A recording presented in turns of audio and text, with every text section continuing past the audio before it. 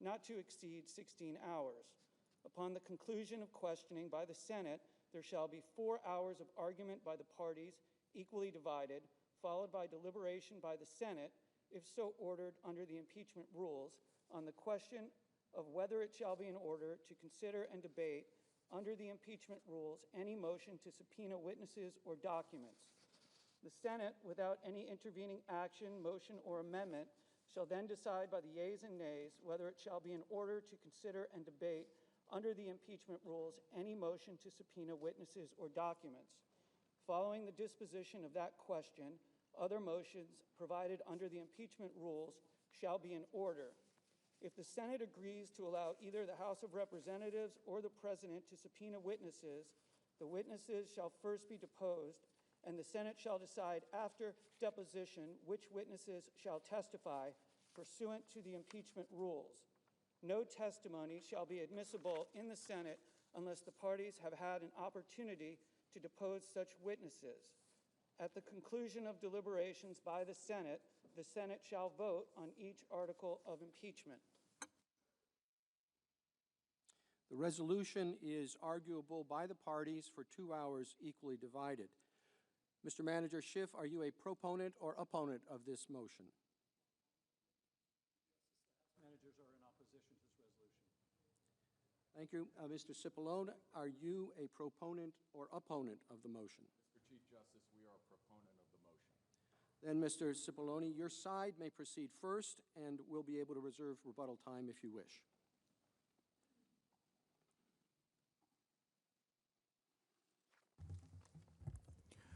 Thank you, Mr. Chief Justice. Majority Leader McConnell, Democratic Leader Schumer, Senators. My name is Pat Cipollone. I am here as counsel to the President of the United States. Our team is proud to be here representing President Trump. We support this resolution. It is a fair way to proceed with this trial. It is modeled on the Clinton resolution, which had 100 senators supporting it the last time this body considered an impeachment. It requires the House managers to stand up and make their opening statement and make their case. They have delayed bringing this impeachment to this House for 33 days to this body. And it's time to start with this trial. It's a fair process. They will have the opportunity to stand up and make their opening statement. They will get 24 hours to do that. Then the President's attorneys will have a chance to respond. After that, all of you will have 16 hours to ask whatever questions you have of either side. Once that's finished and you have all of that information, we will proceed to the question of witnesses and some of the more difficult questions that will come before this body. We are in favor of this. We believe that once you hear those initial presentations, the only conclusion will be that the President has done absolutely nothing wrong, and that these articles of impeachment do not begin to approach the standard required by the Constitution, and in fact, they themselves will establish nothing beyond those articles. You look at those articles alone and you will determine that there is absolutely no case. So we respectfully ask you to adopt this resolution so that we can begin with this process. It is long past time to start this proceeding, and we are here today to do it. And we hope that the House managers will agree with us and begin this proceeding today. We reserve the remainder of our time for rebuttal.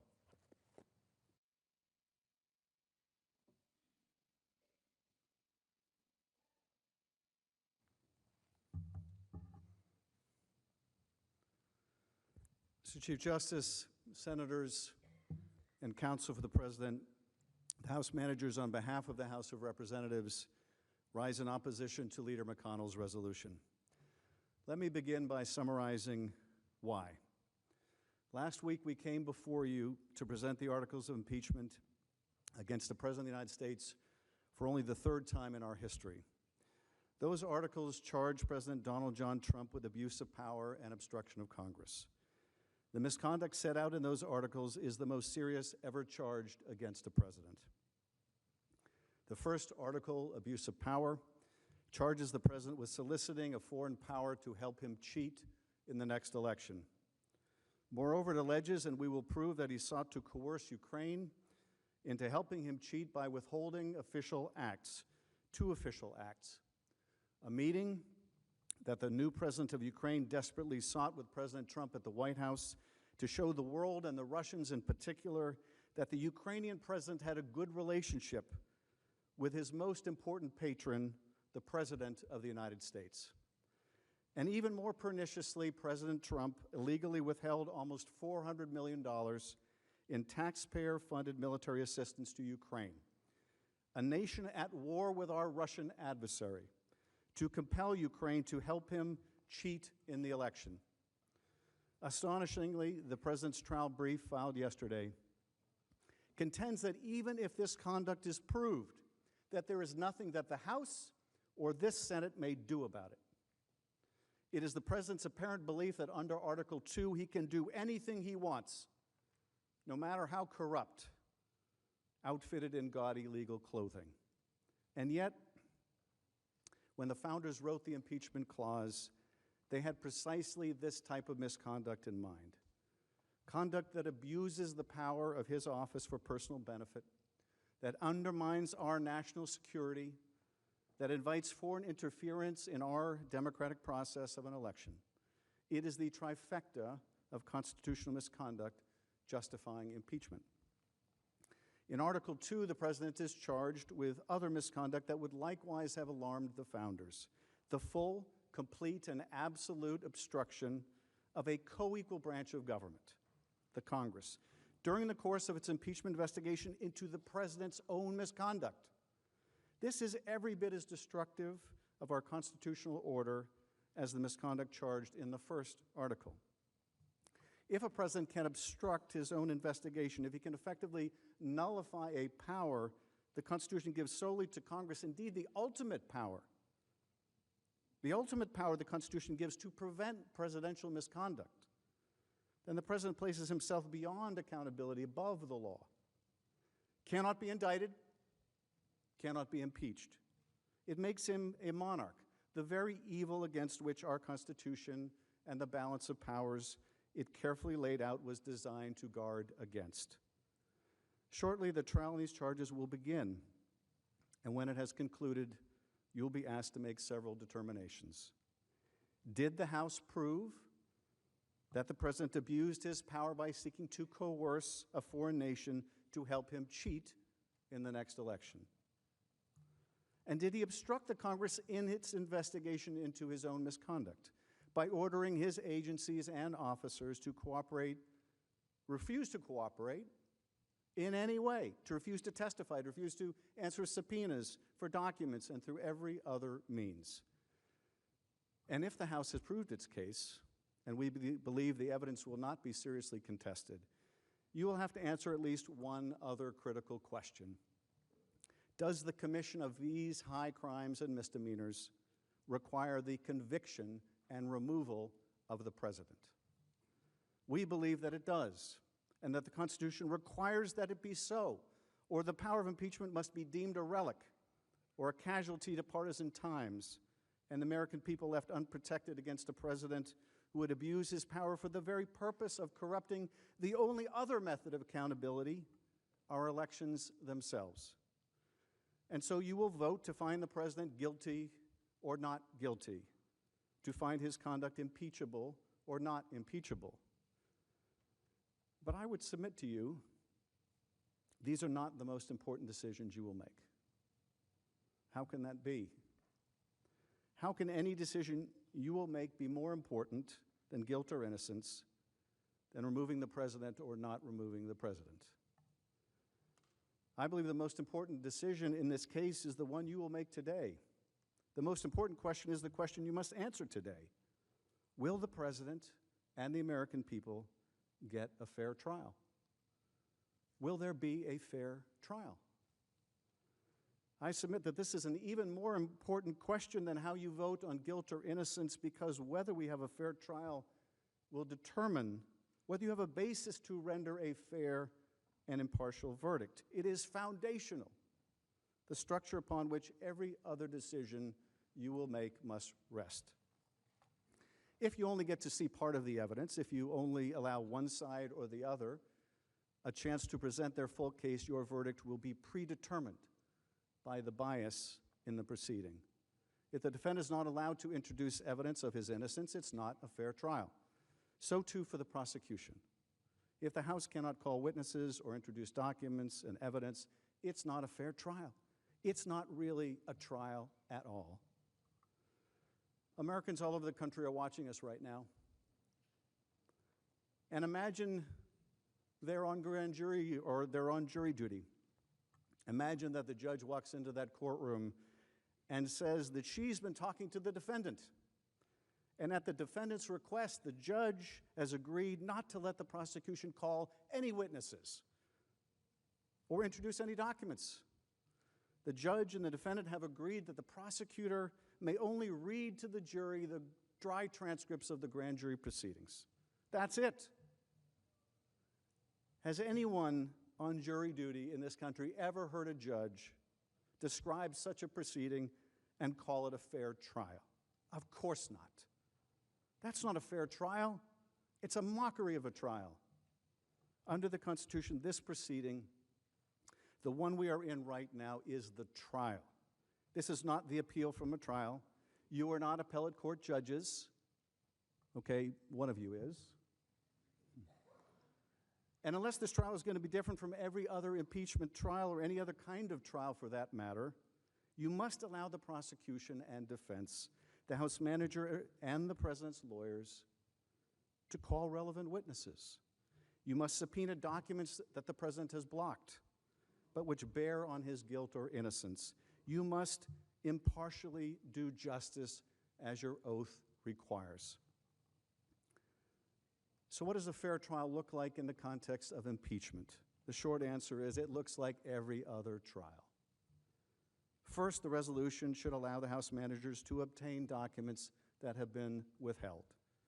First, not last, because the documents will inform the decision about which witnesses are most important to call. And when the witnesses are called, the documentary evidence will be available and must be available to question them with. Any other order makes no sense. Next, the resolution should allow the House managers to call their witnesses. And then the president should be allowed to do the same and any rebuttal witnesses. And when the evidentiary portion of the trial ends, the parties argue the case. You deliberate and render a verdict. If there's a dispute as to whether a particular witness is relevant or material to the charges brought, under the Senate rules, the Chief Justice would rule on the issue of materiality. Why should this trial be different than any other trial? The short answer is it shouldn't. But Leader McConnell's resolution would turn the trial process on its head. His resolution requires the House to prove its case without witnesses, without documents, and only after it's done will such questions be entertained, with no guarantee that any witnesses or any documents will be allowed even then. That process makes no sense. So what is the harm of waiting until the end of the trial, of kicking the can down the road on the question of documents and witnesses?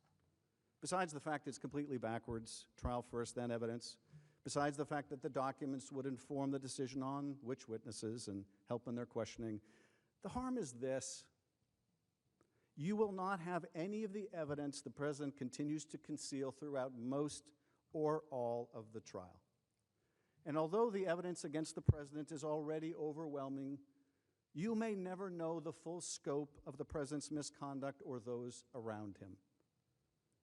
And neither will the American people. The charges here involve the sacrifice of our national security at home and abroad, and a threat to the integrity of the next election. If there are additional remedial steps that need to be taken after the president's conviction, the American people must know about it. But if, as a public already jaded by experience has come to suspect, this resolution is merely the first step of an effort orchestrated by the White House to rush the trial, hide the evidence, and render a fast verdict, or worse, a fast dismissal, to make the president go away as quickly as possible to cover up his misdeeds, then the American people will be deprived of a fair trial and may never learn just how deep the corruption of this administration goes, or what other risks to our security and elections remain hidden. The harm will also endure for this body. If the Senate allows the president to get away with such extensive obstruction, it will affect the Senate's power of subpoena and oversight just as much as the House. The Senate's ability to conduct oversight will be beholden to the desires of this president and future presidents, whether he or she decides they want to cooperate with a Senate investigation or another impeachment inquiry and trial. Our system of checks and balances will be broken. Presidents will become accountable to no one. Now, it has been reported that Leader McConnell has already got the votes to pass this resolution, the text of which we did not see until last night and which has been changed even moments ago. And they say that Leader McConnell is a very good vote counter. Nonetheless, I hope that he's wrong. And not just because I think this process, the process contemplated by this resolution, is backwards and designed with the result in mind, and that the result is not a fair trial. I hope that he's wrong because whatever senators may have said or pledged or committed has been superseded by an event of constitutional dimension. You have all now sworn an oath. Not to each other, not to your legislative leadership, not to the managers or even to the Chief Justice. You have sworn an oath to do impartial justice. That oath binds you. That oath supersedes all else. Many of you in the Senate and many of us in the House have made statements about the president's conduct, or this trial, or this motion, or expectations. None of that matters now. That is all in the past. Nothing matters now but the oath to do impartial justice. And that oath requires a fair trial, fair to the president and fair to the American people. But is that really possible? Or, as the founders feared, has factionalism or an excessive partisanship made that now impossible? One way to find out what a fair trial should look like, devoid of partisan consideration, is to ask yourselves, how would you structure the trial if you didn't know what your party was, and you didn't know what the party of the president was? Would it make sense to you to have the trial first and then decide on witnesses and evidence later? Would that be fair to both sides? I have to think that your answer would be no. Let me be blunt. Let me be very blunt. Right now, a great many, perhaps even most Americans, do not believe there will be a fair trial. They don't believe that the Senate will be impartial. They believe that the result is pre-cooked. The president will be acquitted. Not because he is innocent, he is not, but because the senators will vote by party and he has the votes.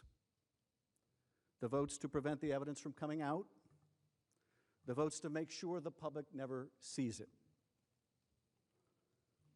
The American people want a fair trial. They want to believe their system of government is still capable of rising to the occasion. They want to believe that we can rise above party and do what's best for the country, but a great many Americans don't believe that will happen. Let's prove them wrong. Let's prove them wrong. How? By convicting the president? No, not by conviction alone. By convicting him if the House proves its case, and only if the House proves its case, but by letting the House prove its case. by letting the House call witnesses, by letting the House obtain documents, by letting the House decide how to present its own case and not deciding it for us. In sum, by agreeing to a fair trial. Now let's turn to the precise terms of the resolution, the history of impeachment trials, and what fairness and impartiality require.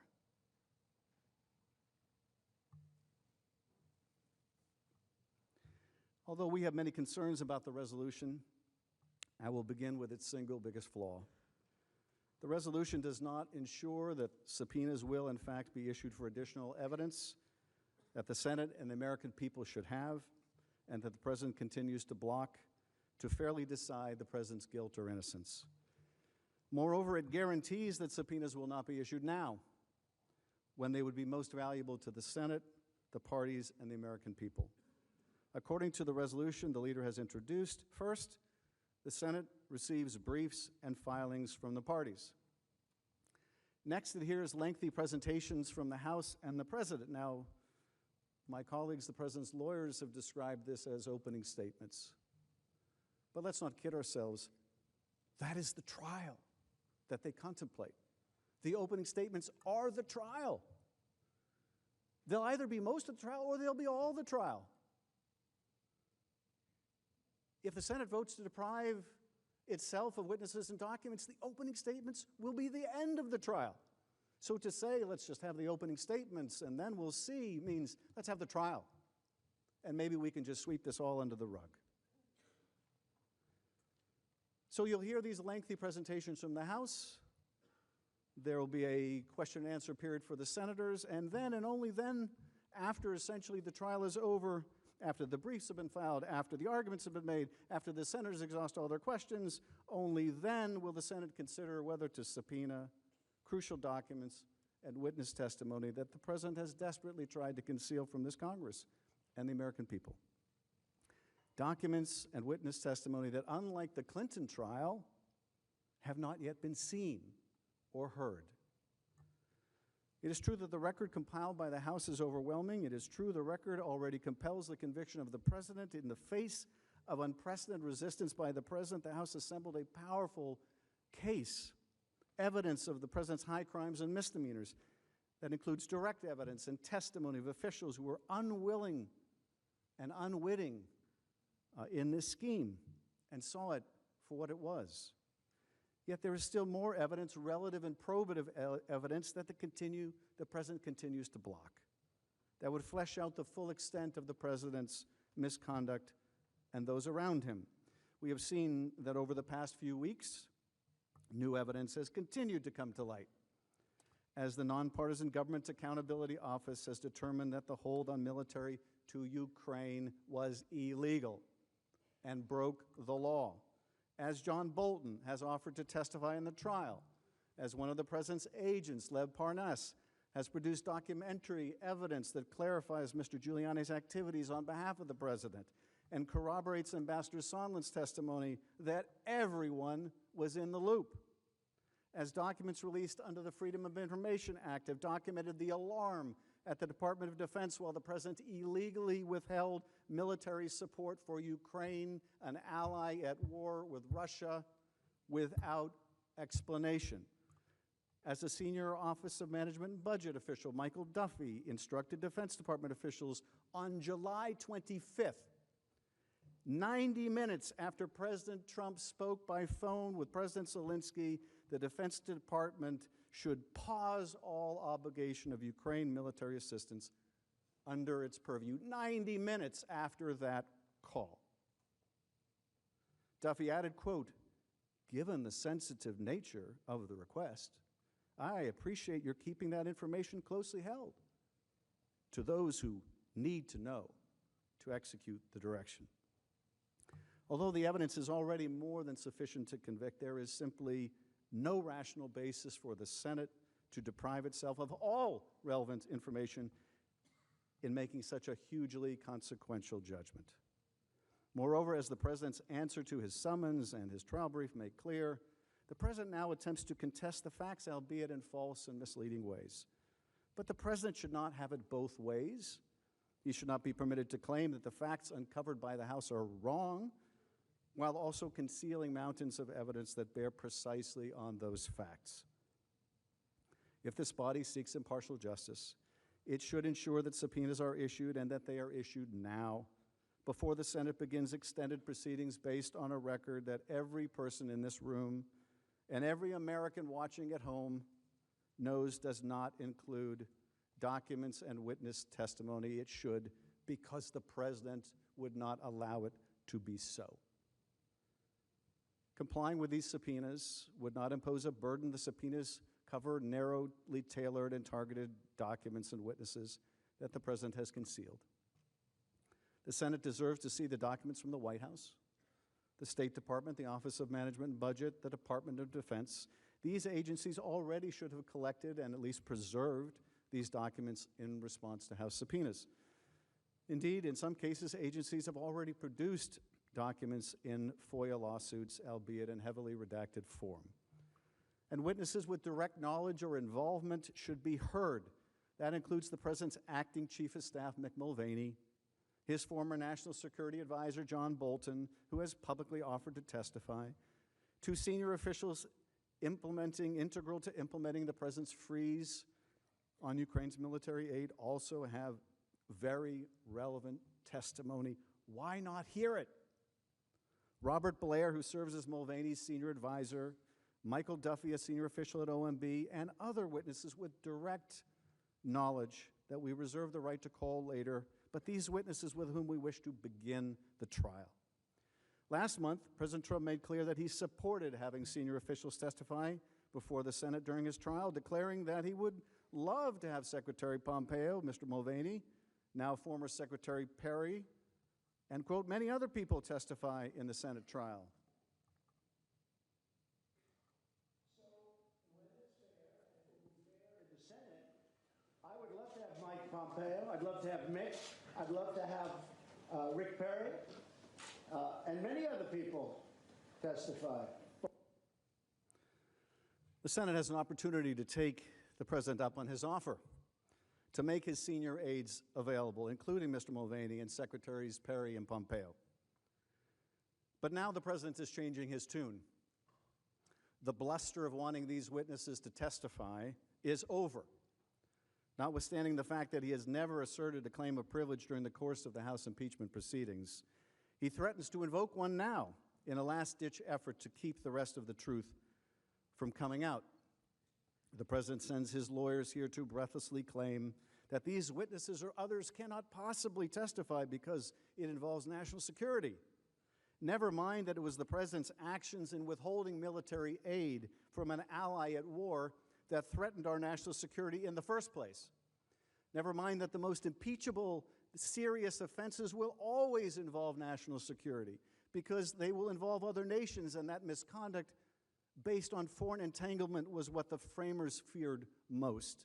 The President's absurdist argument amounts to this: we must endanger national security to protect national security. We must make a President's conduct threatening our security beyond the reach of impeachment power if we are to save the presidency.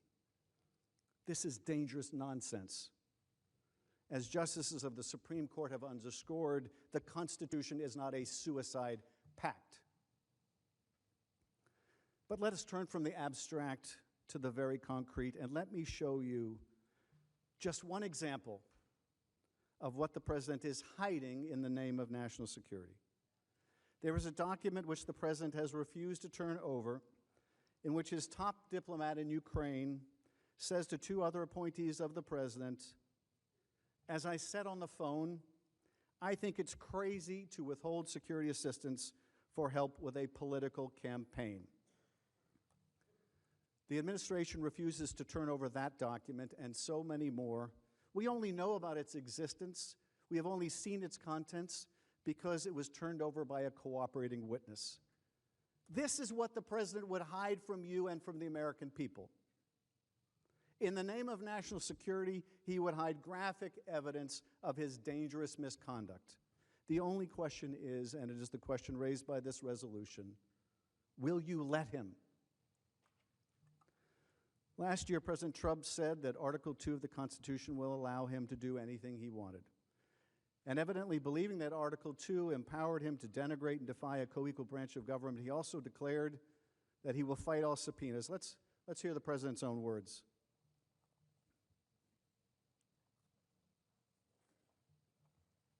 Then I have in Article 2 where I have the right to do whatever I want as president. Well, we're fighting all the subpoenas. True to his pledge to obstruct Congress, when President Trump faced an impeachment inquiry in the House of Representatives, he ordered the executive branch to defy every single request on every single subpoena. He issued this order through his White House counsel, Pat Cipollone, on October 8, the same counsel that stood before you a moment ago to defend the president's misconduct. He then affirmed it again at a rally on October 10. Following President Trump's categorical order, we never received key documents and communications. It is important to note, in refusing to respond to Congress, the president did not make any formal claim of privilege ever. Instead, Mr. Cipollone's letter stated, in effect, that the president would withhold all evidence in the executive branch unless the House surrendered to demands that would effectively place President Trump in charge of the inquiry into his own misconduct. Needless to say, that was a non-starter and designed to be so. The president was determined to obstruct Congress no matter what we did. And his conduct since, his attacks on the impeachment inquiry, his attacks on witnesses, have affirmed that the president never had any intention to cooperate under any circumstance. And why? Because the evidence and testimony he conceals would only further prove his guilt. The innocent do not act this way. Simply stated, this trial should not reward the president's obstruction by allowing him to control what evidence is seen and when it is seen and what evidence will remain hidden. The documents the president seeks to conceal include White House records, including records about the president's unlawful hold on military aid, State Department records, including text messages and WhatsApp messages exchanged by the State Department and Ukrainian officials, and notes to file written by career professionals as they saw the president's scheme unfold in real time. OMB records demonstrating efforts to fabricate an after-the-fact rationale for the president's orders and showing internal objections that the president's orders violated the law. Defense Department records reflecting bafflement and alarm that the president suspended military aid to a key security partner without explanation. Many of the president's aides have also followed his orders and refused to testify. These include central figures in the impeachment inquiry, including White House Chief of Staff Mick Mulvaney, former National Security Advisor John Bolton, and many others with relevant testimony, like Robert Blair and Michael Duffy. Mr. Blair, who serves as a senior advisor to Acting Chief of Staff Mulvaney, worked directly with Mr. Duffy, a political appointee in the Office of Management and Budget, to carry out the president's order to freeze vital military and security assistance to Ukraine. The Trump administration has refused to disclose their communications, even though we know from written testimony, public reporting, and even Freedom of Information Act lawsuits that they were instrumental in implementing the hold and extending it at the president's express direction, even as career officials warned accurately that doing so would violate the law. The president has also made the insupportable claim that the House should have enforced its subpoenas in court and allowed the president to delay his impeachment for years. If we had done so, we would have abdicated our constitutional duty to act on the overwhelming facts before us and the evidence the president was seeking to cheat in the next election. We could not engage in a deliberately protracted court process while the president continued to threaten the sanctity of our elections. Resorting to the courts is also inconsistent with a constitution that gives the House the sole power of impeachment. If the House were compelled to exhaust all legal remedies before impeaching the president, it would interpose the courts or the decision of a single judge between the House and the power to impeach. Moreover, it would invite the president to prevent his own impeachment by endlessly litigating the matter in court, appealing every judgment, engaging in every frivolous motion or device. Indeed, in the case of Don McGahn, the president's lawyer who was ordered to fire the special counsel and lie about it, he was subpoenaed by the House in April last year, and there is still no final judgment. A president may not defeat impeachment or accountability by engaging in endless litigation. Instead, it's been the long practice of the House to compile core evidence necessary to reach a reasoned decision about whether to impeach, and then to bring the case here to the Senate for a full trial. That is exactly what we did here, with an understanding that the Senate has its own power to compel documents and testimony. It would be one thing if the House had shown no interest in documents or witnesses during its investigation, although even there, the House has the sole right to determine its proceedings, as long as it makes the full case to the House, as it did. But it is quite another when the president is the cause of his own complaint, when the president withholds witnesses and documents and then attempts to rely on his own noncompliance to justify further concealment. President Trump made it crystal clear we would never see a single document or a single witness when he declared, as we just watched, that he would fight all subpoenas. As a matter of history and precedent, it would be wrong to assert that the Senate is unable to obtain and review new evidence during a Senate trial, regardless of why evidence was not produced in the House. You can and should insist on receiving all of the evidence so you can render impartial justice and can earn the confidence of the public in the Senate's willingness to hold a fair trial. Under the Constitution, the Senate does not just vote on impeachments. It does not just debate them. Instead, it is commanded by the Constitution to try all cases of impeachment.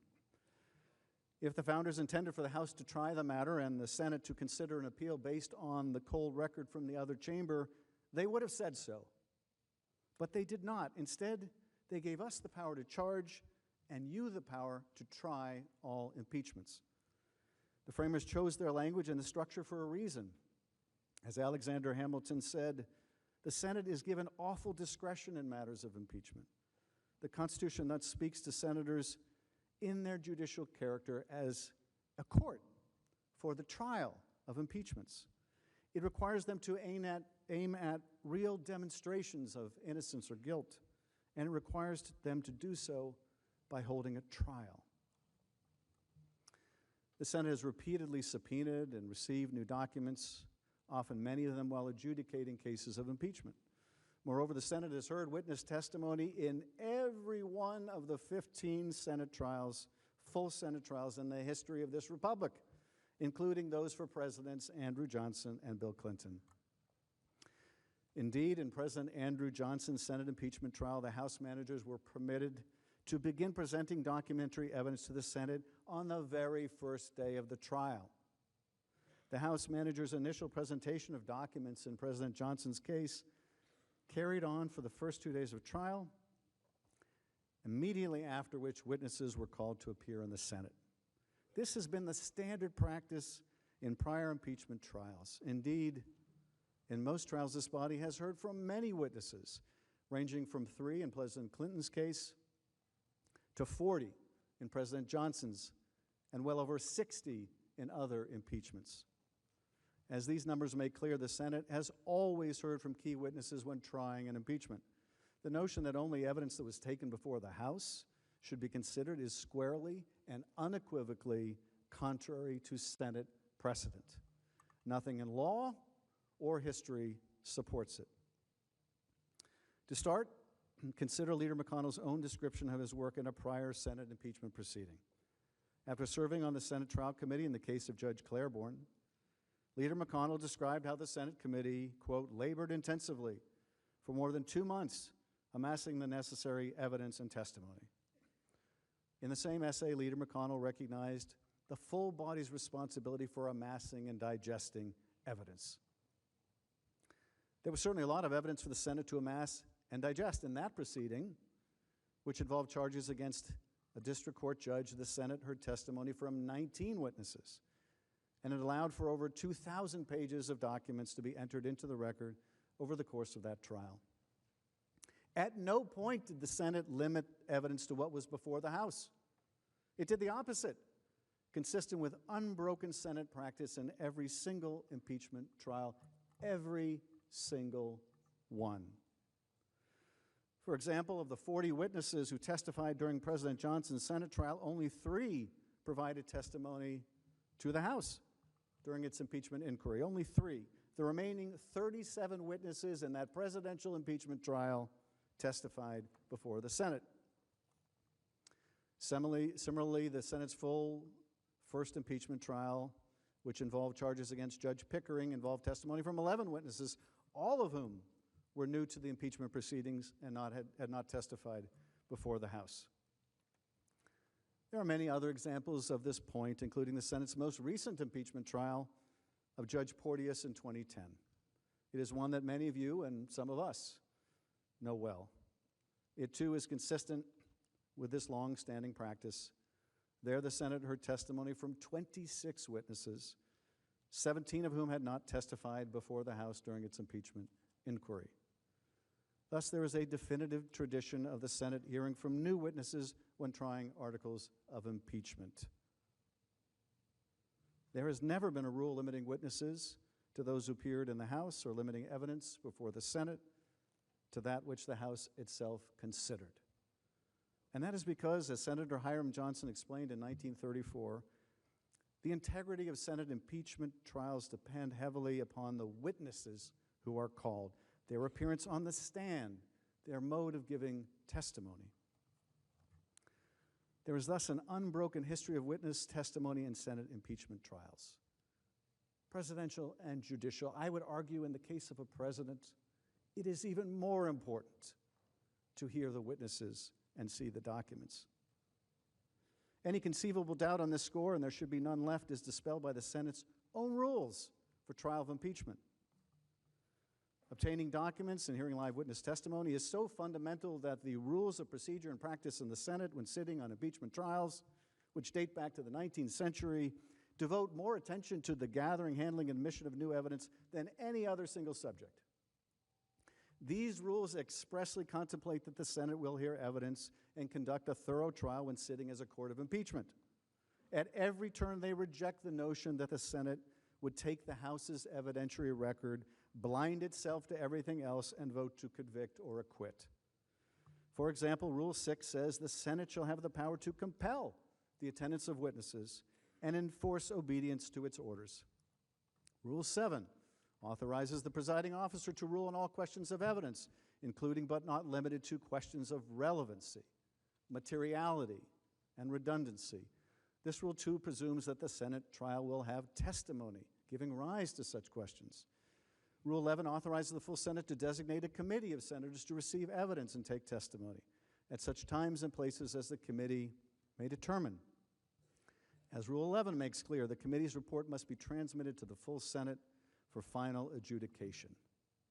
But nothing herein, the rule states, shall prevent the Senate from sending for any witness and hearing his testimony in open Senate or by order of the Senate involving the entire trial in the open Senate. Here, too, the Senate's operative impeachment rules expressly contemplate and provide for subpoenaing witnesses and hearing their testimony as part of the Senate trial. And the list goes on. These rules plainly contemplate a robust role for the Senate in gathering and considering evidence. They reflect centuries of practice of accepting and requiring new evidence in Senate trials. This Senate should honor that practice today by rejecting this resolution.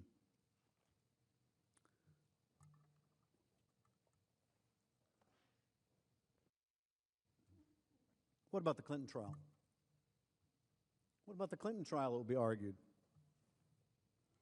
Even if we are departing from every other impeachment trial in history, including the impeachment of President Andrew Johnson, what about the Clinton trial? Aren't we following the same processes in the Clinton trial?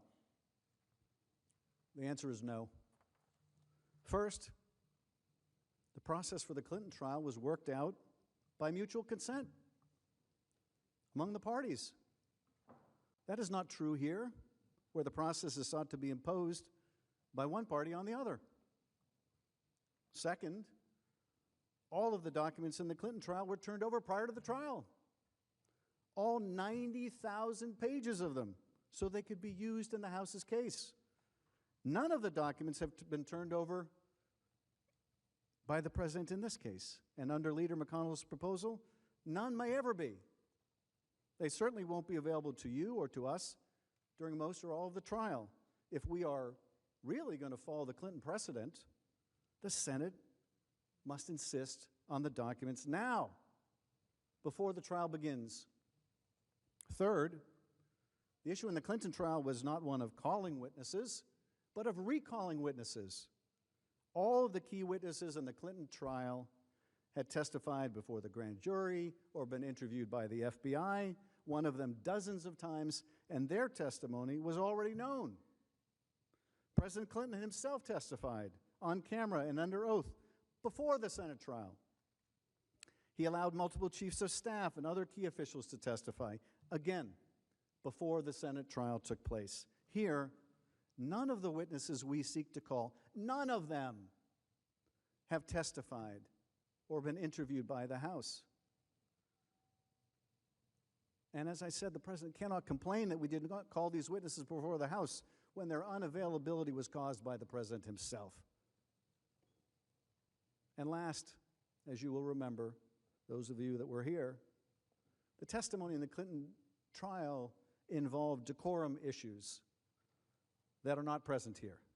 You may rest assured, whatever else the case may be, such issues will not be present here. In sum, the Clinton precedent, if you're serious about it, if we're really serious about modeling this proceeding after the Clinton trial, the Clinton precedent is one where all the documents had been provided up front, where all the witnesses had testified up front prior to the trial. That is not being replicated by the McConnell resolution, not in any way, not in any shape, not in any form, far from it. The traditional model followed in President Johnson's case and all of the others is really the one that's most appropriate to the circumstances. The Senate should address all the documentary issues and most of the witnesses now, not later. The need to subpoena documents and testimony now has only increased due to the President's obstruction for several reasons. First, his obstruction has made him uniquely and personally responsible for the absences of the witnesses before the House. Having ordered them not to appear, he may not be heard to complain now that they followed his orders and refused to testify. To do otherwise only rewards the President's obstruction and encourages future presidents to defy lawful process in impeachment investigations. Second, if the President wishes to contest the facts and his answer and trial brief indicates that he will try, he must not continue to deny the Senate access to the relevant witnesses and documents that shed light on the very factual matters he wishes to challenge. The Senate trial is not analogous to an appeal where the parties must argue the facts on the basis of the record below. There is no record below. There is no below. This is the trial. Third, the President must not be allowed to mislead the Senate by selectively introducing documents while withholding the vast body of documents that may contradict them. This is very important. The President must not be allowed to mislead you by introducing documents selectively and withholding all of the rest. All of the relevant documents should be produced so there is full disclosure of the truth. Otherwise, there is a clear risk that the President will continue to hide all evidence harmful to his position while selectively producing documents without any context or opportunity to examine their creators. And finally, you may infer the President's guilt from his continuing efforts to obstruct production of documents and witnesses. The President has said he wants witnesses like Mulvaney and Pompeo and others to testify, and that his interactions with Ukraine have been perfect. Counsel has affirmed today that will be the President's defense. His conduct was perfect. It's perfect. Perfectly fine to coerce an ally by withholding military aid to get help cheating in the next election. That will be part of the President's defense, although albeit not worded in that way. But now he has changed course and does not want these witnesses to testify. The logical inference in any court of law would be that the party's continued obstruction of lawful subpoenas may be construed as evidence of guilt. Let me conclude. The facts will come out in the end. The documents which the President is hiding will be released through the Freedom of Information Act or through other means over time. Witnesses will tell their stories in books and film. The truth will come out. The question is, will it come out in time? And what answer shall we give if we did not pursue the truth now and let it remain hidden until it was too late to consider on the profound issue of the President's guilt or innocence? There are many overlapping reasons for voting against this resolution, but they all converge on a single idea: fairness. The trial should be fair to the House, which has been wrongly deprived of evidence by a president who wishes to conceal it. It should be fair to the President, who will not benefit from an acquittal or dismissal if the trial is not viewed as fair, if it is not viewed as impartial. And fair to you senators, who are tasked with the grave responsibility of determining whether to convict or acquit, and should do so with the benefit of all of the facts. And fair to the American people, who deserve the full truth and who deserve representatives who will seek it on their behalf. And with that, Mr. Chief Justice, I yield back. Mr. Cipollone, Mr. Sekulow, you have 57 minutes available.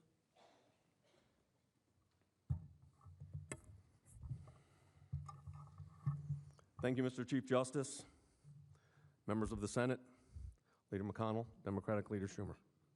It's also my privilege to represent the President of the United States before this chamber. Senator Schumer said earlier today that the eyes of the founders are on these proceedings. Indeed, that's true. But it is the heart of the Constitution that governs these proceedings. And what we just heard from Manager Schiff, courts have no role, privileges don't apply. What happened in the past, we should just ignore.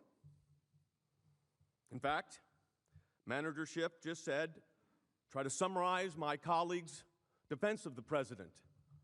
He said, not in those words, of course, which is not the first time Mr. Schiff has put words into transcripts that did not exist. Mr. Schiff also talked about a trifecta. I'll give you a trifecta. During the proceedings that took place before the Judiciary Committee, the President was denied the right to cross-examine witnesses. The President was denied the right to access evidence.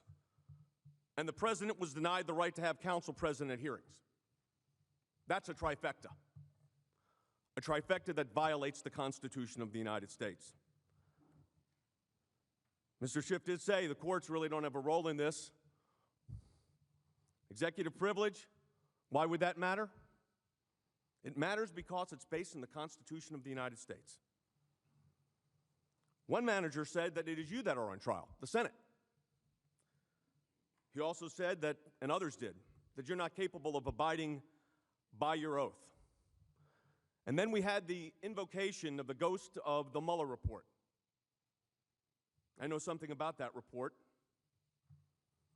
It came up empty on the issue of collusion with Russia. There was no obstruction. In fact, the Mueller report, to the contrary of what these managers say today, came to the exact opposite conclusions of what they say. Let me quote from the House impeachment report at page 16.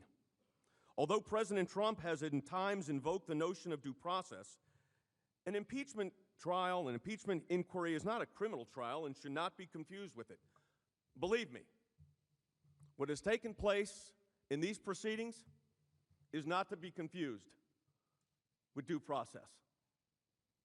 Because due process demands, and the Constitution requires, that fundamental fairness and due process, we're hearing a lot about due process is designed to protect the person accused. When the Russia investigation failed, it devolved into the Ukraine. A quid pro quo. When that didn't prove out, it was then bribery or maybe extortion, or somebody said, one of the members or the members of the House said treason. But instead we get two articles of impeachment. Two articles of impeachment that have a vague allegation about a non-crime allegation of abuse of power and obstruction of Congress. Members, managers, right here, before you today, who have said that executive privilege and constitutional privileges have no place in these proceedings. On June 28, 2012, Attorney General Eric Holder became the first United States Attorney General to be held in both civil and criminal contempt. Why? Because President Obama asserted executive privilege. With respect to the Holder contempt proceedings, Mr. Manager Schiff wrote, "The White House assertion of privilege is backed by decades of precedent that has recognized the need for the President and his senior advisors to receive candid advice and information from their top aides." Indeed, that's correct. Not because Manager Schiff said it, but because the Constitution requires it. Mr. Manager Nadler said that the effort to hold Eric Holder, Attorney General Holder, in contempt for refusing to comply with various subpoenas was, quote, politically motivated, and Speaker Pelosi called the Holder matter, and I quote, a little more than a witch hunt. What are we dealing with here? Why are we here? Are we here because of a phone call? Or are we here before this great body because since the President was sworn into office, there was a desire to see him removed? I remember in the Mueller report, there were discussions about, remember, insurance policies. The insurance policy didn't work out so well. So then we moved to other investigations. I guess you would call it reinsurance or an umbrella policy. And that didn't work out so well. And here we are today. Manager Schiff quoted the Supreme Court, and I'd like to make reference to the Supreme Court as well. It was then Justice Rehnquist, later to be Chief Justice Rehnquist, who wrote for the majority in United States versus Russell in 1973. These are the words. "We may someday be presented with a situation in which the conduct of law enforcement agents is so outrageous that due process principles would absolutely bar the government from invoking judicial process to obtain a conviction. That day is today." That day was a year ago. That day was in July, when Special Counsel Mueller testified.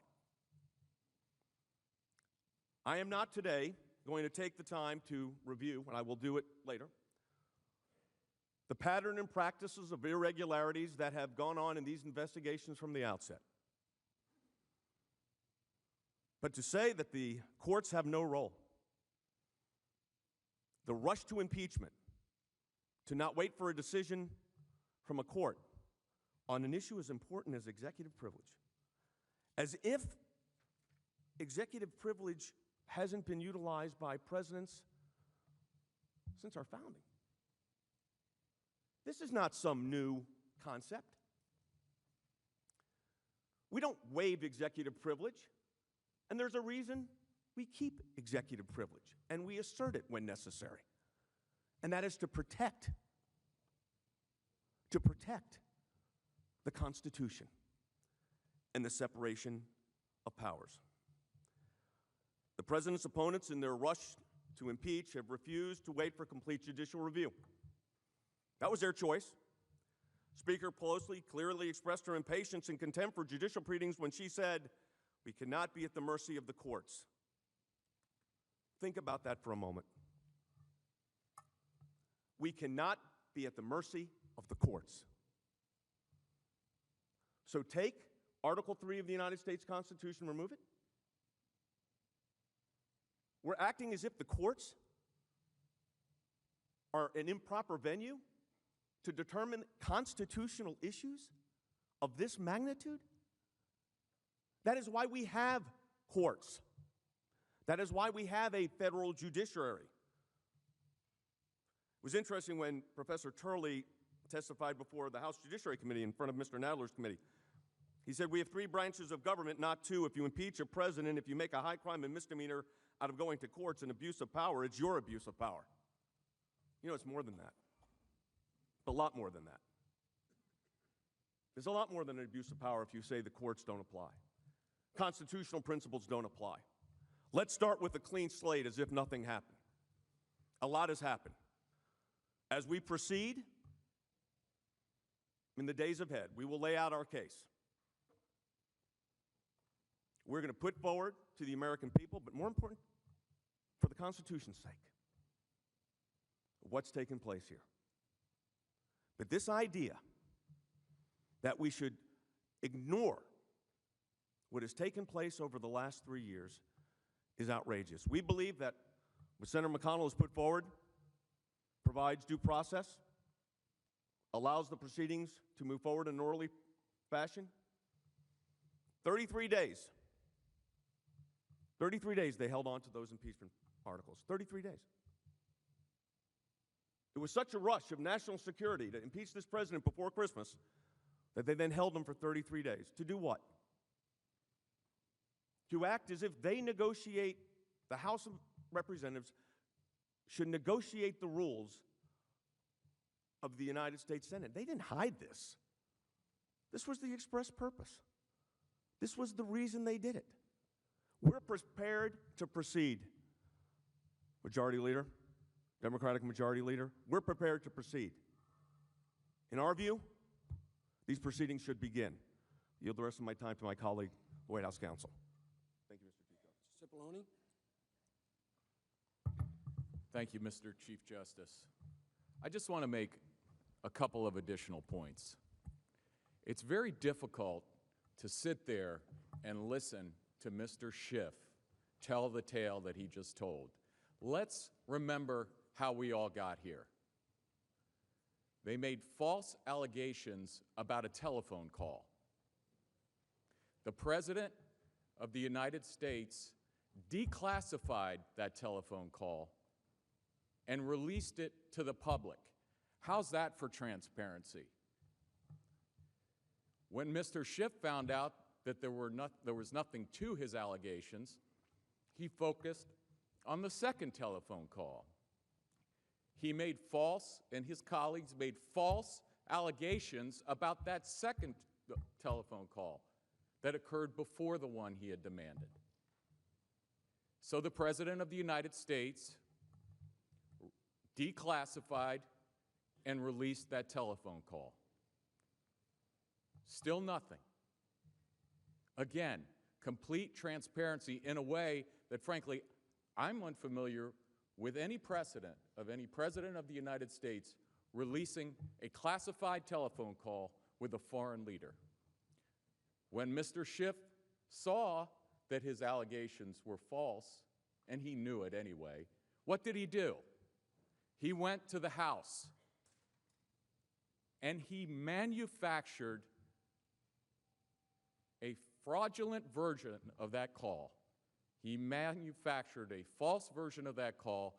He read it to the American people, and he didn't tell them it was a complete fake. Do you want to know about due process? I'll tell you about due process. Never before in the history of our country has a president been confronted with this kind of impeachment proceeding in the House. It wasn't conducted by the Judiciary Committee. Now, Mr. Nadler, when he applied for that job, told his colleagues, when they took over the House that he was really good at impeachment.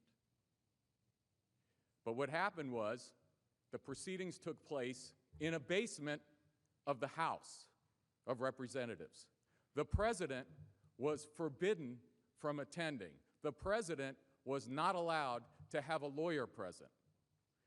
In every other impeachment proceeding, the president has been given a minimal due process. Nothing here. Not even Mr. Schiff's Republican colleagues were allowed into the SCIF. Information was selectively leaked out. Witnesses were threatened. Good public servants were told that they would be held in contempt. They were told that they were obstructing. What does Mr. Schiff mean by obstructing?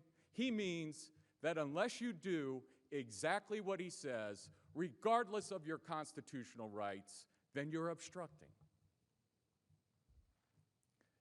The president was not allowed to call witnesses.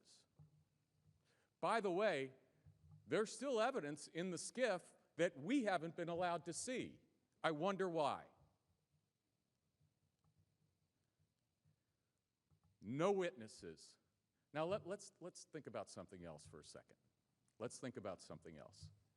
They held these articles for 33 days. We hear all this talk about an overwhelming case. An overwhelming case that they're not even prepared today to stand up and make an opening argument about. That's because they have no case. Frankly, they have no charge. When you look at these articles of impeachment, they're not only ridiculous, they are dangerous to our republic. And why? First of all, the notion that invoking your constitutional rights to protect the executive branch, that's been done by just about every president since George Washington, that is obstruction.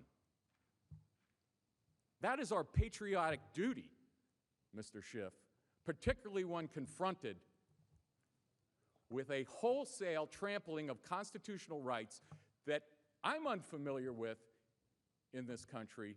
Frankly, it's the kind of thing that our State Department would criticize if we see it in foreign countries.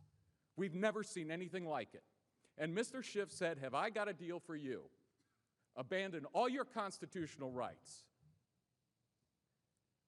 Forget about your lawyers and come in and do exactly what I say. No, thank you. No, thank you. And then he says he has the temerity to come into the Senate and say, we have no use for courts. It's outrageous. Now let me tell you another story. There's a man named Charlie Kupperman. He is the Deputy National Security Advisor. He is the number 2 to John Bolton. Because you have to remember, Mr. Schiff wants you to forget, but you have to remember how we got here. They threatened him. They sent him a subpoena. Mr. Kupperman did what any American should be allowed to do, used to be allowed to do. He was forced to get a lawyer. He was forced to pay for that lawyer. And he went to court. Mr. Schiff doesn't like courts. He went to court. And he said, Judge, tell me what to do. I have obligations that frankly rise to what the Supreme Court has called the apex of executive privilege in the area of national security. And then I have a subpoena from Mr. Schiff. What do I do? You know what Mr. Schiff did? Mr. Kupperman went to the judge, and the House said, never mind, we withdraw the subpoena. We promise not to issue it again. And then they come here and they ask you to do the work that they refuse to do for themselves. They ask you to trample on executive privilege. Now, Would they ever suggest that the executive could determine on its own what the speech or debate clause means? Of course not. Would they ever suggest that the House could invade the discussions that the Supreme Court has behind closed doors? I hope not. But they come here and they ask you to do what they refuse to do for themselves. They had a court date. And they withdrew the subpoena, they evaded a decision, and they're asking you to become complicit in that evasion of the courts. It's ridiculous. And we should call it out for what it is. Obstruction for going to court? It's an act of patriotism to defend the constitutional rights of the president, because if they can do it to the president, they could do it to any of you, and they could do it to any American citizen, and that's wrong. And Lawrence Tribe, who's been advising them, I guess he didn't tell you that in the Clinton impeachment he said, it's dangerous to suggest that invoking constitutional rights is impeachable. It's dangerous. And you know what? It is dangerous, Mr. Schiff. So what are we doing here? We have the House that completely concocted a process that we've never seen before. They locked the president out. Oh, and by the way, will Mr. Schiff give documents? We asked him for documents. We asked him for documents when, contrary to his prior statements, it turned out that his staff was working with the whistleblower. We said, let us see the documents, release them to the public. We're still waiting. So the idea that they would come here and lecture the Senate. By the way, I was surprised to hear that, did you realize you're on trial? Mr. Nadler's putting you on trial. Everybody's on trial except for them. It's ridiculous. It's ridiculous. They said in their brief, we have overwhelming evidence, and they're afraid to make their case. Think about it. Think about it. It's common sense. Overwhelming evidence to impeach the President of the United States, and then they come here on the first day and they say, you know what, we need some more evidence. Now let me tell you something. If I showed up in any court in this country and I said, Judge, my case is overwhelming, but I'm not ready to go yet. I need more evidence before I can make my case. I would get thrown out in 2 seconds. And that's exactly what should happen here. That's exactly what should happen here. It's too much to listen to almost. The hypocrisy of the whole thing. And what are the stakes? What are the stakes? There's an election in almost 9 months. Months from now, there's going to be an election. Senators in this body the last time had very wise words. They echoed the words of our founders. A partisan impeachment is like stealing an election. And that's exactly what we have. We have, talk about the framers' worst nightmare. It's a partisan impeachment that they've delivered to your doorstep in an election year. Some of you are upset because you should be in Iowa right now. But instead we're here, and they're not ready to go. And it's outrageous. It's outrageous. And the American people won't stand for it, I'll tell you that right now.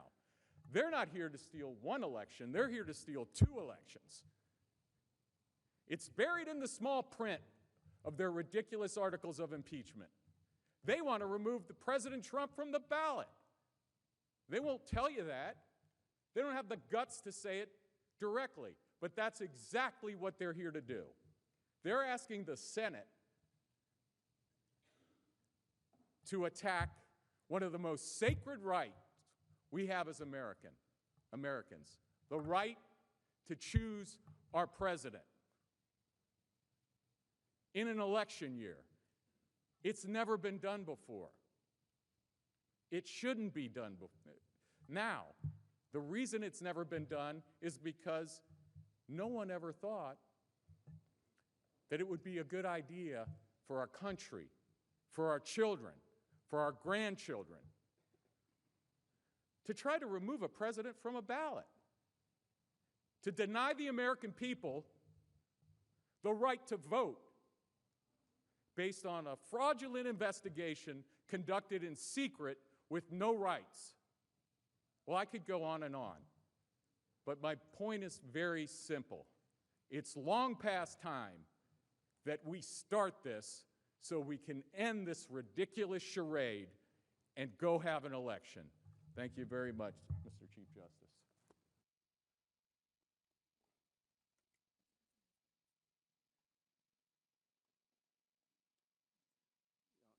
Does the President's Counsel yield back the remainder of their time? Thank you. The Democratic leader is recognized. Mr. Chief Justice, I send an amendment to the desk to subpoena certain documents and records from the White House, and I ask that it be read. The clerk will read the document.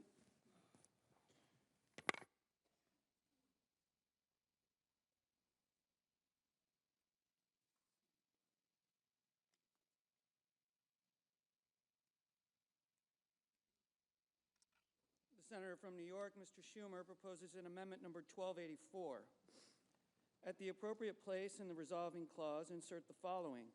Section, notwithstanding any other provision of this resolution pursuant to Rules 5 and 6 of the Rules and Procedure and Practice in the Senate when sitting on impeachment trials, 1, the Chief Justice of the United States, through the Secretary of the Senate, shall issue a subpoena to the acting Chief of Staff of the White House, commanding him to produce, for the time period from January 1st, 2019 to the present, all documents, communications, and other records within the possession, custody, or control of the White House, including the National Security Council, referring or relating to A, all meetings and calls between President Trump and the President of Ukraine, including documents, communications, and other records related to the scheduling of, preparation for, and follow-up from the President's April 21st and July 25th, 2019 telephone calls, as well as the President's September 25th, 2019 meeting with the President of Ukraine in New York.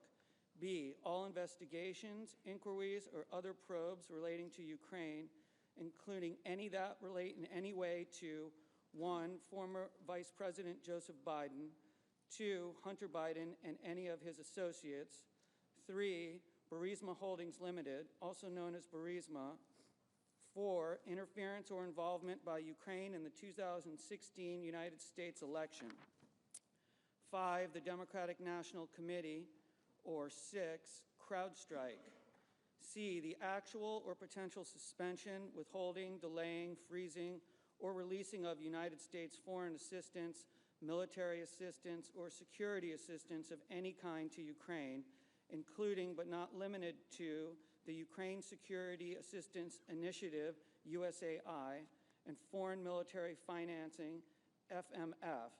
D, all documents, communications, notes, and other records created or received by Acting Chief of Staff Mick Mulvaney, then National Security Advisor John R. Bolton, Senior Advisor to the Chief of Staff Robert B. Blair, and other White House officials relating to efforts to 1, solicit, request, demand, induce, persuade, or coerce Ukraine to conduct or announce investigations, 2, offer, schedule, cancel, or withhold a White House meeting for Ukraine's president, or 3, hold and then release military and other security assistance to Ukraine.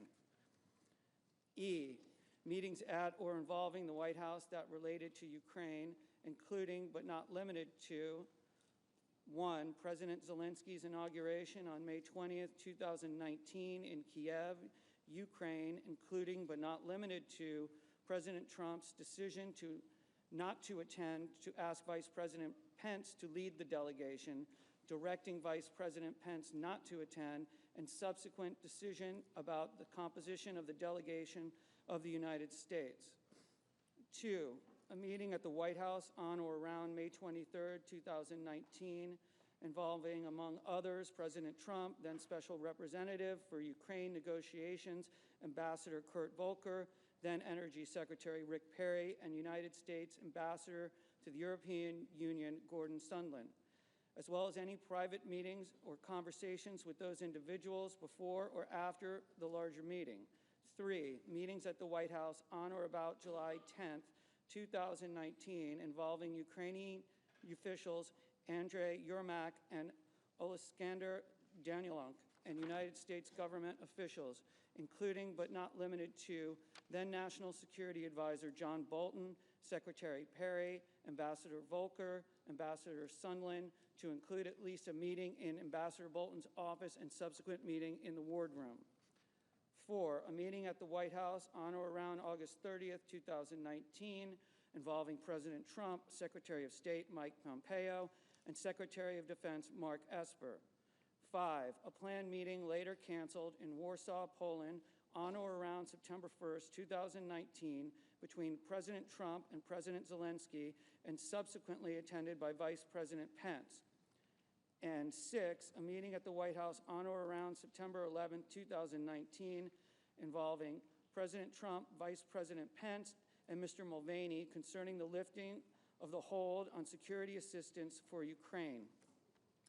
F, meetings, telephone calls, or conversations related to any occasions in which the National Security Council officials reported concerns to National Security Council lawyers, including but not limited to National Security Council legal advisor John Eisenberg, regarding matters related to Ukraine, including but not limited to 1, the decision to delay military assistance to Ukraine, 2, the July 10, 2019 meetings at the White House with Ukrainian officials, 3, the President's July 25, 2019 call with the President of Ukraine, 4, a September 1, 2019 meeting between Ambassador Sondland and a Ukrainian official, and 5, the President's September 7, 2019 call with Ambassador Sondland.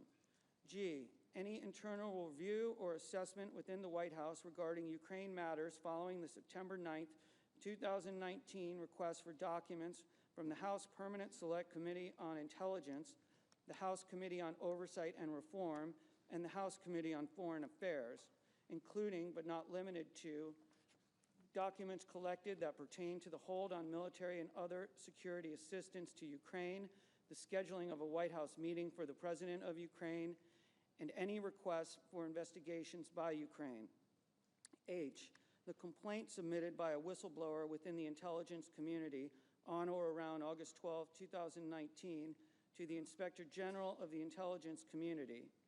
I, all meetings or calls, including requests for or recordings of meetings or telephone calls, scheduling items, calendar entries, White House visitor records, and email or text messages using personal or work-related devices between or among 1, current or former White House officials or employees, including but not limited to President Trump, and 2, Rudolph W. Giuliani, Ambassador Sondland, Victoria Tunsang, or Joseph DeGenova, and J, former United States Ambassador to Ukraine, Marie Masha Yovanovitch, including but not limited to the decision to end her tour or recall her from the United States Embassy in Kiev, and 2, the Sergeant at Arms is authorized to utilize the services of the Deputy Sergeant at Arms or any other employee of the United States Senate in serving the subpoena authorized to be issued by this section.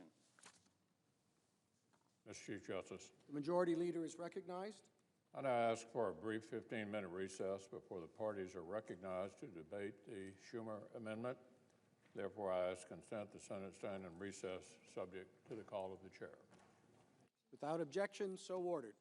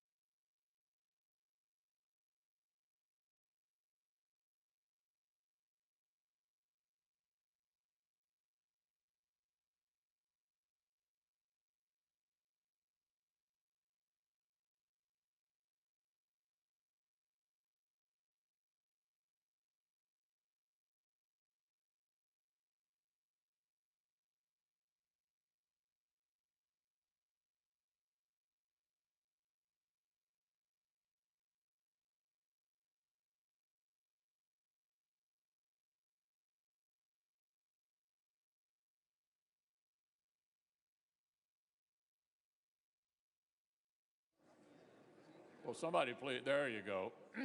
I'd like to remind everybody to take your seats, and when the Chief Justice comes in, we really should all stand.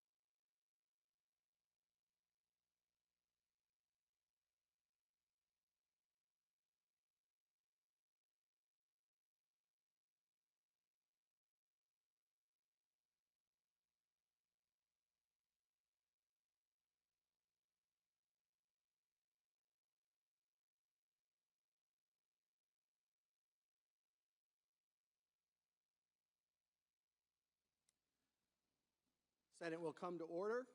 There are now 2 hours of argument on Senator Schumer's amendment. Mr. Schiff, do you wish to be heard on the amendment in proponent or as an opponent? Very well. Mr. Cipollone? Okay. Mr. Schiff, you have an hour.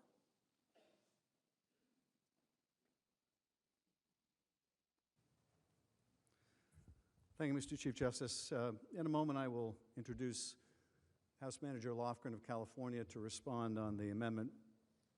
But I did want to take this opportunity before certain representations became congealed to respond to my colleague's argument on the resolution at large.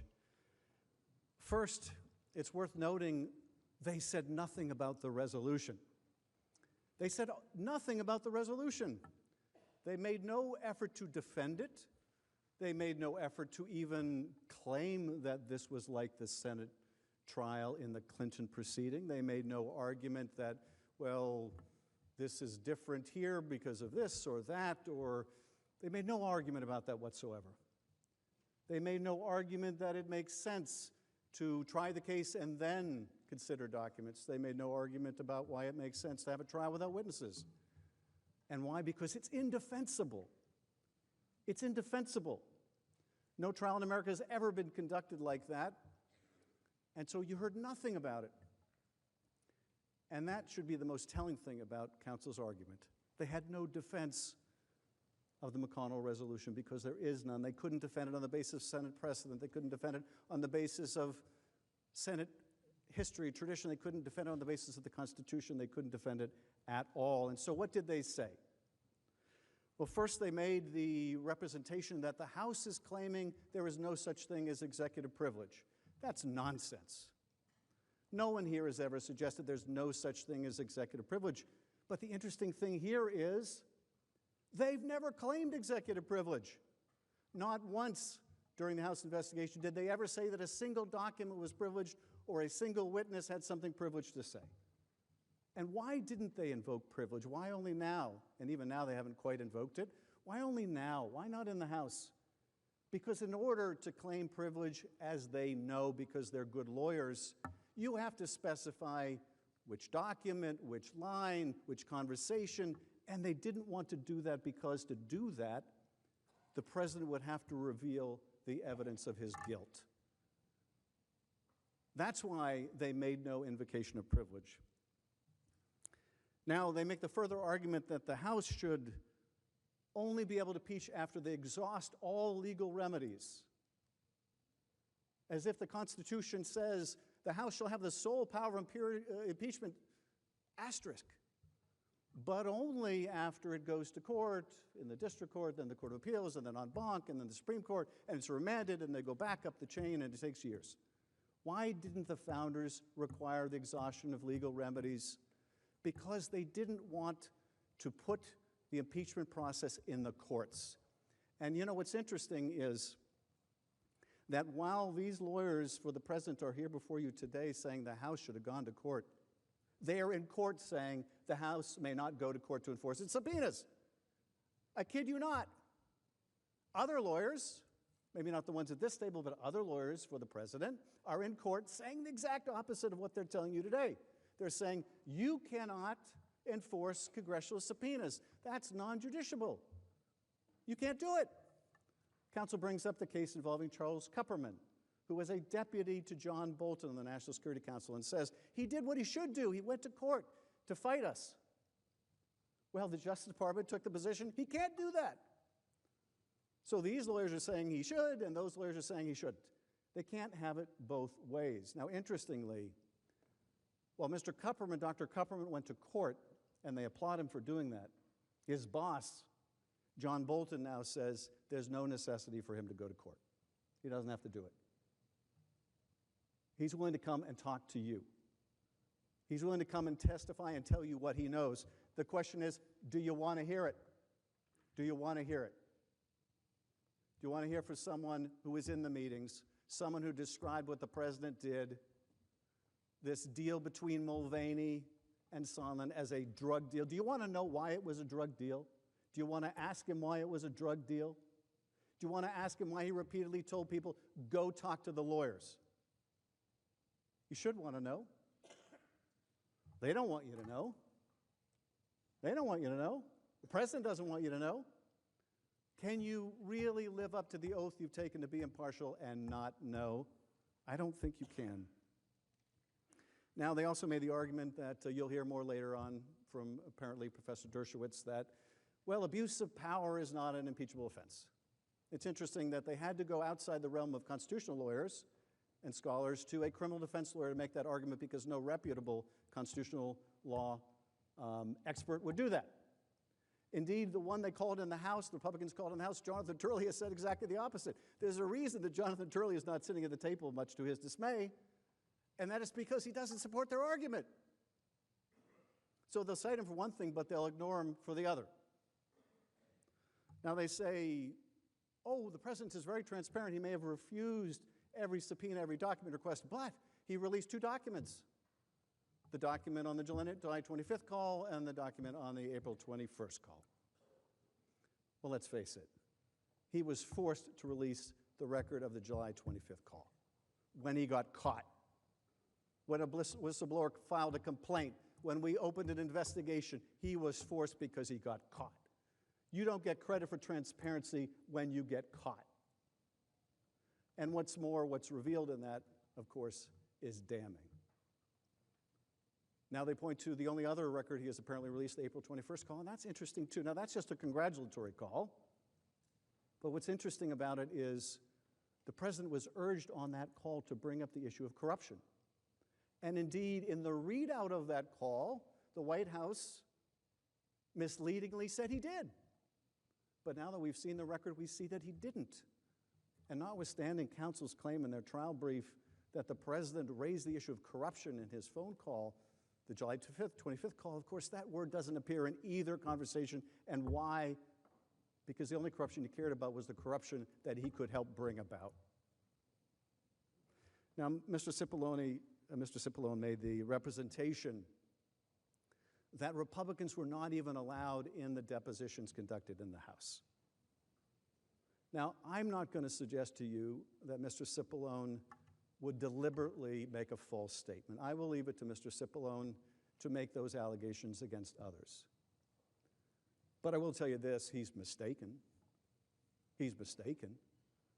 Every Republican on the 3 investigative committees was allowed to participate in the depositions, and more than that, they got the same time we did. You show me another proceeding, another presidential impeachment or other that had that kind of access for the opposite party.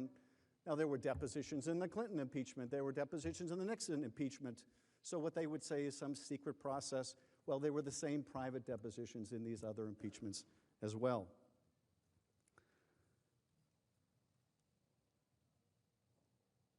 Finally, a couple last points. They make the argument the president was not allowed in the Judiciary Committee, chaired by my colleague, Chairman Nadler, to be present, to present evidence, to have his counsel present. That is also just plain wrong. Just plain wrong. I'm not going to suggest you they're being deliberately misleading here, but it is just plain wrong. You've also heard my friends at the other table make attacks on me and Chairman Adler. You'll hear more of that. I'm not going to do them the dignity of responding to them, but I will say this. They make a very important point, although it's not the point I think they're trying to make. When you hear them attack the House managers, what you're really hearing is, we don't want to talk about the president's guilt. We don't want to talk about the McConnell resolution and how patently unfair it is. We don't want to talk about how to pardon the expression, ass backwards it is to have a trial and then ask for witnesses. And so we'll attack the House managers because maybe we can distract you for a moment from what's before you. Maybe if we attack the House managers, you'll be thinking about them instead of thinking about the guilt of the president. So you'll hear more of that, and every time you do, every time you hear them attacking the House managers, I want you to ask yourselves, away from what issue are they trying to distract me? What was the issue that came up just before this? What are they trying to deflect my attention from? Why don't they have a better argument to make on the merits? Finally, Mr. Sekulow asks, why are we here? Why are we here? Well, I'll tell you why we're here. Because the president used the power of his office to coerce an ally at war with an adversary, at war with Russia, used the power of his office to withhold hundreds of millions of dollars of military aid that you appropriated and we appropriated to defend an ally and defend ourselves, because it's our national security as well. And why? To fight corruption? That's nonsense, and you know it. He withheld that money, and he withheld even meeting with him in the Oval Office, the president of Ukraine, because he wanted to coerce Ukraine into these sham investigations of his opponent that he was terrified would beat him in the next election. That's what this is about. You want to say that's okay? Their brief says that's okay. The president has a right to do it. On Article 2, we heard the president, he can do whatever he wants. You want to say that's okay? Then you got to say that every future president can come into office and they can do the same thing. Are we prepared to say that? Well, that's why we're here. I now yield to Representative Lofgren.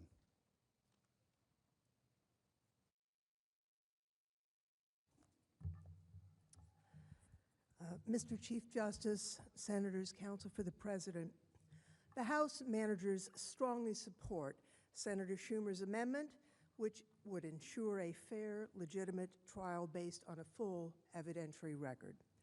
The Senate can remedy President Trump's unprecedented cover-up by taking a straightforward step. It can ask for the key evidence that the president has improperly blocked. Senator Schumer's amendment does just that. The amendment authorizes a subpoena for White House documents that are directly relevant to this case. These documents focus on the president's scheme to strong-arm Ukraine, to announce an investigation into his political opponent, to interfere with the 2020 election. The documents will reveal the extent of the White House's coordination with the president's agents, such as Ambassador Sondland and Rudy Giuliani, who pushed the president's so-called drug deal on Ukrainian officials. The documents will also show us how key players inside the White House, such as the President's acting Chief of Staff, Mick Mulvaney, and his deputy, Robert Blair, helped set up the deal by executing the freeze on all military aid and withholding a promised visit to the White House. The documents include records of the people who may have objected to this scheme, such as Ambassador Bolton. This is an important impeachment case against the President. The most important documents are going to be at the White House.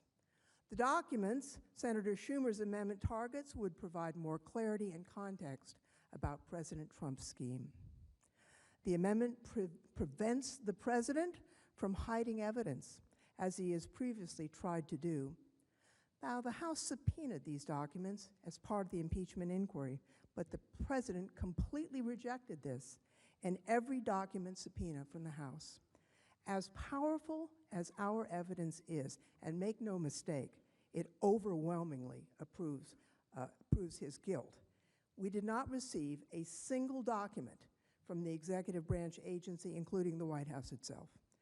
Recent revelations from press reports, Freedom of Information Act requests, and additional witnesses, such as Lev Parnas, underscore how relevant these documents and therefore why the President has been so desperate to hide them and his misconduct from Congress and from the American people. A trial without all the relevant evidence is not a fair trial. It would be wrong for you senators acting as judges to be deprived of relevant evidence of the President's offenses when you are judging these most serious charges. It would also be unfair to the American people, who overwhelmingly believe the President should produce all relevant documents and evidence. Now, documentary evidence is used in all trials for a simple reason. As the story goes, the documents don't lie. Documents give objective, real-time insight into the events under investigation. The need for such evidence is especially important in Senate impeachment trials. More than 200 years of Senate practice make clear that documents are generally the first order of business. They've been presented to the Senate before witnesses take the stand in great volume to ensure the Senate has the evidence it needs to evaluate the case.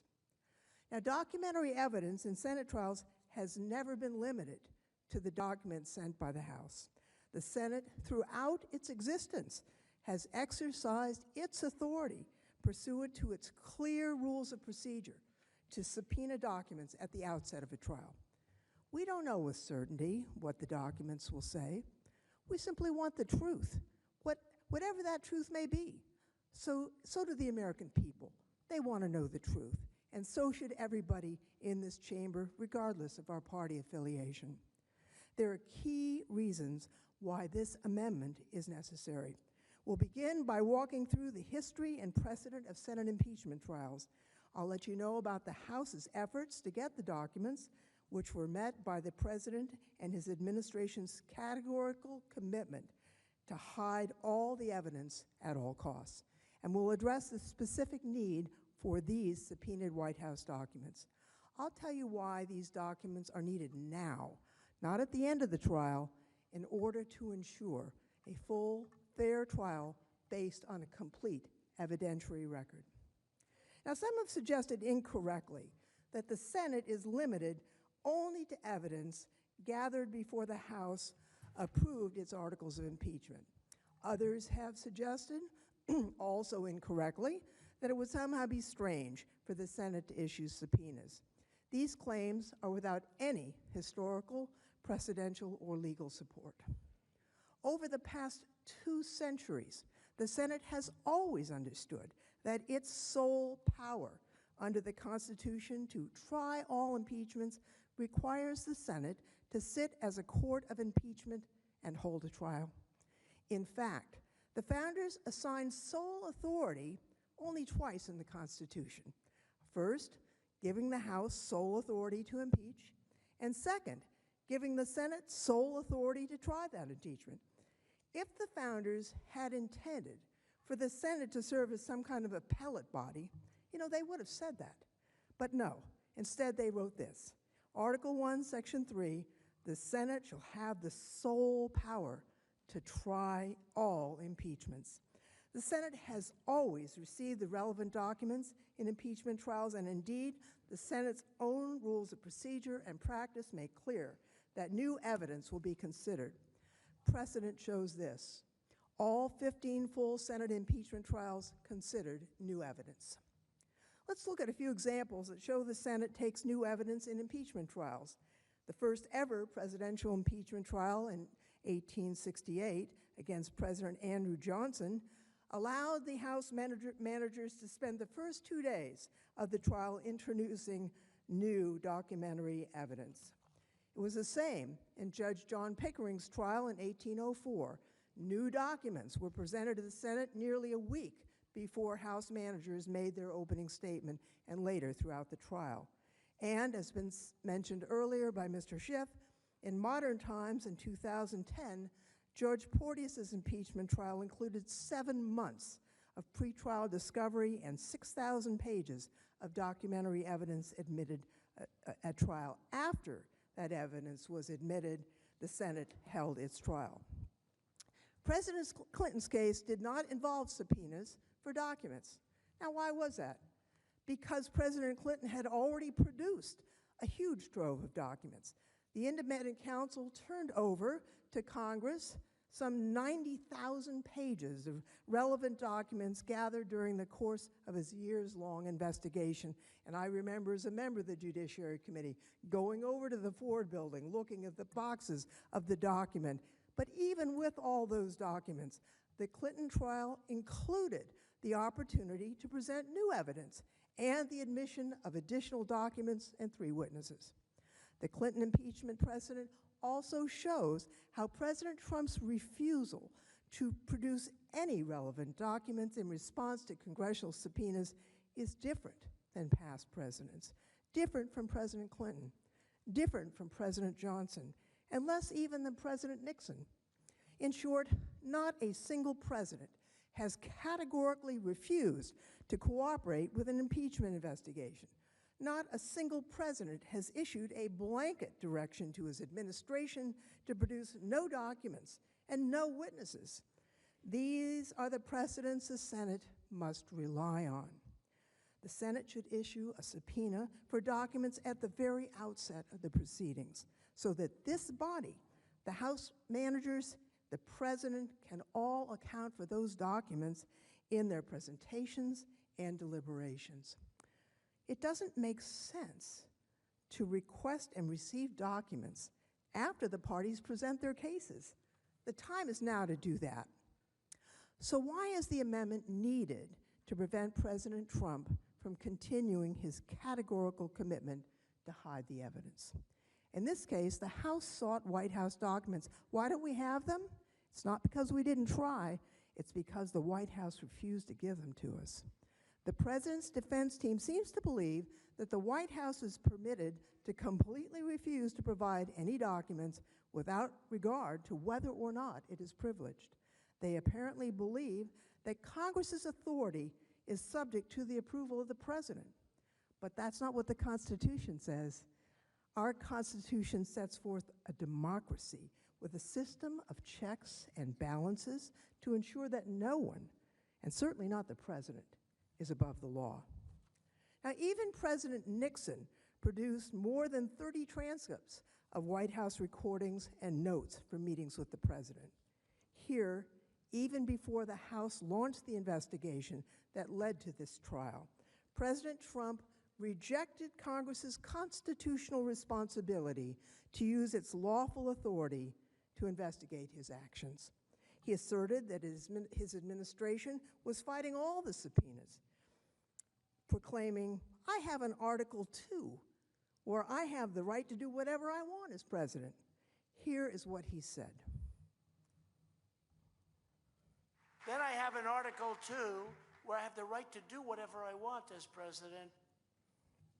Even after the House formally announced its investigation of the President's conduct in Ukraine, the President still continued his obstruction. Beginning on September 9th, 2019, the House investigative committees made 2 attempts to voluntarily obtain documents from the White House. The White House refused to engage with, frankly, or even respond to the House committees.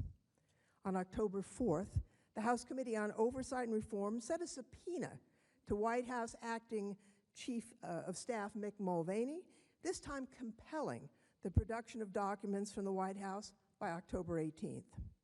On October 8th, before the White House documents were due, the White House counsel sent a letter to Speaker Pelosi stating the president's position that the President Trump and his administration cannot participate in this partisan inquiry under these circumstances. The president simply declared that he will not participate in an investigation he didn't like. 10 days later, on October 18th, the White House counsel sent a letter to the House confirming that it would continue to stonewall. The White House counsel again stated the president refused to participate. Well, the Constitution, Article 1, Section 2, says that the House shall have the sole power of impeachment, just as in Article 1, Section 3, the Senate has the sole power to try. Participation in a duly authorized congressional investigation isn't optional. It's not up to the president to decide whether to participate or not. The Constitution gives the House the sole power of impeachment. It gives the Senate the sole power to try all impeachments. The president may not like being impeached, but if the president, not the Congress, decides when impeachment proceedings are appropriate, then the impeachment power is no power at all. And if you let him block from Congress and from the American people the evidence to cover up his offenses, then the impeachment power truly will be meaningless. With all the back and forth about these documents, we've heard the phrase executive privilege. The president and his lawyers keep saying it. They talk about vast legal rights to justify hiding the truth, withholding information, but that's a distraction. That's not what the Constitution provides, and the truth is, as has been mentioned by Mr. Schiff, in the course of the entire impeachment inquiry, President Trump has not once asserted executive privilege, not a single time. It was not the reason provided by Mr. Cipollini for refusing to comply with the House's subpoena. Indeed, President Trump didn't offer legal justification for withholding the evidence. Here's the truth. Presidents, members of Congress, judges, and the Supreme Court have recognized throughout our nation's history that Congress's investigative power are at their absolute peak during impeachment proceedings. Your powers.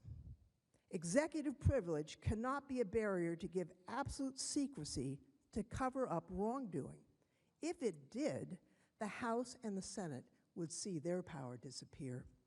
When President Nixon tried that argument by refusing to produce tape recordings to prosecutors and to Congress, he was soundly rebuked by the other 2 branches of government. The Supreme Court unanimously ruled against him. The House Judiciary Committee voted that he be impeached for obstruction of Congress. It would be remarkable for the United States Senate to declare, for the first time in our nation's history, that the president has an absolute right to decide whether his own impeachment trial is legitimate. And it would be extraordinary for the Senate to refuse to seek important documentary evidence, especially when the president has yet to assert any privilege to justify withholding documents. Now, there's another reason this amendment is important. The documents sought are directly relevant to the president's misconduct. The White House is concealing documents involving officials who have direct knowledge of key events at the heart of this trial. This isn't just a guess. We know these documents exist from the witnesses who testified in the House and from other public release of documents. And let's walk through those specific documents that the White House should send to the Senate. They include, among other documents, relating to President Trump's direct communications with President Zelensky, President Trump's request for political investigations, including communications with Rudy Giuliani, Ambassador Sondland, and others, President Trump's unlawful hold of the $391 million of military aid, concerns that White House officials reported to NSC legal counsel in real time, the President's decision to recall Ambassador Marie Yovanovitch from Ukraine. The first set of documents the Senate should get about President Trump's communication with the President of Ukraine would include the phone calls on April 21st and July 25th, as well as the September 25th, 2019 meeting with President Zelensky in New York. We know, for example, that NSC officials prepared talking points for the President in preparation for both calls with the Ukrainian President. The talking points were about American policy as reflected by the votes of Congress as well as the Trump administration itself. They didn't include any mention of the Bidens or the 2016 election, interference or investigations that President Trump requested on the July 25th call. Here's a clip of Lieutenant Colonel Vindman explaining how the President ignored the points about American policy, reflecting the views of both the Congress and the Trump administration.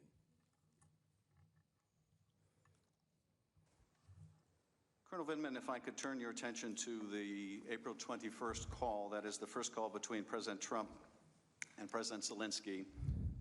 Did you prepare talking points for the President to use during that call? Yes, I did. And did those talking points include rooting out corruption in Ukraine? Yes. That was something the President was supposed to raise in the conversation with President Zelensky? Those were the recommended talking points that were cleared through the NSC staff for the President, yes. The materials provided for the July 25th call that Lieutenant Colonel Vindman mentioned are highly relevant.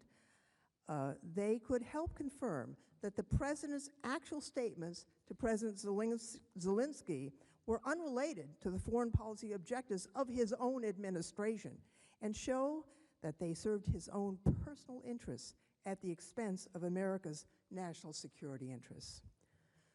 These documents also include handwritten notes and other documents that White House officials generated during the calls and meetings. We know, for example, that Lieutenant Colonel Vindman, Mr. Morrison, Jennifer Williams, all testified to taking contemporaneous handwritten notes during the July 25th call. Ms. Williams and Lieutenant Colonel Vindman both testified that President Zelensky made an explicit reference to Burisma that was not included in the memorandum that the White House released to the public. Here's a clip of their testimony. Both of you recall President Zelensky in that conversation raising the issue or mentioning Burisma, do you not? That's correct. Correct. And yet, the word Burisma appears nowhere in the call record that's been released to the public. Is that right? That's right. Correct. Why do you need documents generated after the calls and meetings? They would shed light on how these events were perceived in the White House and what actions were taken moving forward. For example, National Security Advisor John Bolton wasn't on the 25th call, but he was apparently informed about the contents of the call afterward. His reaction, once he was informed, would be helpful to understanding the extent to which President Trump's action deviated from American policy and American security interests. There's another set of documents that the Senate should get, and they relate to the political investigations that President Trump and his agents repeatedly asked Ukrainian officials to announce. These documents about efforts to pressure Ukraine to announce investigations and the decision to place a hold on military aid to Ukraine, they would be very important for you to evaluate the President's conduct. For example, Ambassador Bolton is a first-hand witness to President Trump's abuse of power. He reported directly to the President. He supervised the entire staff of the National Security Council. Public reports indicate that John Bolton is a voracious note-taker in every meeting. From witness testimony, we know that Ambassador Bolton hosted the July 10th, 2019 meeting where Ambassador Sondland told Ukrainian officials that the promised White House meeting would be scheduled if they announced the investigations. We know Bolton was briefed about this meeting immediately following it when Ambassador Sondland said he had a deal with Mick Mulvaney to schedule the promised White House meeting if Ukraine announced investigations into the Bidens and the 2016 election. We also know Ambassador Bolton was involved in briefing the president on a presidential decision memorandum in August, reflecting the consensus interagency opinion that Ukrainian security assistance was vital to America's national security, something the Congress had approved, appropriated, something the president had signed.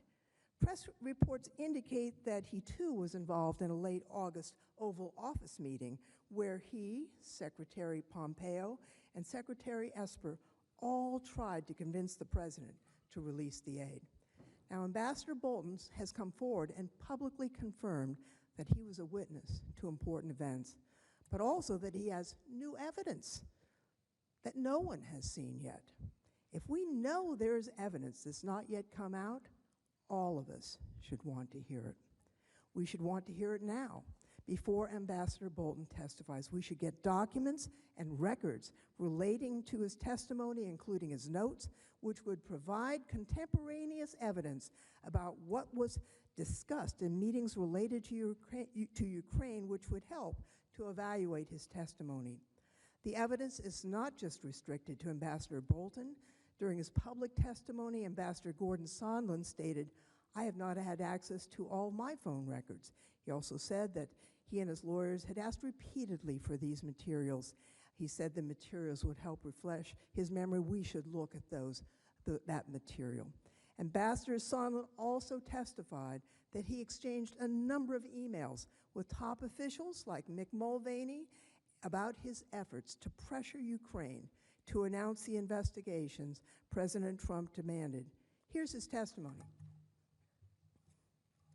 Third, let me say, precisely because we did not think that we were engaging in improper behavior, we made every effort to ensure that the relevant decision makers at the National Security Council and the State Department knew the important details of our efforts.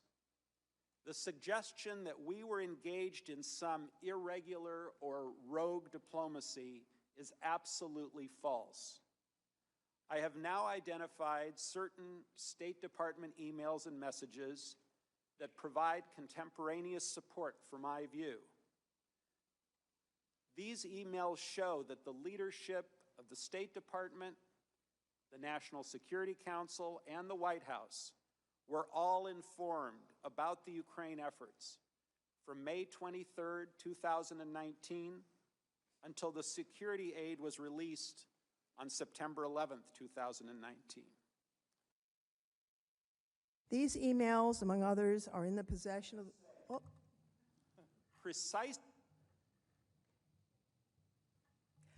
These emails referenced in this testimony are in the possession of the White House, the State Department, and even the Department of Energy, since officials from all three entities communicated together. You know, during his testimony, Ambassador Sondland described it this way: everyone was in the loop. It was no secret. These emails are therefore important to understanding the full scope of the scheme. The request for relevant evidence is not confined to Trump administration officials. The Senate should also get White House records relating to the president's private agents who acted on his behalf in Ukraine, including Rudy Giuliani, Victoria Tenzing, and Joe DeGeneva. Witness testimony and documents have made clear that Mr. Giuliani, a frequent visitor to the White House who also received and made frequent calls to the White House, was acting on behalf of the president to press Ukrainian officials to announce investigations that would personally and politically benefit the president. For example, the May 10th, 2019 letter from Mr. Giuliani to President-elect Zelensky that's shown on this slide states he was acting, quote, as personal counsel to President Trump with his knowledge and consent. He requested a meeting with the president-elect and he to be joined by Ms. Tensing, who is, quote, very familiar with this matter. The evidence indicates he was collaborating with Ms. Tensing and Mr. DeGeneva in this effort. The Senate should get the White House records of meetings, of calls involving Mr. Giuliani, Ms. Tensing, or Mr. DeGeneva. These records are important to help you understand the extent to which the White House was involved in Mr. Giuliani's efforts to coerce Ukraine to announce the investigations the president wanted. The records would also show how the president's personal political agenda became more important than policies to help America's national security interests. The President's Counsel may, consistent with his prior attempts to hide evidence, assert that attorney-client privilege would cover these documents. But the President's personal attorney-client privilege cannot shield evidence of misconduct in office, or that of his aides, or of his lawyers' participation in corrupt schemes. We aren't asking for documents reflecting legitimate legal advice. You need documents about their actions to pressure Ukraine to announce an investigation into President Trump's political opponent. There's a set of White House documents that relate directly to the president's unlawful decision to withhold $391 million appropriated bipartisan to help Ukraine. Witnesses have testified that President Trump directly ordered a hold on this security assistance, despite the unanimous opinion of his agencies that the aid should be released. Importantly, according to the Government Accountability Office, his action violated the law. On January 16, 2020, the GAO, an independent watchdog, issued a legal opinion finding that President Trump violated the law when he held up security assistance to Ukraine. The GAO said, and I quote, "Faithful execution of the law does not permit the president to substitute his own policy priorities for those that Congress enacted into law. OMB withheld funds for a policy reason which is not permitted under the Impoundment Control Act.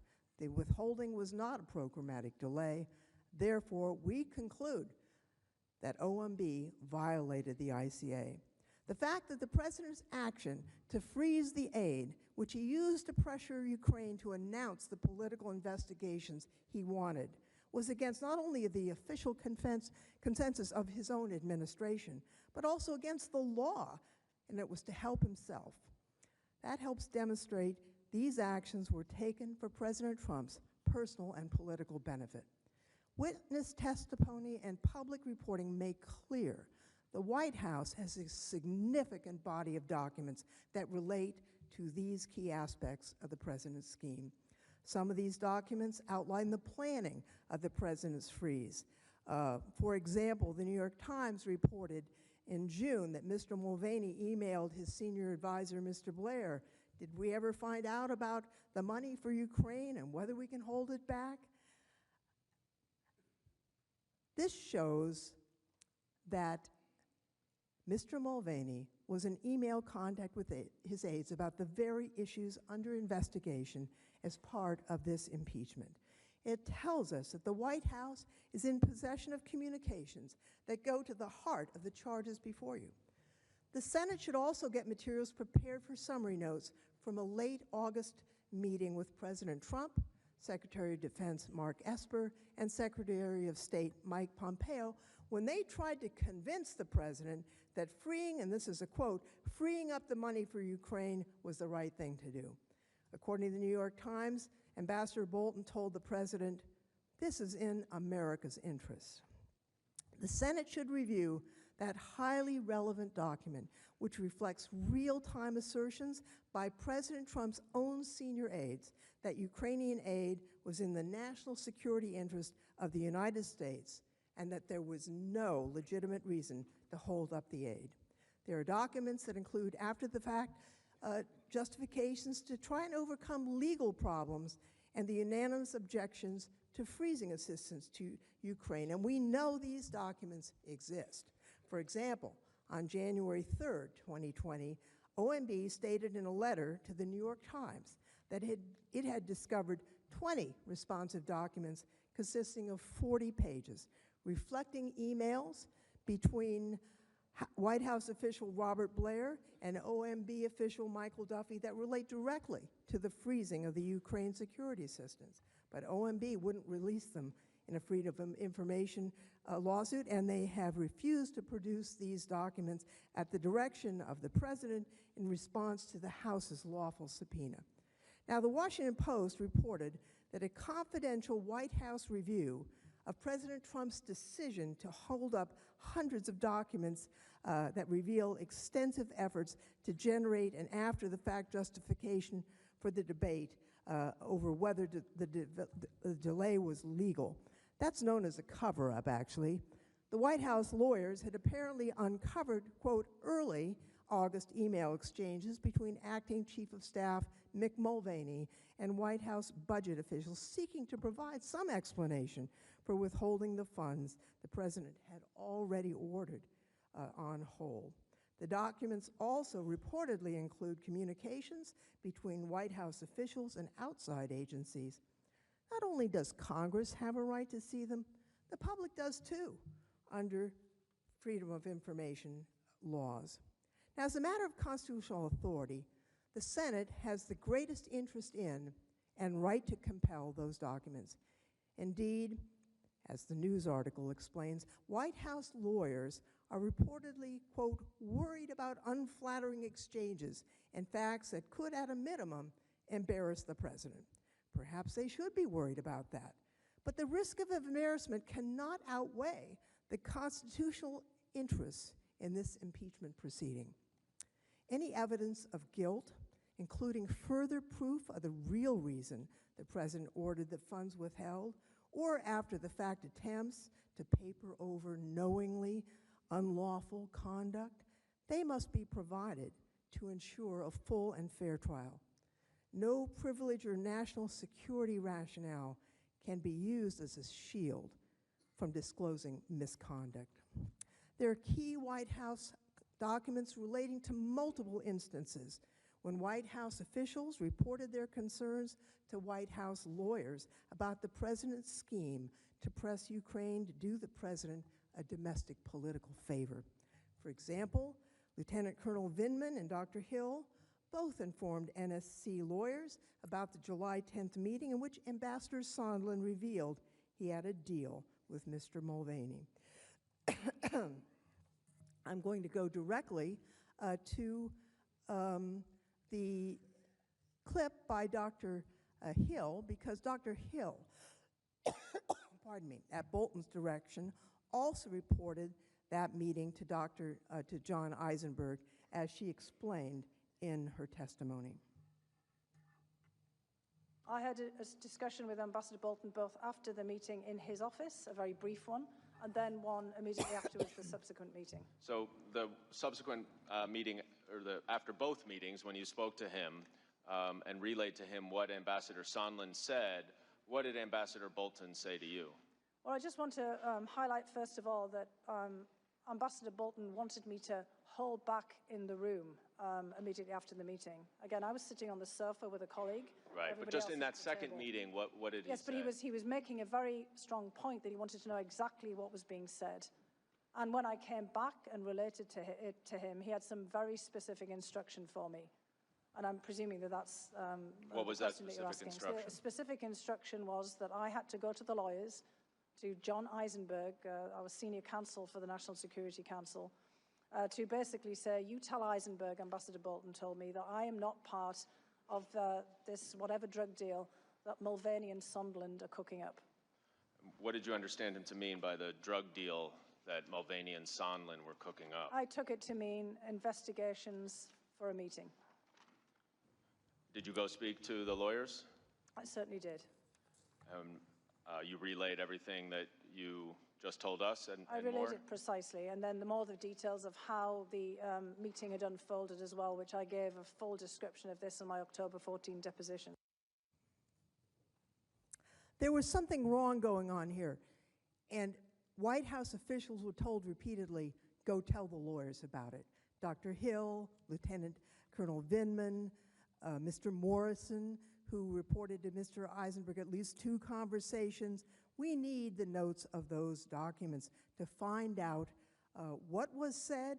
And again, attorney-client privilege cannot shield information about misconduct from the impeachment trial of the President of the United States. Now, it's interesting. This amendment is supported by 200 years of precedent. It's needed to prevent the President from continuing to hide the evidence, and that's why the specific documents requested are so important for this case. It's faithful to the Constitution's provision that the Senate shall have the sole power to try all impeachments. The final point I'll make today concerns urgency. The Senate should act on this subpoena now, at the outset of the trial. In 14 of the Senate's 15 full impeachment trials, threshold evidentiary matters, including the timing, nature, and scope of witness testimony and the gathering of all relevant documents, were addressed at the very outset of the trial. There are practical considerations as why the subpoenas need to be issued now. Resolving whether a subpoena should issue now would let us immediately engage with the White House to resolve asserted legitimate privilege issues, if any exist, and ensure you get the documents as soon as possible so they can be presented to the senators in advance of witness testimony. Waiting to resolve these threshold matters until after the parties have presented their case would undercut the process of a genuine, credible trial. Thus, common sense, tradition, and fairness all compel that the amendment should be adopted, and it should be adopted now. Members of the Senate, for all the reasons I walked through today, I urge you to support the amendment to issue a subpoena for White House documents, documents that are directly relevant to evaluating the President's scheme. The House did its job. In the face of the President's obstruction and categorical commitment to hide the evidence, we still gathered direct evidence of his conduct and determined that his conduct required impeachment. The President complains about due process in the House investigation, but he was not only permitted to participate, he was actually required to participate, yet he refused to do so. He refused to provide witnesses and documents that would tell his side of the story. So now it's up to you. With the backing of a subpoena authorized by the Chief Justice of the United States, you can end President Trump's obstruction. If the Senate fails to take this step, if it won't even ask for this evidence, this trial and your verdict will be questioned. Congress and the American people deserve the full truth. There is no plausible reason why anyone wouldn't want to hear all of the available evidence about the President's conduct. It's up to this body to make sure that happens. It's up to you to decide whether the Senate will affirm its sole power and constitutional duty to try impeachments, whether and when it will get the evidence that it needs to render a fair verdict. Don't surrender to the President's stonewalling. It will allow the President to be above the law and deprive the American people of truth in the process. A fair trial is essential in every way. Important for the President, who hopes to be exonerated, not merely acquitted by a trial seen as unfair. Important for the Senate, whose vital role is to continue to protect and defend the Constitution of the United States, which has preserved our American liberty for centuries. And finally, important for the American people who expect a quest for truth, fairness, and justice. History is watching, and the House managers urge that you support the amendment, and I reserve the balance of my time.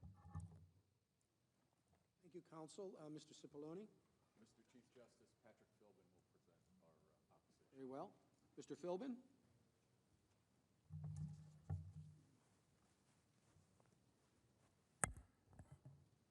Thank you, Mr. Chief Justice, Majority Leader McConnell, Democratic Leader Schumer, Senators.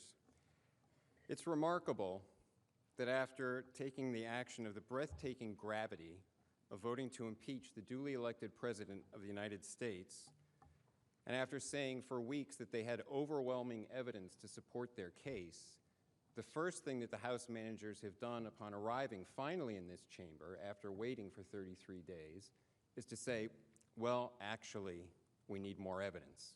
We're not ready to present our case. We need to have subpoenas and we need to do more discovery because we don't have the evidence we need to support our case.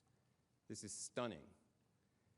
It's a stunning admission of the inadequate and broken process that the House Democrats ran in this impeachment inquiry that failed to compile a record to support their charges.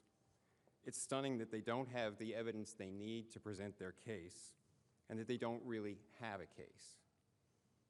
If a litigant showed up in any court in this country on the day of trial and said to the judge, actually, Your Honor, we're not ready to go. We need more discovery. We need to do some more subpoenas. We need to do some more work. They'd be thrown out of court and the lawyers would probably be sanctioned. This is not the sort of proceeding that this body should condone. Now, we've just heard that this is so important. Let's consider what's really at issue in the resolution here and the amendment. It's a matter of timing. It's a matter of when this body will consider whether there should be witnesses or subpoenas for documents. Why is it that the managers, the House managers, are so afraid to have to present their case, remember, they've had weeks of a process that they entirely controlled. They had 17 witnesses who testified first in secret and then in public. They've compiled a record with thousands of pages of reports, and they're apparently afraid to just make a presentation based on the record that they compiled and then have you decide whether there's any there, whether there's anything worth trying to talk to more witnesses about. Why is it that they can't wait a few days to make their presentation on everything they've been preparing for weeks and then have that issue considered? Because they don't think that there is any there, and they want to ram this through now. And they want to ram this through now when it's something that they themselves failed to do. So I want to unpack a couple of the aspects of what they're asking this body to do. Part of it relates to the broken process in the House and how that process was inadequate and invalid and compiled an inadequate record. And part of it has to do with what accepting their request to have this body do their job for them would do to this institution going forward, and how it would alter forever the relationship between the House and the Senate in impeachment proceedings. So first, as to the process in the House. What they're asking, the House manager asking this body to do now is really to do their job for them, because they didn't take the measures to pursue these documents in the House proceedings. And there have been a number of statements made about they tried to get the documents and no executive privilege was asserted and things like that. Let's look at what actually happened. They issued a subpoena to the White House. And the White House explained, and we were told a few minutes ago that the White House provided no response, it provided no rationale. That's not true. In a letter of October 18th, White House counsel Pat Cipollone explained in 3 pages of legal argument why that subpoena was invalid. And that subpoena was invalid because it was issued without authorization. We've heard a lot today about how the Constitution assigns the sole power of impeachment to the House. That's right. That's what Article 1, Section 2 says. It assigns the sole power of impeachment to the House, not to any member of the House. And no committee of the House can exercise that authority to issue subpoenas until it's been delegated that authority by a vote of the House. There was no vote from the House.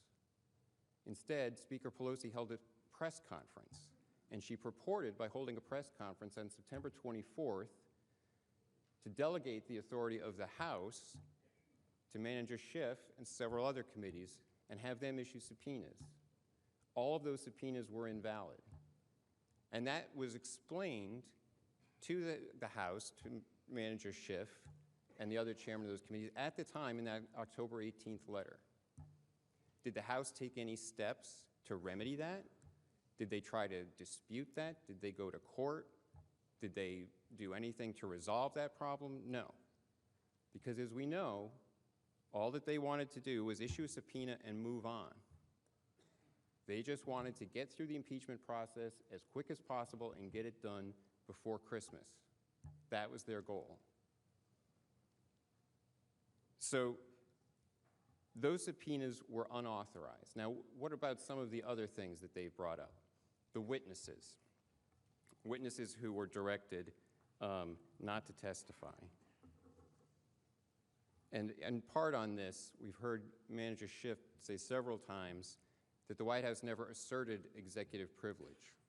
Well, let me be clear on that. That's a lawyer's trick, because it is technically true that the White House didn't assert executive privilege, because there's a particular situation in which you do that and a particular way that you do that.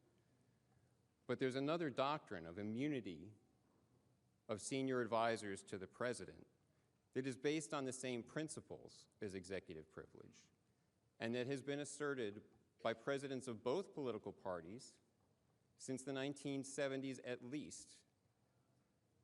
So that's, and this is what one attorney general explained about that. Quote, "The immunity such advisors enjoy from testimonial compulsion by a congressional committee is absolute and may not be overborne by competing congressional interests," end quote. That was Attorney General Janet Reno in the Clinton administration, explaining that senior advisors to the president are immune from congressional compulsion. And that doctrine, that immunity, is rooted in the same principles of executive privilege. It's been asserted by all presidents since the 1970s, and that was the basis on which a number of the advisors whose pictures they put up were directed not to testify. Did they try to challenge that in court? Did they go to court on that one? Did they try to go through the constitutionally mandated accommodations process to see if there was a way to come up with some aspect of testimony that could be provided? No, none of that. They just wanted to forge ahead, rush through the process, not have the evidence, and then use that as another charge in their charging sheet for the impeachment, calling it obstruction of Congress. And what that is Professor Turley explained, this idea that when there's a conflict between the executive branch and the House and seeking information, and the president is asserting constitutionally based privileges, that's part of the operation of separation of powers. That is the president's constitutional duty to defend the prerogatives of the office for the future occupants of that office. And it is not something that can be charged as an impeachable offense, as the House Democrats have tried to say here. To do that is an abuse of power. That's what Professor Turley explained. It's Congress's, it's the House Democrats' abuse of power. We just heard Manager Lofgren refer to executive privilege as a distraction. She was asserting that these issues of executive privilege are just a distraction that shouldn't hold things up. But this is what the Supreme Court has said about executive privilege in Nixon versus United States, that the protections for confidentiality and executive privilege are, quote, fundamental to the operations of government and inextricably rooted in the separation of powers under the Constitution, end quote. Inextricably rooted in the separation of powers. That's why it's the president's duty to defend executive branch confidentiality interests, and that is what the president was doing here. Now, the process that they pursued in the House abandoned any effort beyond issuing the first subpoena that was invalid to work out an accommodation with the White House, and instead just tried to rush ahead to have the impeachment done by Christmas. What does that lead to now? They're coming to this body after a process that was half-baked, that didn't compile a record sufficient to support their charges, and asking this body to do their job for them. Now, as Leader McConnell pointed out in some comments earlier today, to allow that, to accept the idea that the House can bring an impeachment here that is not adequately supported, that has not been investigated, that has not got a record to support it, and to turn this body into the investigatory body would permanently alter the relationship between the House and the Senate in impeachment proceedings. It's not the role of the Senate to have to do the House's job for them. It's not the role of the Senate to be doing an investigation and to be doing discovery in a matter like the impeachment of a president of the United States. If the House has not done the investigation and cannot support its case, it's not the time once it arrives here to start doing all that work. That's something that's the House's role. So, this is something that is important for this institution, I believe, not to allow the House to turn it into a situation where this body would have to be doing the House's work for it. If there is not evidence to support the case, if they haven't done their investigation, then they're not going to be able to support their case. Again, what's at issue here, and I think it's important to recall on the issue of this amendment, it's not whether the Senate, whether this body will be considering whether there should be witnesses or not, but when that should be considered. And there is no reason not to take the approach that was done in the Clinton impeachment. 100 senators agreed then that it made sense to hear from both sides before making a determination on that, to hear from both sides to see what sort of case the House could present and the president's defense. And that makes sense. In every trial system, there is a mechanism for determining whether the parties have actually presented a triable issue, whether there is really some there that requires the further proceedings. And this body should take that common sense approach and hear what it is that the House managers have to say. Why are they afraid to present their case? They had weeks in a process that they controlled to compile their record, and they should be able to make that presentation now. And the one point that I will close on, we've heard Manager Schiff say several times that we have to have a fair process here, and I was struck by it that at one point he said if you allow only one side to present evidence, the outcome will be predetermined. The outcome will be predetermined. That's exactly what happened in the House. Let's recall that the process they had in the House was one-sided. They locked the president and his lawyers out. There was no due process for the president. They started with secret hearings in the basement. The president couldn't be present by his counsel. He couldn't present evidence. He couldn't cross-examine witnesses. And then there was a second round in public, where again they locked the president out. And we've heard, they just said that the president had an opportunity to participate. In the third round of hearings that they held before the Judiciary Committee,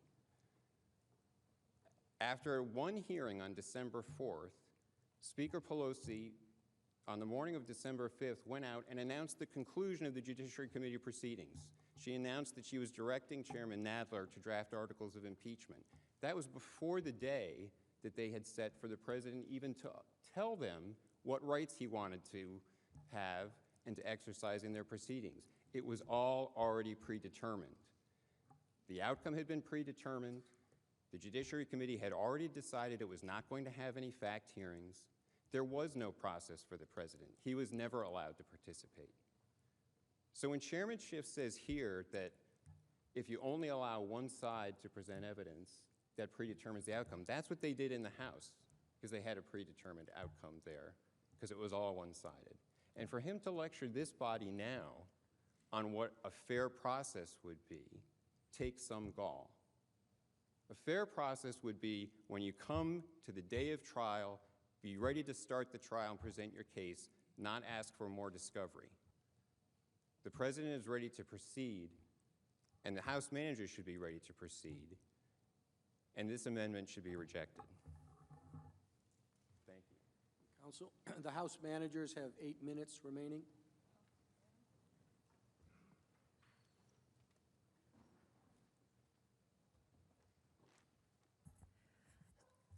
The House is certainly not asking the Senate to do the House's job. We're asking the Senate to do its job, to hold a trial. Have you ever heard of a trial that doesn't have evidence, that doesn't have witnesses? That's what this amendment is all about. Just a moment about the subpoenas. President Trump, refused to provide any information to the House, ordered all of his people to stonewall us. Now, it's been suggested that we should spend 2 or 3 years litigating that question. I was a young law student, actually, working on the Nixon impeachment many years ago. And I remember the day that the Supreme Court issued its unanimous decision that the president had to release the tapes. I think U.S. v. Nixon still governs the president. The House and the Senate should not be required to litigate U.S. v. Nixon back to the Supreme Court and down again for it to be good law. It is good law. The president has not complied with those requirements to the detriment of the truth. This isn't about helping the House. This isn't about helping the Senate. This is about getting to the truth and making sure that impartial justice is done and that the American people are satisfied that a fair trial has been held. I would yield now to my colleague, Mr. Schiff. Mr. Philbin says that the House is not ready to present its case. Of course, that's not something you heard from any of the managers. We are ready. The House calls John Bolton. The House calls John Bolton. The House calls Mick Mulvaney. Let's get this trial started, shall we? We are ready to present our case. We are ready to call our witnesses. The question is, will you let us? That is the question before us. Now, Mr. Philbin says, well, if I showed up in court and said I wasn't ready, the judge would throw me out of the court. Of course, we're not saying we're not ready. But you know what would happen if Mr. Philbin went into a court and the judge said, I've made a deal with the defendant. I'm not going to let the prosecutor call any witnesses. I'm not going to let the prosecutor present any documents. You know who'd get thrown out of the court? The judge. The judge would be taken out in handcuffs. So let's step out of this body for a moment and imagine what a real trial would look like. It would begin with the government receiving documents, being able to introduce documents, being able to call witnesses. This trial should be no different. Now, Mr. Philbin makes reference to the Cipollone letter on October 18th, which followed a Cipollone 8-page letter on October 8th saying, we're not going to do anything you ask. Part law, part diatribe, mostly diatribe. You should read it. It's a letter basically that says what the president said on that TV screen, which is, we're going to fight all subpoenas. The doctrine of absolute immunity that counsel refers to has, yes, it has been invoked or at least attempted by presidents of both parties and rejected uniformly by the courts, including in the most recent decision involving Don McGahn, the president's former White House counsel, where the court said that would make him a king. He's no king. And this trial has determined that he shall not become a king, accountable to no one, answerable to no one. And what's more, this idea of absolute immunity, this fever dream of presidents of both parties, it has no application to documents. Again, this amendment is on documents. There's no absolute immunity from providing documents. And as Representative Lofgren illustrated, when this case has gone to the Supreme Court, in the Nixon case, the court held that the interest in confidentiality in an impeachment proceeding must give way to the interests of the truth and the Senate and the American people. You cannot invoke privilege to protect wrongdoing. You cannot invoke privilege to protect evidence of a constitutional crime like we have here.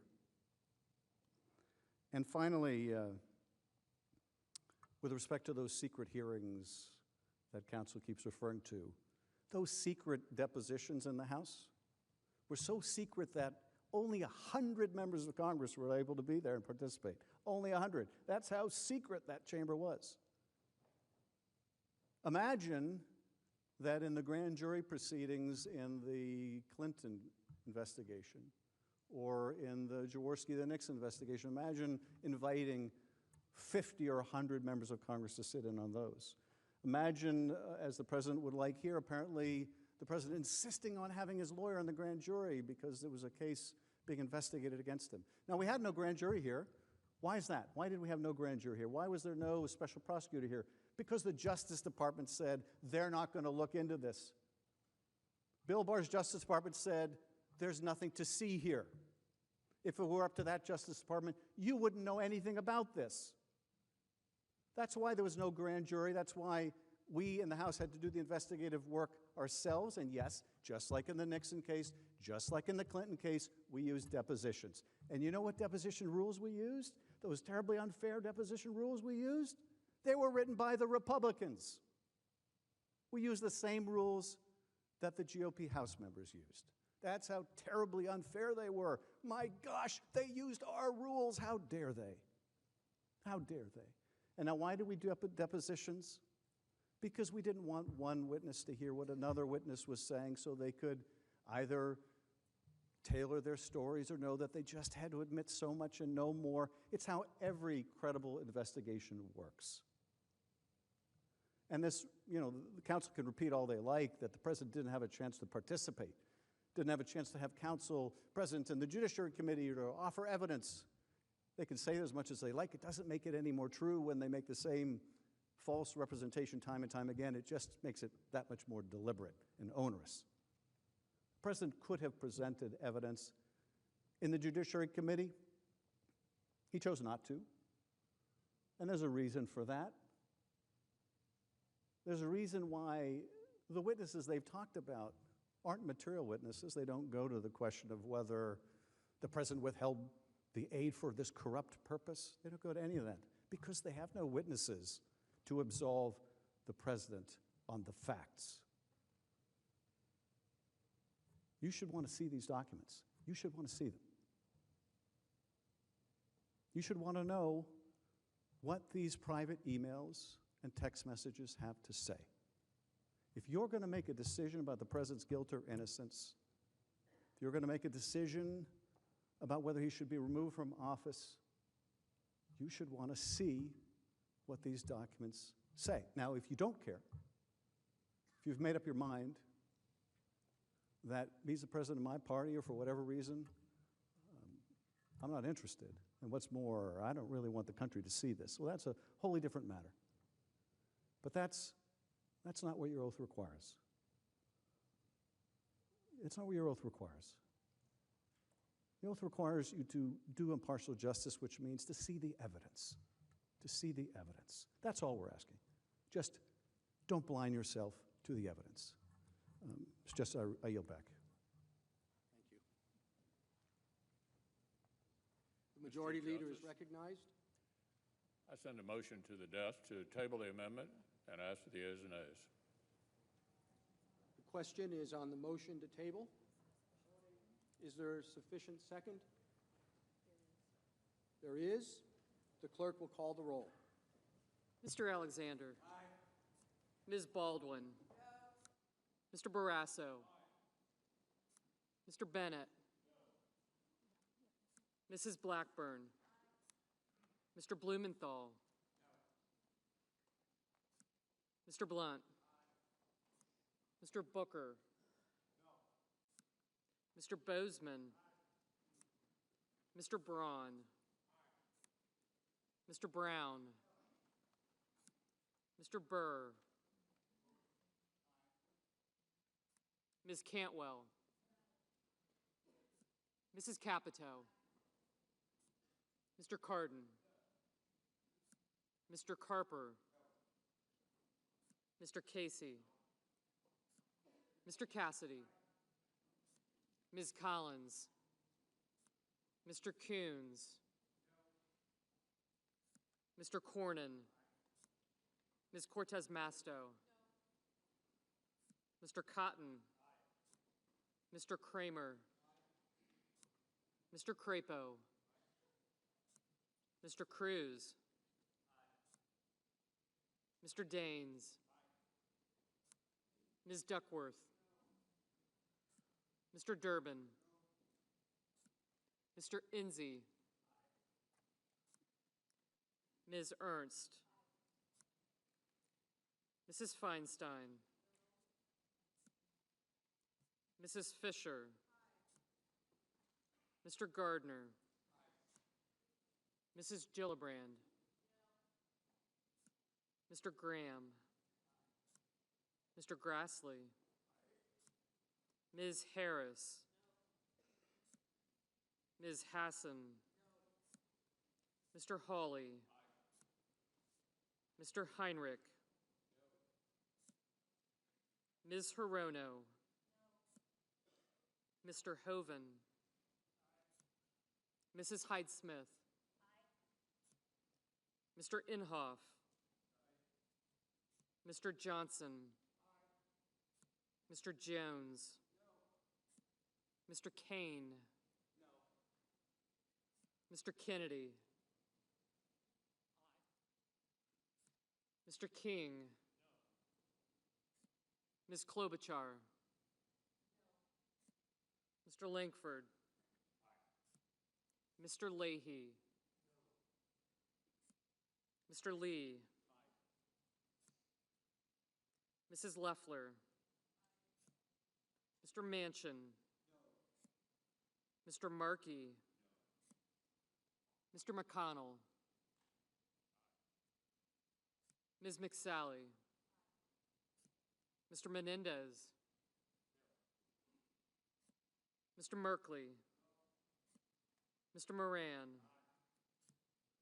Ms. Murkowski. Mr. Murphy. Mrs. Murray. Mr. Paul. Mr. Perdue. Mr. Peters. Mr. Portman. Mr. Reed.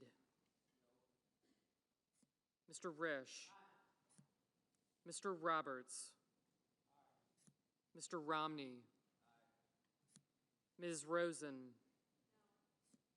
Mr. Rounds. Mr. Rubio. Mr. Sanders. Mr. Sass. Mr. Schatz. Mr. Schumer. Mr. Scott of Florida. Mr. Scott of South Carolina. Mrs. Shaheen. Mr. Shelby. Ms. Sinema. Ms. Smith. Ms. Stabenow. Mr. Sullivan. Mr. Tester. Mr. Thune. Mr. Tillis. Mr. Toomey.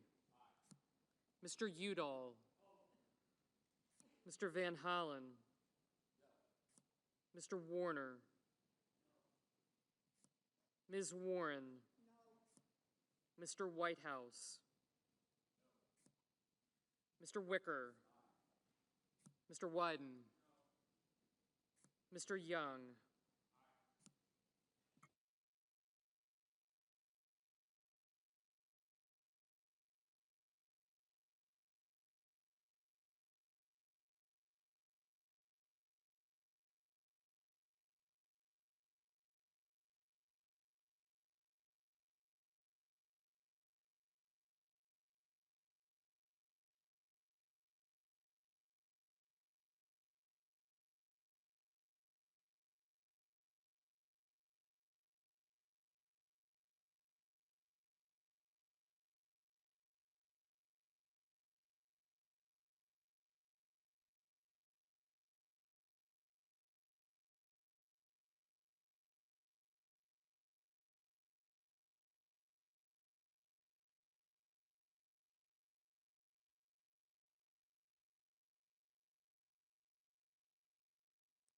Are there any senators in the chamber wishing to vote or change his or her vote? If not, the yeas are 53, the nays are 47. The amendment is tabled.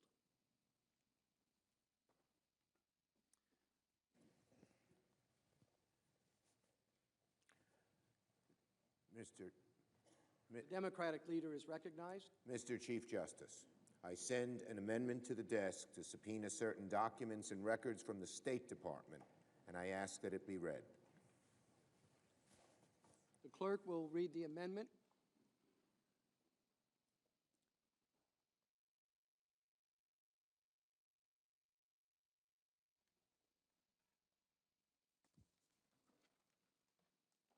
The senator from New York, Mr. Schumer, proposes an amendment, number 1285. At the appropriate place in the resolving clause, insert the following section. Notwithstanding any other provision of this resolution pursuant to Rules 5 and 6 of the Rules of Procedures and Practice in the Senate when sitting in impeachment trials, 1, the Chief Justice of the United States, through the Secretary of the Senate, shall issue a subpoena to the Secretary of Senate commanding him to produce, for the time period from January 1, 2019 to the present, all documents, communications, and other records within the possession, custody, or control of the Department of State, referring or relating to A, all meetings and calls between President Trump and the President of Ukraine, including documents, communications, and other records related to the scheduling of, preparation for, and follow-up from the President's April 21 and July 25, 2019 telephone calls, as well as the President's September 25, 2019 meeting with the President of Ukraine in New York.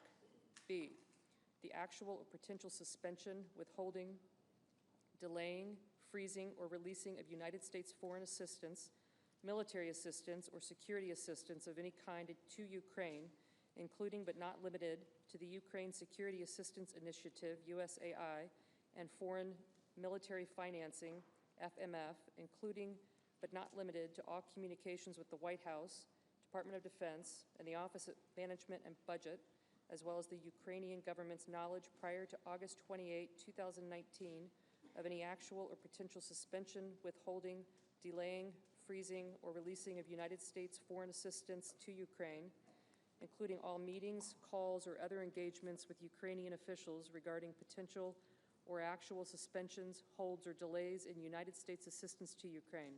C, all documents, communications, notes, and other records created or received by Secretary Michael R. Pompeo, Counselor T. Ulrich Breckbull, former Special Representative for Ukraine Negotiations Ambassador Kurt Volker, Deputy Assistant Secretary George Kent, then United States Embassy in Ukraine Chargé d'Affaires William B. Taylor, and Ambassador to the European Union Gordon Sondland, and other State Department officials relating to efforts to 1, solicit, request, demand, induce, persuade, or coerce Ukraine to conduct or announce investigations, 2, schedule, cancel, or withhold a White House meeting for Ukraine's president, or 3, hold and then release military and other security assistance to Ukraine.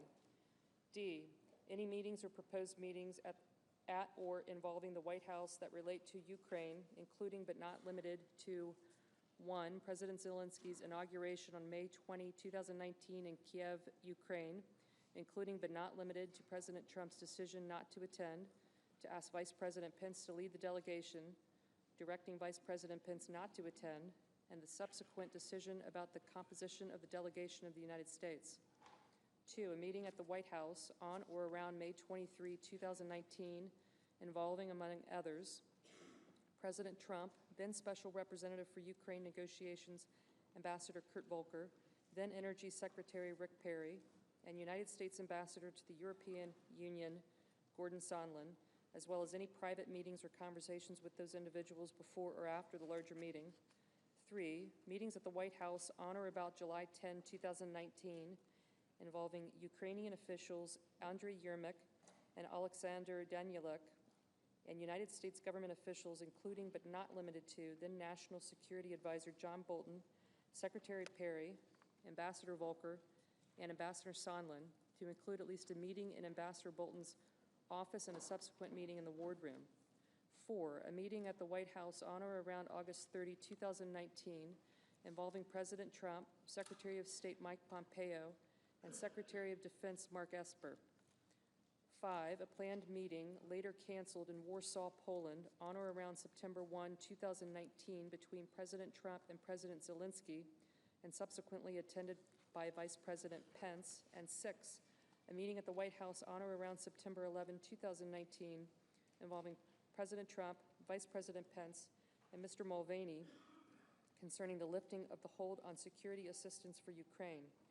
E, all communications, including but not limited to WhatsApp or text messages on private devices between current or former State Department officials or employees, including but not limited to Secretary Michael R. Pompeo, Ambassador Volker, Ambassador Sondland, Ambassador Taylor, and Deputy Assistant Secretary Kent, and the following: President Zelensky, Andriy Yermak, or individuals or entities associated with or acting in any capacity as a representative, agent, or proxy for President Zelensky before and after his election. F, all records specifically identified by witnesses in the House of Representatives impeachment inquiry that memorialize key events or concerns, and any records reflecting an official response thereto, including but not limited to: 1, on August 29, 2019, cable sent by Ambassador Taylor to Secretary Pompeo; 2, an August 16, 2019, memorandum to file written by Deputy Assistant Secretary Kent; and 3, a September 15, 2019, memorandum to file written by Deputy Assistant Secretary Kent. G, all meetings or calls, including but not limited to all requests for or records of meetings or telephone calls, scheduling items, calendar entries, State Department visitor records, and email or text messages using personal or work-related devices between or among: 1, current or former State Department officials or employees, including but not limited to Secretary Michael R. Pompeo, Ambassador Volker, and Ambassador Sondland; and 2, Rudolph W. Giuliani, Victoria Tensing, or Joseph DeGeneva; and H, the curtailment or recall of former United States Ambassador to Ukraine, Marie Masha Yovanovitch, from the United States Embassy in Kiev, including credible threat reports against her and any protective security measures taken in response; and 2, the Sergeant at Arms is authorized to utilize the services of the Deputy Sergeant at Arms or any other employee of the Senate in serving the subpoena authorized to be issued by this section.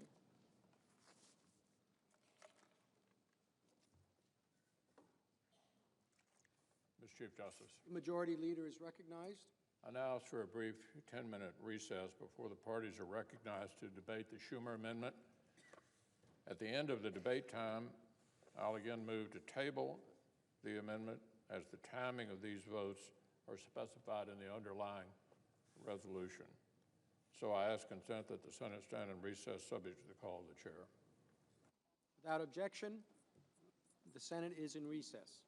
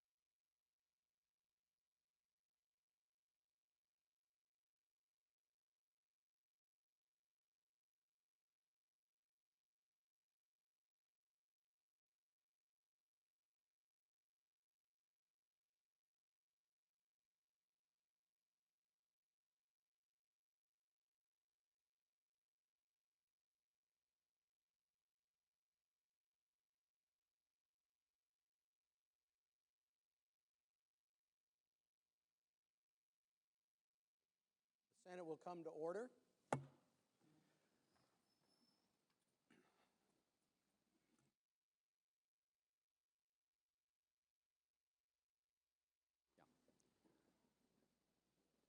The amendment is arguable by the parties for 2 hours equally divided.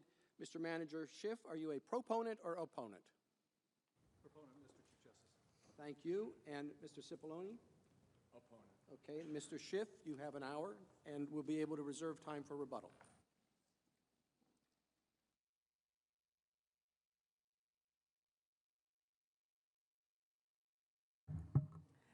Chief Justice Roberts, Senators, Counsel for the White House. I am Val Demings from the state of Florida. The House managers strongly support the amendment to issue subpoena for documents to the State Department. As we explain, the first article of impeachment charges the president with using the power of his office to solicit and pressure Ukraine to announce investigations that everyone in this chamber knows to be bogus. The president didn't even care if an investigation was actually conducted, just that it was announced. Why?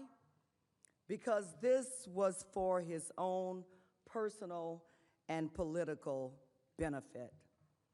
The first article further charges that the president did so with corrupt motives, and that his use of power for personal gain harmed the national security of the United States. As the second article of impeachment charges, the president sought to conceal evidence of this conduct. He did so by ordering his entire administration, every office, every agency, every official to defy every subpoena served in the House impeachment inquiry. No president in history has ever done anything like this. Many presidents have expressly acknowledged that they couldn't do anything like this. President Trump did not take these extreme steps to hide evidence of his innocence or to protect the institution of the presidency. As a career law enforcement officer, I have never seen anyone take such extreme steps to hide evidence allegedly proving his innocence. And I do not find that here today. The president is engaged in this cover-up because he is guilty, and he knows it. And he knows that the evidence he is concealing will only further demonstrate his culpability. Notwithstanding this effort to stonewall our inquiry, the House amassed powerful evidence of the president's high crimes and misdemeanors. 17 witnesses, 130 hours of testimony combined with the president's own admissions on phone calls and in public comments, confirmed and corroborated by hundreds of texts, emails, and documents. Much of that evidence came from patriotic, nonpartisan, decorated officials in the State Department. They are brave men and women who honored their obligations under the law and gave testimony required by congressional subpoena in the face of the president's taunts and insults.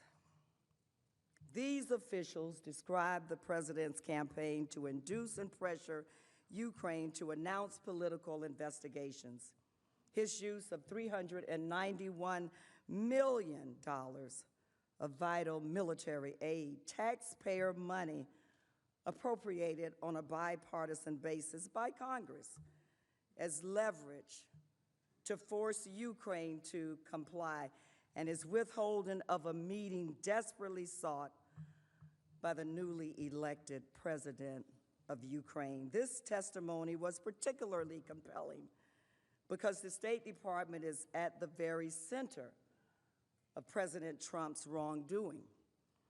We heard firsthand from diplomatic officials who saw up close and personal what was happening and who immediately sounded the alarms. Ambassador William Taylor, who returned to Ukraine in June of last year as acting ambassador, texted other State Department officials.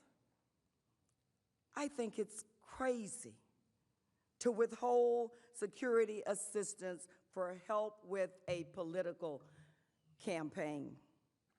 Ambassador to the European Union, Gordon Sondland, who was delegated authority over Ukraine matters by none other than President Trump, testified, "We knew these investigations were important to the president, and we followed the president's orders."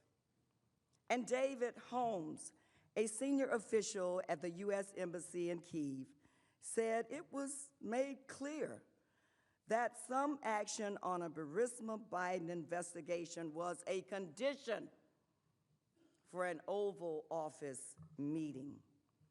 During their testimony, many of these State Department officials described specific documents, including text messages, emails, former diplomatic cables, and notes that would corroborate their testimony and shed additional light on President Trump's corrupt scheme. For instance, Ambassador Taylor, who raised concerns that military aid had been conditioned on the president's demand for political investigations, described a little notebook in which he would take notes on conversations he had with key officials. Ambassador Sondland referred by date and recipient to emails regarding the president's demand that Ukraine announce political investigations. As we'll see through emails that were sent to some of President Trump's top advisors, including acting White House Chief of Staff Mick Mulvaney, Secretary of State Michael Pompeo, and Secretary of Energy Rick Perry. Deputy Assistant Secretary of State George Kent, who oversaw Ukraine policy matters in Washington for the State Department, wrote at least 4 memos to file to document concerning conduct he witnessed or heard. And Ambassador Kurt Volker, the special representative for Ukraine negotiations, provided evidence.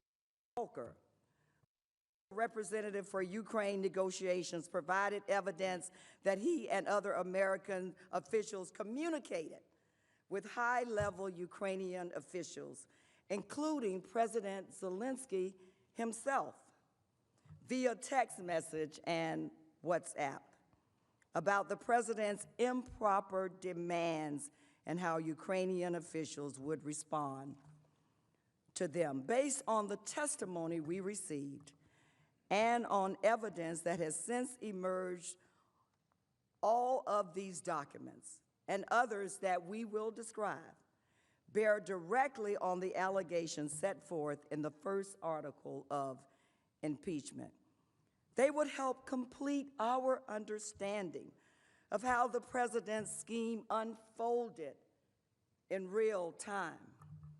They would support the conclusion that senior Ukrainian officials understood the corrupt nature of President Trump's demand, and they would further expose the extent to which Secretary Pompeo, Acting Chief of Staff Mick Mulvaney, and other senior Trump administration officials were aware of the president's plot and helped carry it out. We're not talking about a burdensome number of documents. We're talking about a specific, discrete set of materials held by the State Department. Documents the State Department has already collected in response to our subpoena, but has never produced.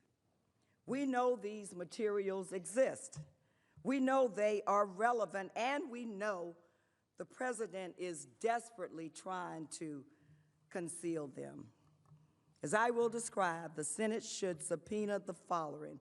Number one, WhatsApp and other text message communications. 2, emails. 3, diplomatic cables. And 4, notes. Given the significance and relevance of these documents, the House requested that they be provided. When these requests were denied, the House issued subpoenas commanding that the documents be turned over. But at the president's direction, the Department of State unlawfully defied that subpoena. And I stand here now, the State Department has all these documents in its possession, but refuses, based on the president's order, to let them see the light of day. This is an affront to the House, which has full power to see these documents. It is an affront to the Senate, which has been denied a full record on which to judge the president's guilt or innocence, and it is an affront to the Constitution, which makes clearly that nobody, not even the president, is above the law. And it is an affront to the American people, who have a right to know what the president and his allies are hiding from them and why it is being hidden. In prior impeachment trials, this body has issued subpoenas requiring the recipient to hand over relevant documents. It must do so again here. And it must do so now at the beginning of the trial, not the end.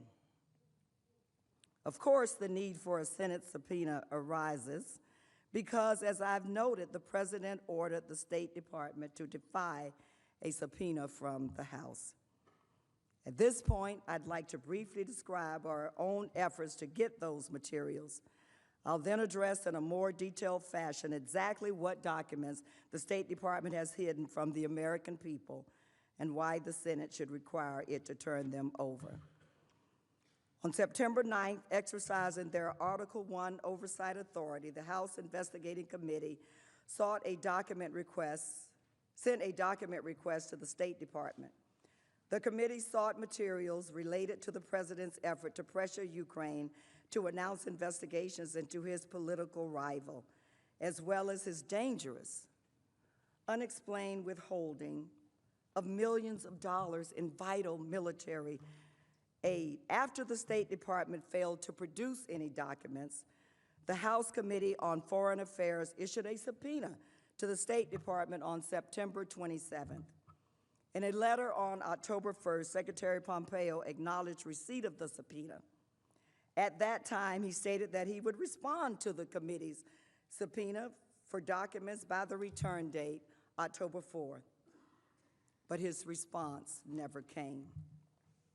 Instead, on October 8th, President Trump's lawyer, writing on the president's behalf, issued a direction confirming that the administration would stonewall the impeachment inquiry. To date, the State Department has not produced a single document,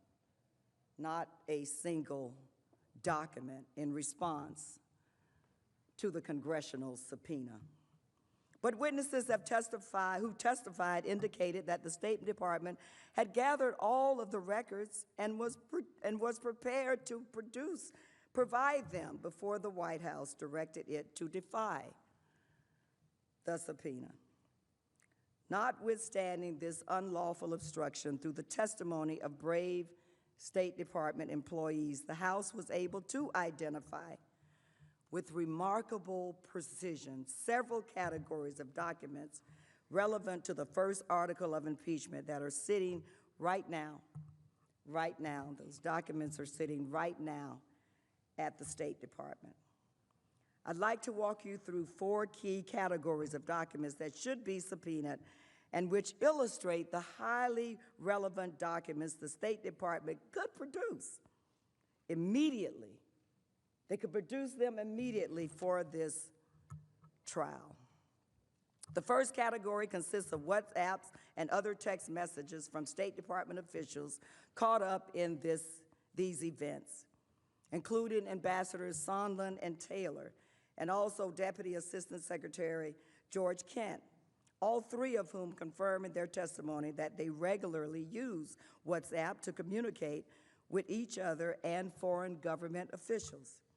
As Deputy Assistant Secretary Kent explained, WhatsApp is a dominant form of electronic communication in certain parts of the world. We know that the State Department possesses the records of WhatsApp and text messages from critical eyewitnesses to these proceedings, including from Ambassador Sondland and Taylor and Deputy Assistant Secretary Kent. We know that the department is deliberately concealing these records at the direction of the president, and we know that they could contain highly relevant testimony about the president's plan to condition official presidential acts on the announcements of investigations for his own personal and political gain.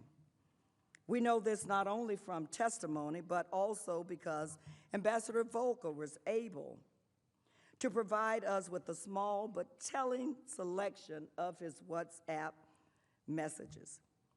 Those records confirmed with a full review of these texts and WhatsApp messages from relevant officials would help to paint a vivid, firsthand picture of statements, decisions, concerns, and beliefs held by important players of events unfolding in real time.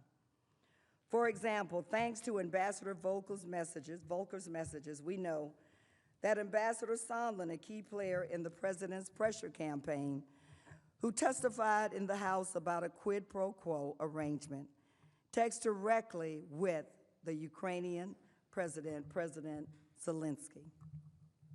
This image, produced by Ambassador Volker, appears to be a screenshot of a text message that Ambassador Sondland exchanged with President Zelensky about plans for the White House visit, the very same visit that President Zelensky badly needed, and that President Trump later withheld as part of the quid pro quo described by Ambassador Sondland in his testimony. This body and the American people have a right to know what else Ambassador Sondland and President Zelensky said in this and other relevant exchanges about the White House meeting or about the military aid and the president's demand. But we don't know exactly what was conveyed and when. We don't know if President Trump directed the State Department to conceal these vital records. These are records that the State Department would have otherwise turned over if not for the president's direction and desire to cover up his wrongdoing. To get a sense of why texts and WhatsApp messages are so vital, just consider whether another piece of evidence we've gleaned from Ambassador Volker's partial production. On July 10th, at the White House meetings, at which Ambassador Sondland pressured Ukrainian officials to announce investigations of President Trump's political opponents, a Ukrainian governmental official texted Ambassador Volker, "I feel that the key for many things is Rudy, and I am ready to talk with him at any time." This is evidence that immediately following Ambassador Sondland's ultimatum, Ukrainian officials recognized that they needed to appease Rudy Giuliani by carrying out the investigations. Of course, Mr. Giuliani had publicly confirmed that he was not engaged in foreign policy, but it was instead advancing his clients, the president's own personal interest. Further, in another text message exchange provided by Ambassador Volker, we see evidence that Ukraine understood President Trump's demands loud and clear. On the morning of July 25th, half an hour before the infamous call between President Trump and President Zelensky, Ambassador Volker wrote to a senior Ukrainian official heard from White House. Assuming President Z convinces Trump he will investigate, get to the bottom of what happened in 2016, we will nail down date for visit to Washington. Good luck. See you tomorrow. Kurt. Ambassador Sondland confirmed that this text accurately summarized the president's directive to him earlier that morning.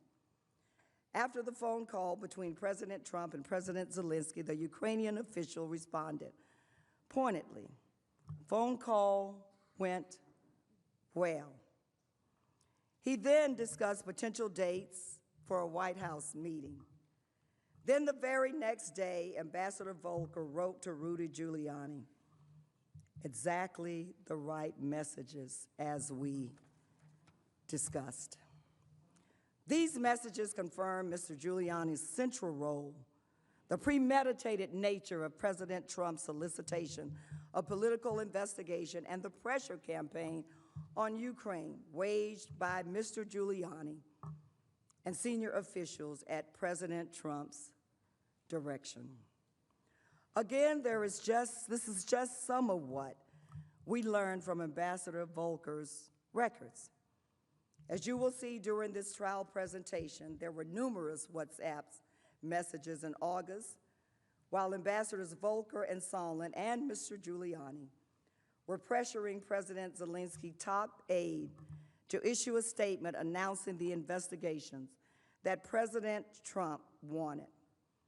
And Ambassador Taylor's text that you saw earlier about withholding the aid further reveals how much more material there likely is that relates to the articles of impeachment.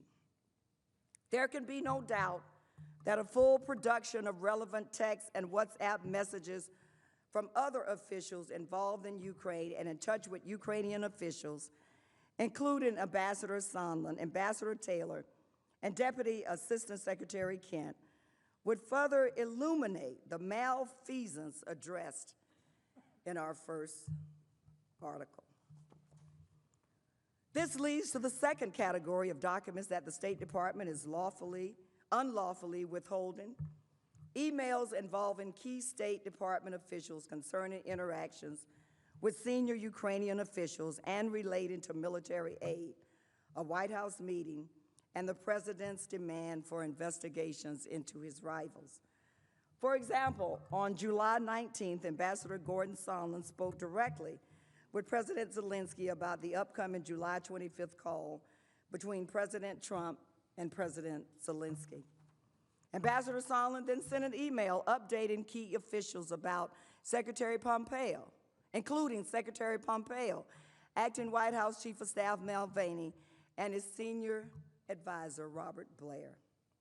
In this email, he noted that he prepared President Zelensky, who was willing to make the announcements of political investigations that President Trump desired. Secretary Perry and Mick Mulvaney then responded to Sondland, acknowledging they received the email and recommending to move forward with the phone call. That became the July 25 call between the presidents of the United States and Ukraine. We know all of this not because the State Department provided us with critical document, but instead because Ambassador Sondland provided us a reproduction of the email. In his public testimony, Ambassador Sondland quite correctly explained that this email demonstrated, quote, everyone was in the loop. Everyone was in the loop. It was no secret. Everyone was informed via email on July 19th, days before the presidential call. As I communicated to the team, I told President Zelensky in advance that assurances to run a fully transparent investigation and turn over every stone were necessary in his call with President Trump. Even viewed alone, this reproduced email is damning. It was sent shortly after Ambassador Sondland personally conveyed the president's demand for investigations to Ukrainians at the White House, leading several officials to sound alarms. It was sent just a few days before the July 25 call, where President Trump asked for a favor. And by itself, this email shows who was embroiled in President Trump's plan to pressure the Ukrainian president for his own political gain. But it's obvious that the full email chain and other related emails to this key time period would also be highly relevant. We don't have those emails because the State Department is hiding them at the direction of the president. The Senate should issue the proposed subpoena to ensure a complete record of these and other relevant emails. Any doubt that the State Department is concealing critical evidence from this body was resolved when the State Department was recently ordered to release documents, including emails pursuant to a lawsuit under the Freedom of Information Act. These documents are heavily redacted and are limited to a very narrow time period. But nevertheless, despite the heavy redactions, these highly limited glimpse into the State Department's secret record demonstrates that those records are full of information relevant to this trial. For example, several of these newly elected or released emails show multiple contacts between the State Department, including Secretary Pompeo and Mr. Giuliani throughout 2019. This is an important fact. Mr. Giuliani served as the president's point person in executing his corrupt scheme. Mr. Giuliani repeatedly emphasized that his role was to advance the president's personal agenda. The president's political interests, not to promote the national security interest of the United States. The fact that the president's private attorney was in contact at key junctures with the Secretary of State, whose senior officials were directed by the president to support Mr. Giuliani's efforts in Ukraine, is relevant, disturbing, and telling. For example, we know that on March 26th, as Mr. Giuliani was pursuing the president's private agenda in Ukraine, and just 1 week after The Hill published an article featuring Mr. Giuliani's Ukraine conspiracy theories, Secretary Pompeo and Mr. Giuliani spoke directly on the phone. That same week, President Trump's former personal secretary was asked by Mr. Giuliani's assistant for a direct connection to Secretary Pompeo. Based on these records, it is also clear that Secretary Pompeo was already actively engaged with Mr. Giuliani in early spring of 2019, and it also appears that these efforts were backed by the White House, given the involvement of President Trump's personal secretary. This body and the American people need to see these emails and other files at the State Department, fleshing out these exchanges and the details surrounding Mr. Giuliani's communications with Secretary Pompeo. Moreover, based on call records lawfully obtained by the House from this period, we know that from March 24th to March 30th, Mr. Giuliani called the White House several times and also connected with an unidentified number numerous times. These records show that on March 27th, Mr. Giuliani placed a series of calls to the State Department switchboard, Secretary Pompeo's assistant, and the White House switchboard in quick succession, all within less than 30 minutes. Obtaining emails and other documents regarding the State Department's leadership's interaction with President Trump's private lawyer in this period, when Mr. Giuliani was actively orchestrating the pressure campaign in Ukraine related to the sham investigation into Vice President Biden and the 2016 election, would further clarify the president's involvement and direction at this key juncture in the formation of a plot to solicit foreign interference into our election. We also know, based on recently obtained documents, excuse me, that Les Parmas, an associate of Rudy Giuliani, has assisted him in his representation of President Trump, that Giuliani likely spoke with Secretary Pompeo about Ukraine matters even earlier than previously understood. According to documents obtained from Mr. Parmas, Mr. Giuliani wrote in early February of 2019 that he apparently spoke with Secretary Pompeo about the removal of the U.S. ambassador in Ukraine, Marie Yovanovitch. Mr. Giuliani viewed her as an impediment to implementing the president's corrupt scheme and orchestrated a long-running smear campaign against her. Here's what Mr. Parmas said about this just last week.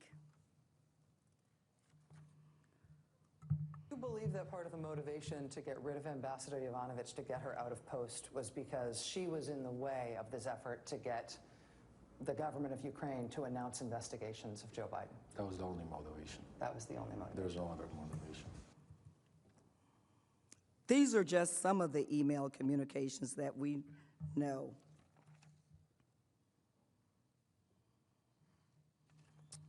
These are just some of the email communications that we know to exist, but there are undoubtedly more, including, for example, Ambassador Yovanovitch's requests for the State Department to issue a statement of support of her around the time that Mr. Giuliani was speaking directly with Secretary Pompeo.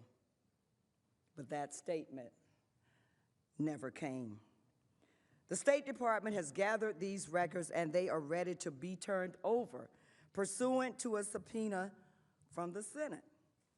It would not be a time-consuming or lengthy process to obtain them, and there are clearly important and relevant documents to the president's scheme.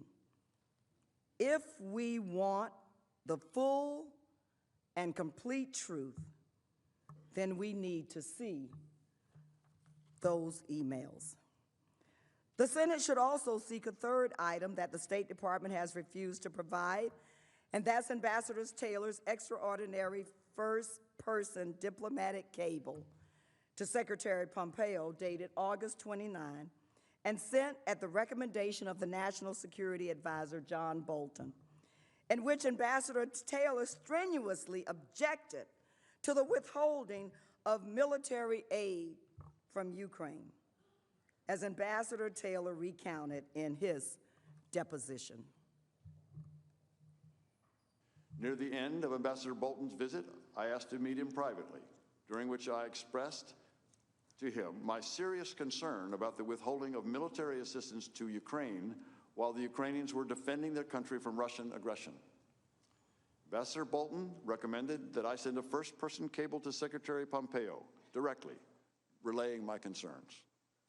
I wrote and transmitted such a cable on August 29th, describing the folly I saw in withholding military aid to Ukraine at a time when hostilities were still active in the East and when Russia was watching closely to gauge the level of American support for the Ukrainian government.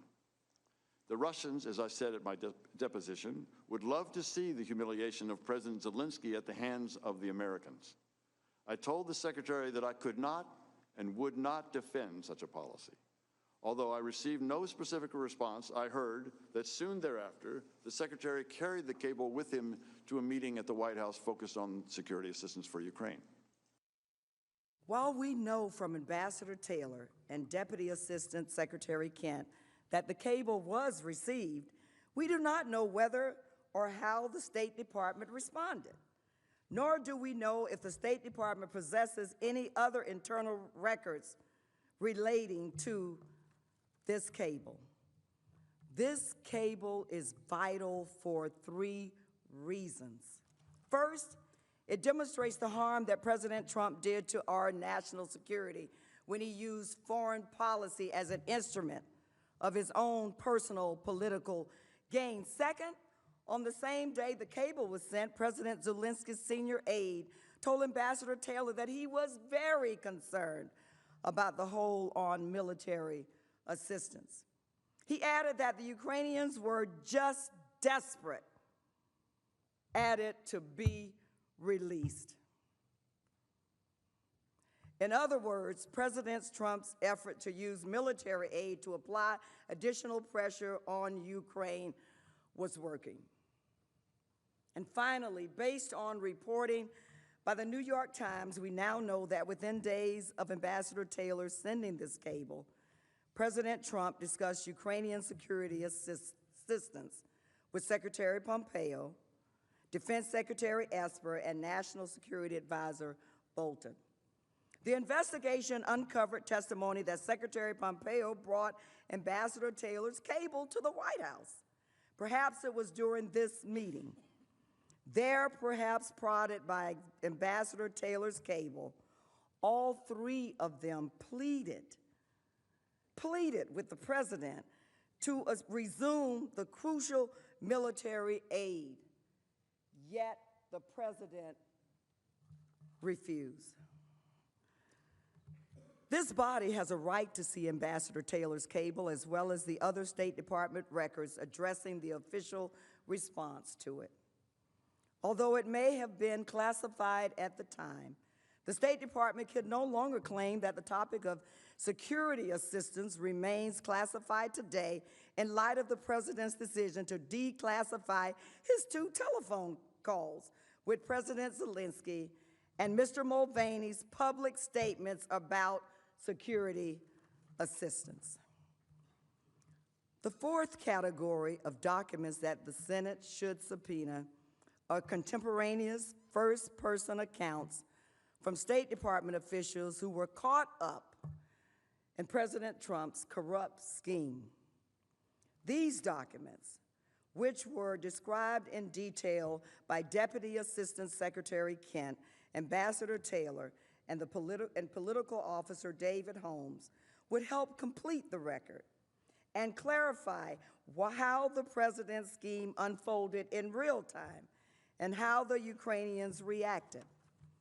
Mr. Kent wrote notes or memos to file at least 4 times, according to his testimony.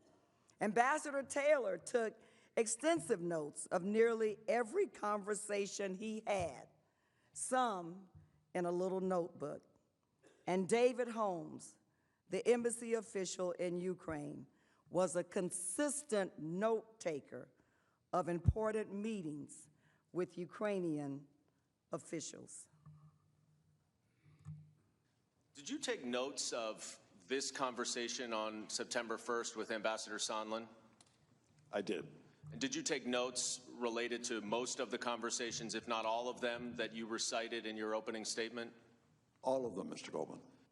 And you are aware, I presume, that the State Department has not provided those notes to the committee, is that right? I am aware. So we don't have the benefit of reviewing them to ask you these questions? Correct. I understand that they may be coming sooner or later. Well, we would welcome that.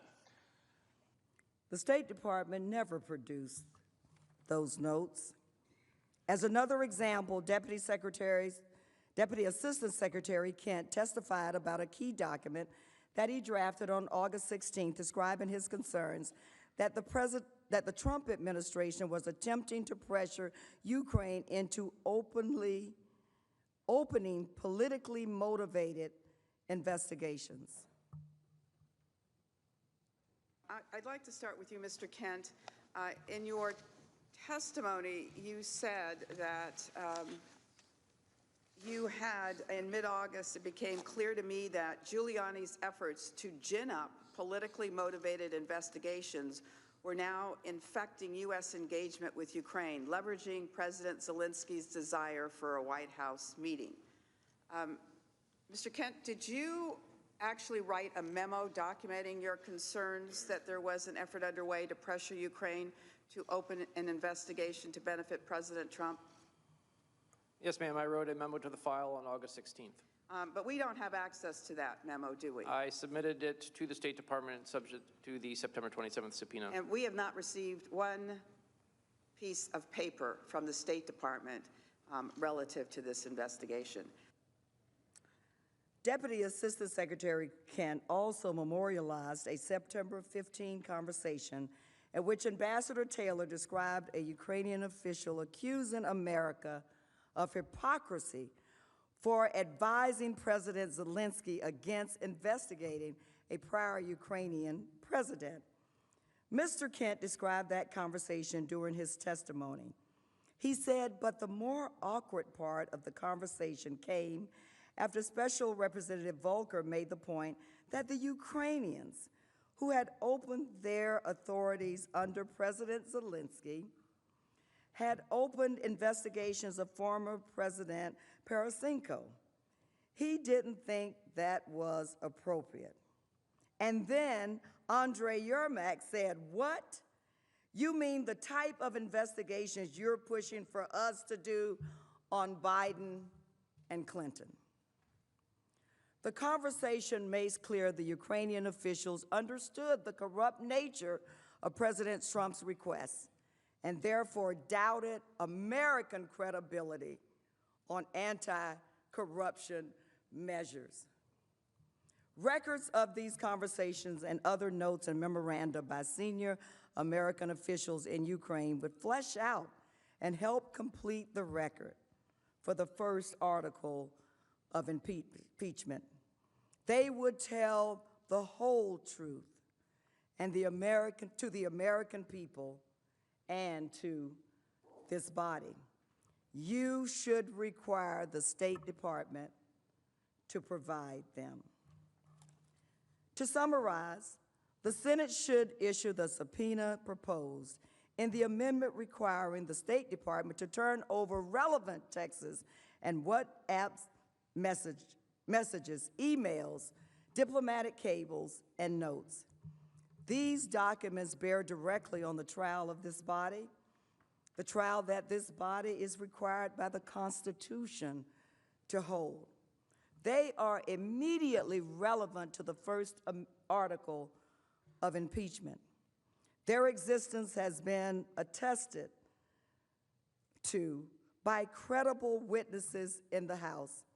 And the only reason we don't already have them is that the President has ordered his administration, including Secretary Pompeo, to hide them.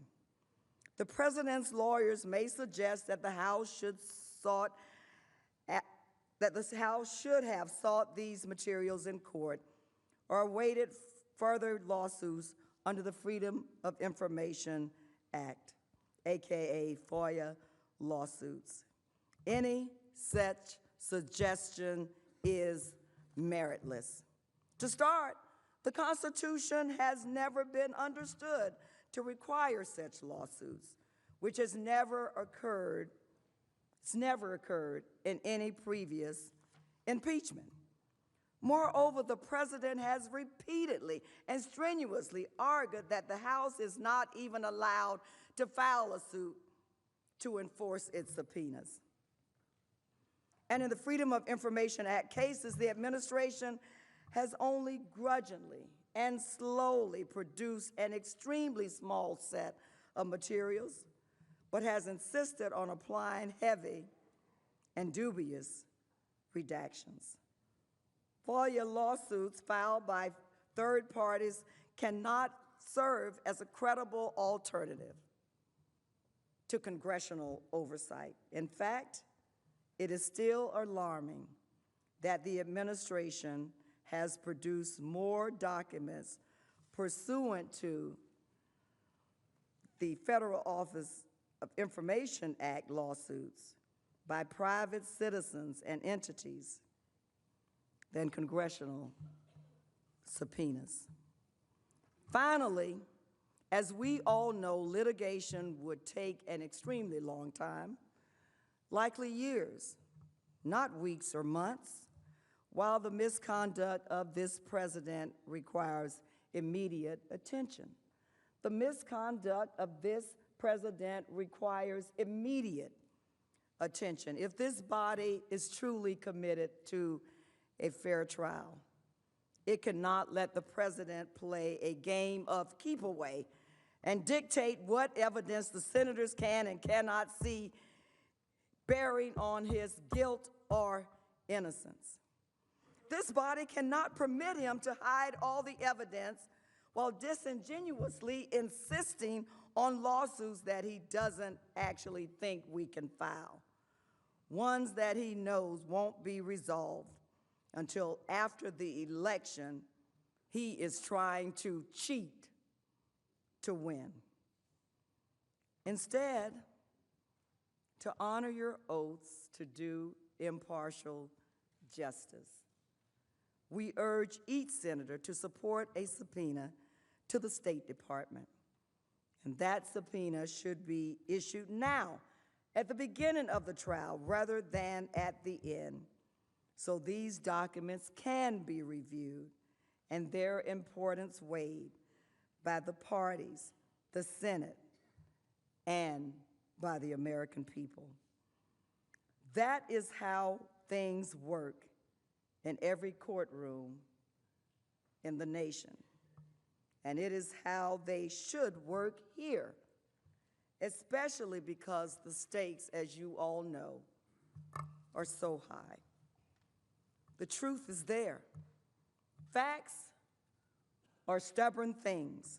The president is trying to hide it. This body should not surrender to his obstruction by refusing to demand a full record.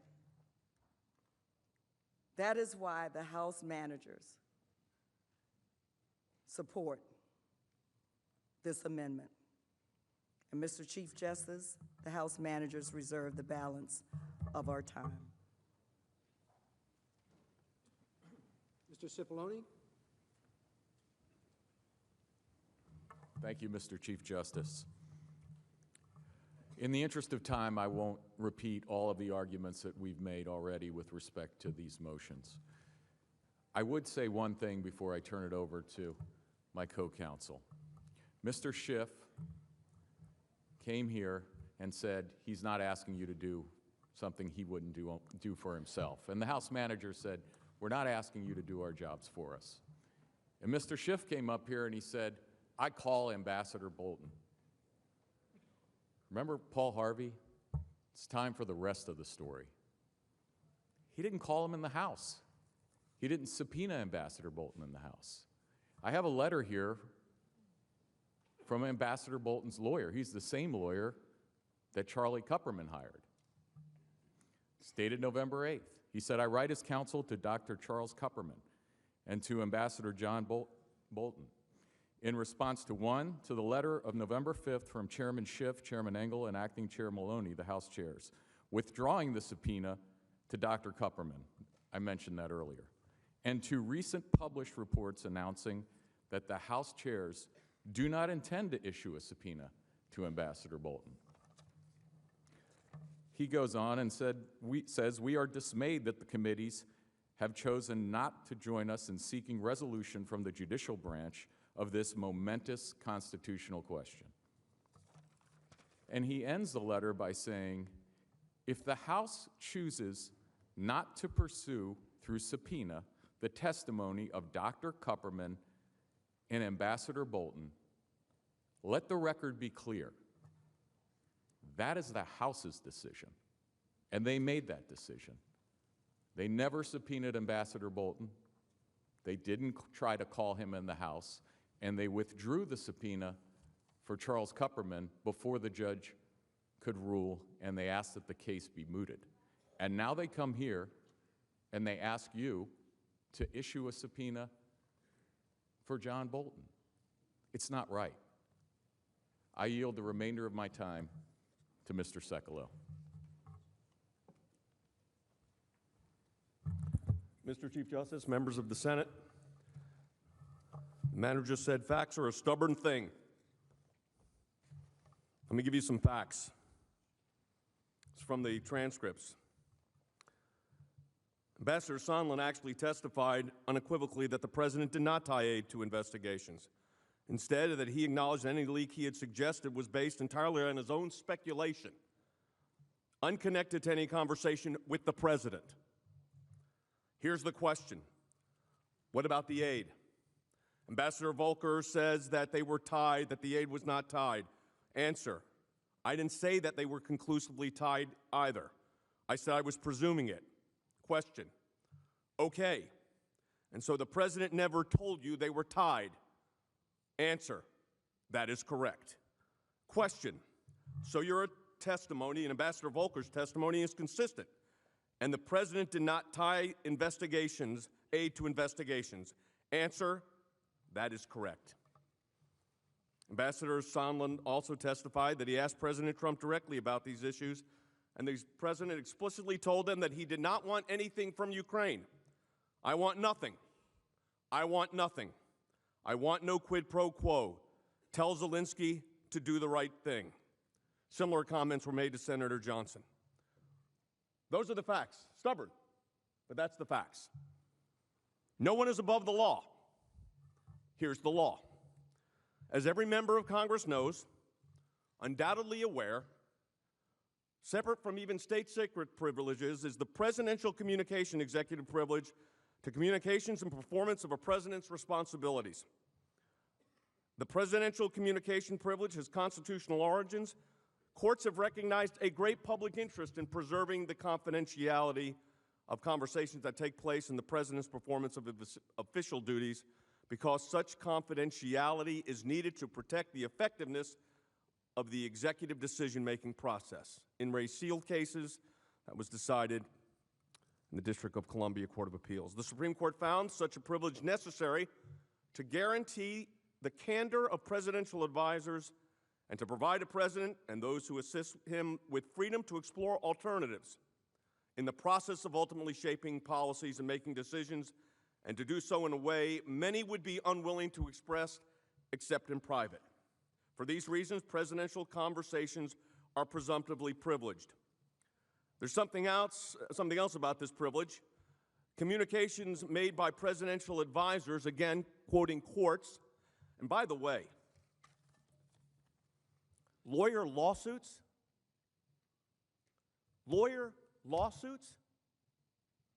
we're talking about the impeachment of a president of the United States, duly elected. And the managers are complaining about lawyer lawsuits? The Constitution allows lawyer lawsuits. It's disrespecting the Constitution of the United States to even say that in this chamber. Lawyer lawsuits. Here's the law. Communications made by presidential advisors in the course of preparing advice for the president come under the presidential communications privilege, even when these communications are not made directly to the president. Even when they're not made directly to the president, advisor to advisor.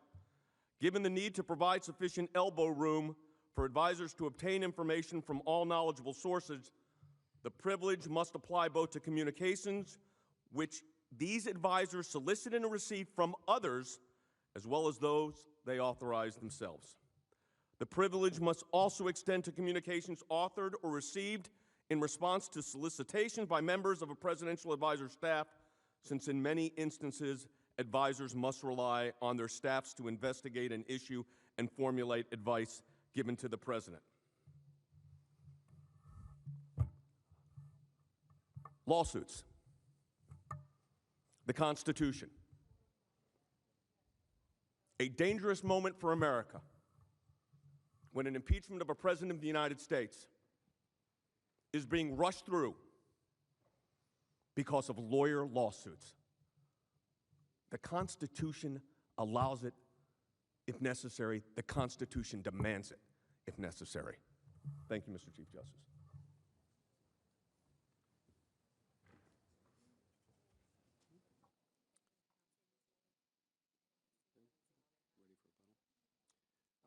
Mrs. Demings, you have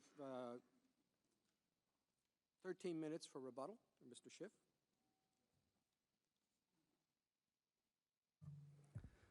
Thank you, Mr. Chief Justice. Let me just respond to some of my colleagues' points, if I can.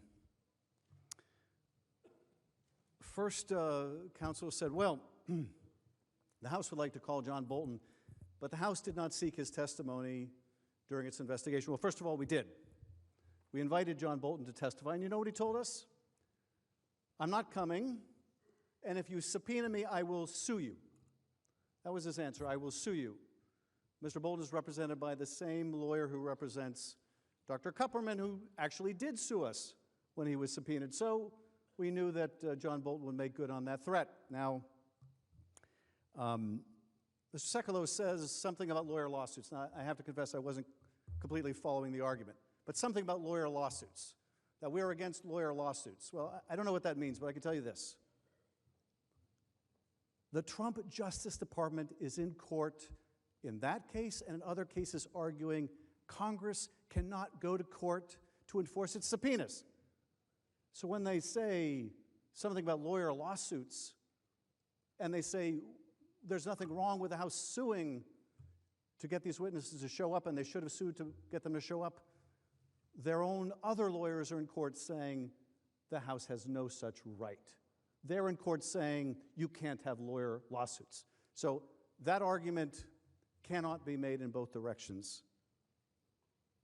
What's more, in the Kupperman litigation, in the McGahn litigation, which tested the same bogus theory of absolute immunity, in that lawsuit, once again involving the president's lawyer, Don McGahn, the one who was told to fire the special counsel and then to lie about it, that lawsuit, to get his testimony.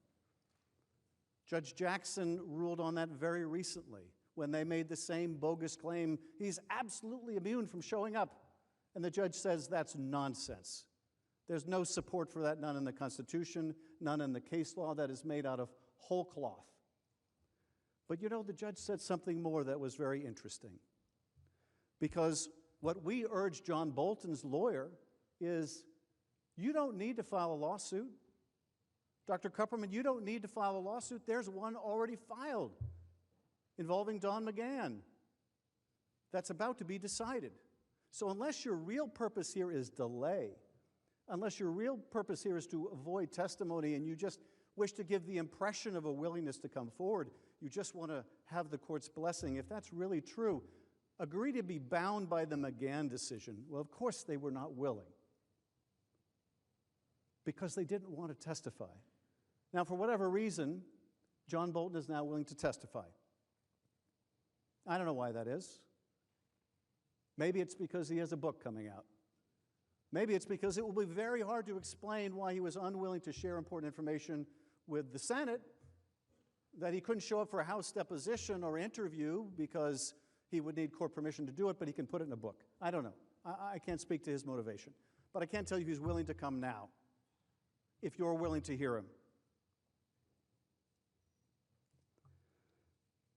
But of course, they weren't willing to be bound by that court decision in McGahn, but the court said something very interesting, because one of the arguments they had been making, one of the arguments that John Bolton's lawyer had been making as to why they needed their own separate litigation was, well, John Bolton and Dr. Kupperman, they're national security people, and Don McGahn is just the White House counsel. No offense to the White House counsel, but apparently you have nothing to do with national security.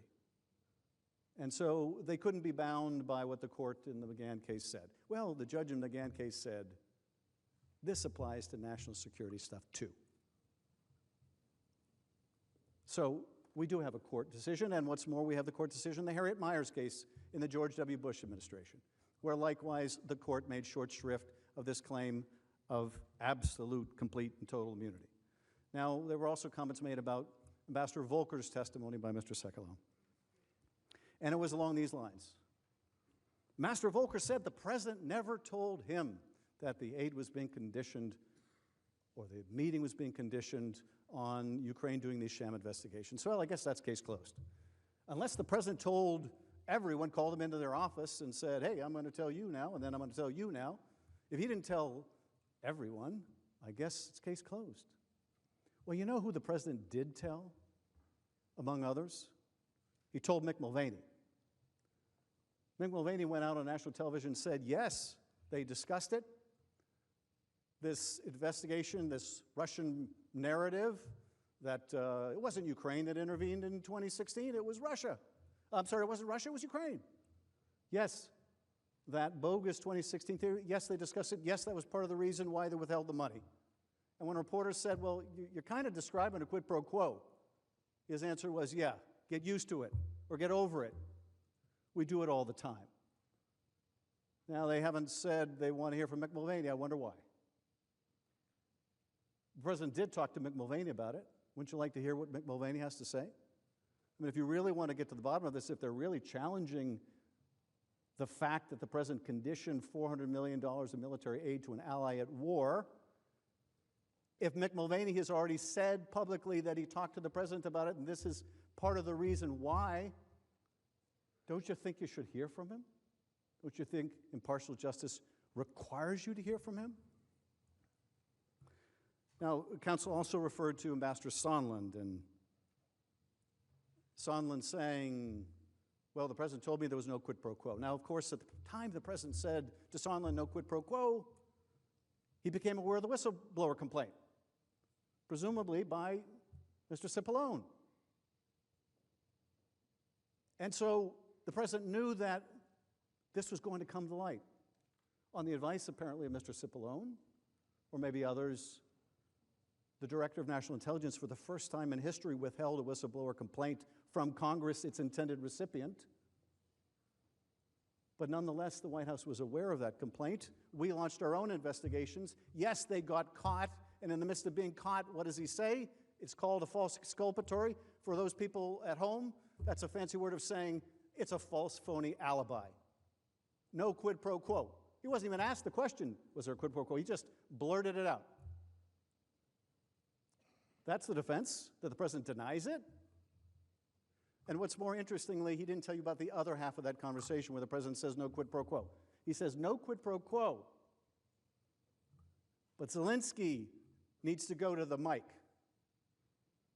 and he should want to do it, which is the equivalent of saying no quid pro quo except the quid pro quo. And here's what the quid pro quo is. He needs to go to the mic, and he should want to do it. That's their alibi? They didn't also mention, of course, and you'll hear about this during the trial, if we have a real trial. Ambassador Sondland also said that we're often asked, was there a quid pro quo? The answer is yes, there was a quid pro quo. There was an absolute quid pro quo. And what's more, when it came to the military aid, it was as simple as 2 + 2. Well, I'll tell you something. We're not the only people who can add up 2 + 2. There are millions of people watching this can add up 2 + 2 also. When the president tells his chief of staff we're holding up the aid because of this, as the chief of staff admitted, when the president gives no plausible or other explanation for holding up aid that you all and we all supported and voted on a very bipartisan way, has no explanation for it, when in that call he never brings up corruption except the corruption he wants to bring about, it doesn't take a genius, it doesn't take Albert Einstein to add 2 + 2. It equals 4, in this case it equals guilt.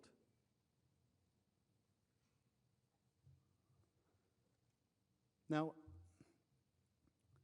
you're going to have 16 hours to ask questions. You're going to have 16 hours, that's a long time to ask questions. Wouldn't you like to be able to ask about the documents in that 16 hours? Would you like to be able to say, counsel for the president, what did Mick Mulvaney mean when he emailed so-and-so and said such and such? What's your explanation for that? Because that seems to be pretty damning evidence of exactly what the House is saying here. What's your explanation of that, Mr. Sekulow? What's your explanation? Wouldn't you like to be able to ask about the documents? Or ask the House, Mr. Schiff, What about this text message? Doesn't that suggest such as what the president is arguing? Wouldn't you like to be able to ask me that question or my colleagues? I think you would. I think you should. But the backwards way this resolution is drafted, you get 16 hours to ask questions about documents you've never seen. And then you know what's more? If you do decide at that point, after the trial is essentially over, that you do want to see the documents after all, and the documents are produced, you don't get another 16 hours. You don't get 16 minutes. You don't get 16 seconds to ask about those documents. Does that make any sense to you? Does that make any sense at all? I'll tell you something I'd like to know that may be in the documents. You probably heard more about the three amigos. My colleagues mentioned two of the three amigos, Amigo Volker and Amigo Sondland. These are two of the three people that the president put in charge of Ukraine policy. The third amigo is Secretary Rick Perry, the former Secretary of Energy. Well, we know from Amigo Sondland's testimony that he was certainly in the loop and knew exactly all about this scheme. And we knew from Ambassador Volker's testimony and his text messages and his WhatsApps that that amigo was in the loop. What about the third amigo? Wouldn't you like to know if the third amigo was in the loop? Now, as my colleagues will explain, when we get to the Department of Energy records, that, well, surprisingly, we didn't get those either. But any communication between the Department of Energy and the Department of State is covered by this amendment. Wouldn't you like to know? Don't you think the American people have a right to know what the third amigo knew about this scheme? I'd like to know. I think you should be able to ask questions about it in your 16 hours. At the end of the day, I guess I'll finish with something Mr. Sekulow said. He said, this was a dangerous moment because we're trying to rush through this somehow. It is a dangerous moment, but we're not trying to rush through this trial. We're actually trying to have a real trial here. It's the president that's trying to rush through this. And I have to tell you that whatever you decide here, maybe this is wasted breath and maybe it's already decided, but whatever you decide here, I don't know who the next president's going to be. Maybe it'll be someone in this chamber.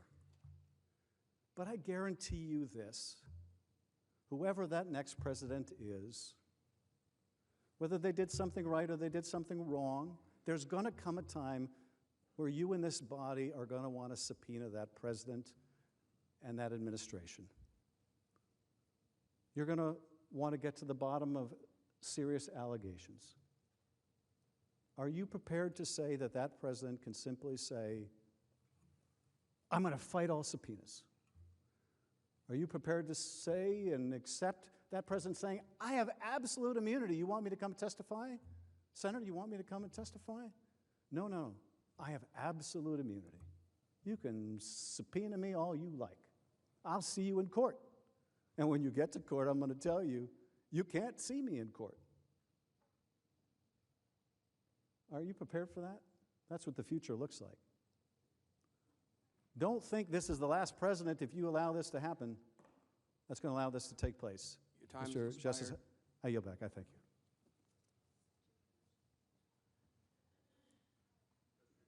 The majority leader is recognized. To table the amendment The question is on the motion to table. and ask for the ayes and nays. Is there a sufficient second? There is. The clerk will call the roll. Mr. Alexander. Ms. Baldwin. Mr. Barrasso. Mr. Bennett. Mrs. Blackburn. Mr. Blumenthal. Mr. Blunt. Mr. Booker. Mr. Bozeman. Mr. Braun. Mr. Brown. Mr. Burr. Ms. Cantwell. Mrs. Capito, Mr. Cardin, Mr. Carper, Mr. Casey, Mr. Cassidy,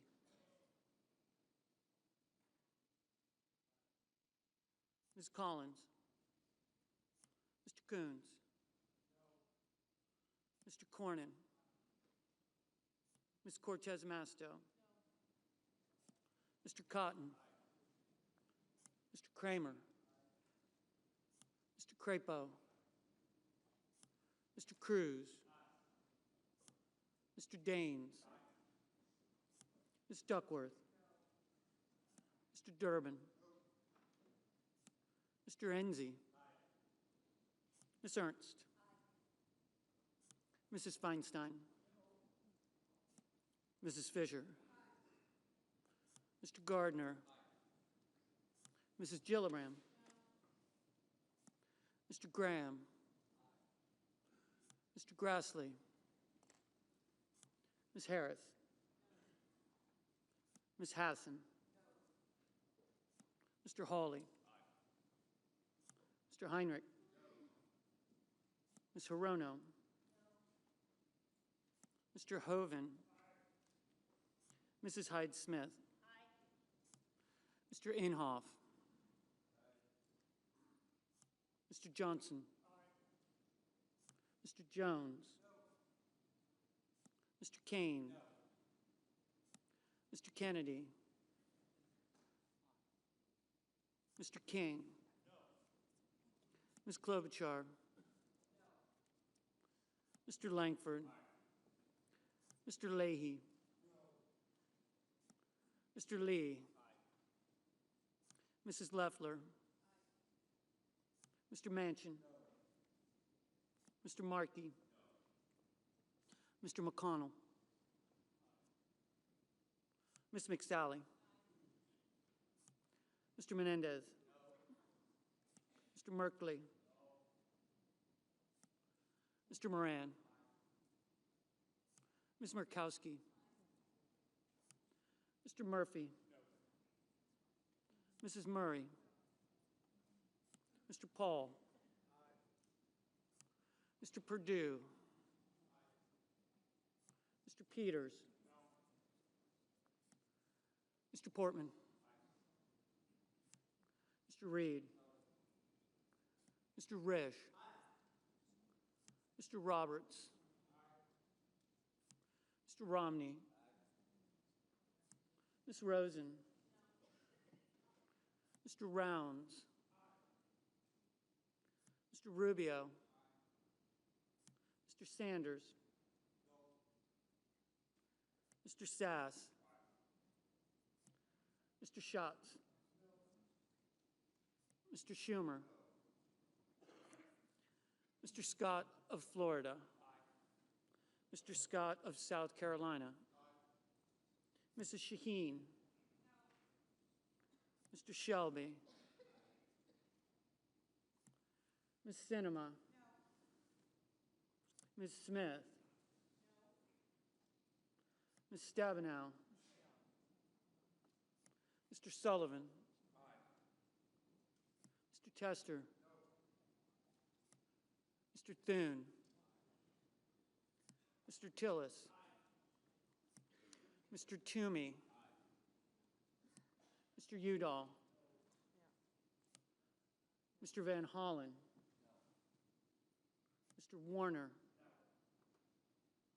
Ms. Warren, Mr. Whitehouse,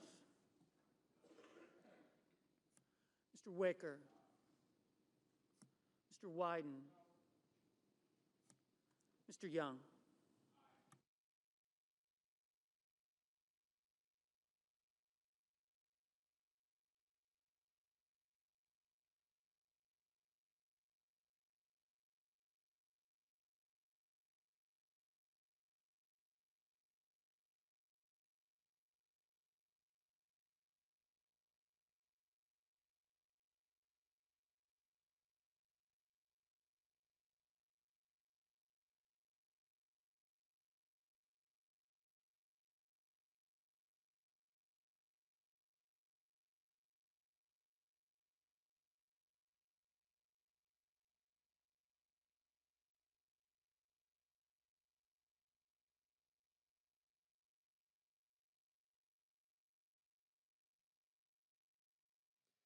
there anyone wishing to vote or change their vote? If not, the yeas are 53, the nays 47. The motion to table is agreed to.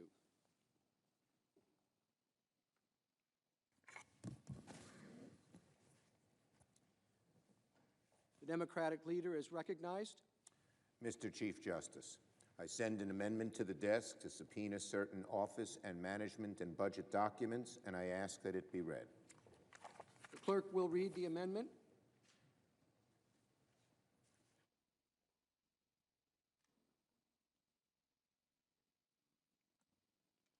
The senator from New York, Mr. Schumer, proposes an amendment number 1286. At the appropriate place in the resolving clause, insert the following.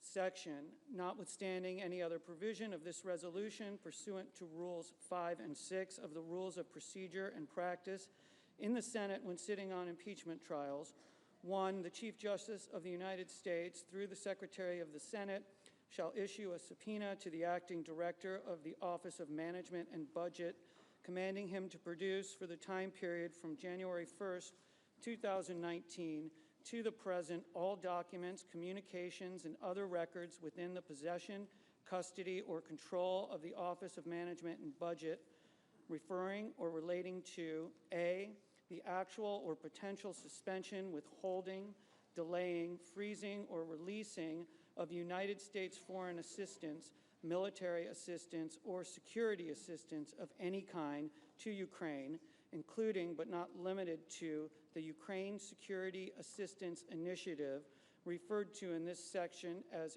USAI, and foreign military financing, referred to in this section as FMF, including but not limited to 1, communications among, between, or referring to Director Michael John Mick Mulvaney, Assistant to the President Robert Blair, Acting Director Russell Vaught, Associate Director Michael Duffy, or any other Office of Management and Budget employee. 2, communications related to requests by President Trump for information about Ukraine's security or military assistance and responses to those requests. 3, communications related to concerns raised by any Office of Management and Budget employee related to the legality of any hold on foreign assistance, military assistance, or security assistance to Ukraine. 4, communications sent to the Department of State regarding a hold or block on congressional notifications regarding the release of FMF funds to Ukraine. 5, communications between 1, officials at the Department of Defense, including but not limited to Undersecretary of Defense Elaine McCusker, and 2, Associate Director Michael Duffy, Deputy Associate Director Mark Sandy, or any other Office of Management and Budget employee. 6, all draft and final versions of the August 7th, 2019 memorandum prepared by the National Security Division, International Affairs Division, and Office of General Counsel of the Office of Management and Budget about the release of foreign assistance, security assistance, or security assistance to Ukraine. 7, the Ukrainian government's knowledge prior to August 28, 2019, of any actual or potential suspension, withholding, delaying, freezing, or releasing of United States foreign assistance, military assistance, or security assistance to Ukraine, including all meetings, calls, or other engagement with Ukrainian officials regarding potential or actual suspensions, holds, or delays in United States assistance to Ukraine.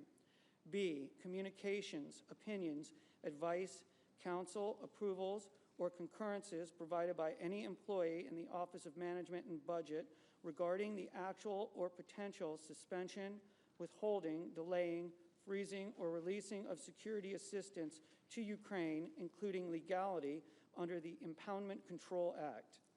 C, Associate Director Michael Duffy taking over duties related to apportionments of USAI FMF from Deputy Associate Director Mark Sandy or any other Office of Management and Budget employee.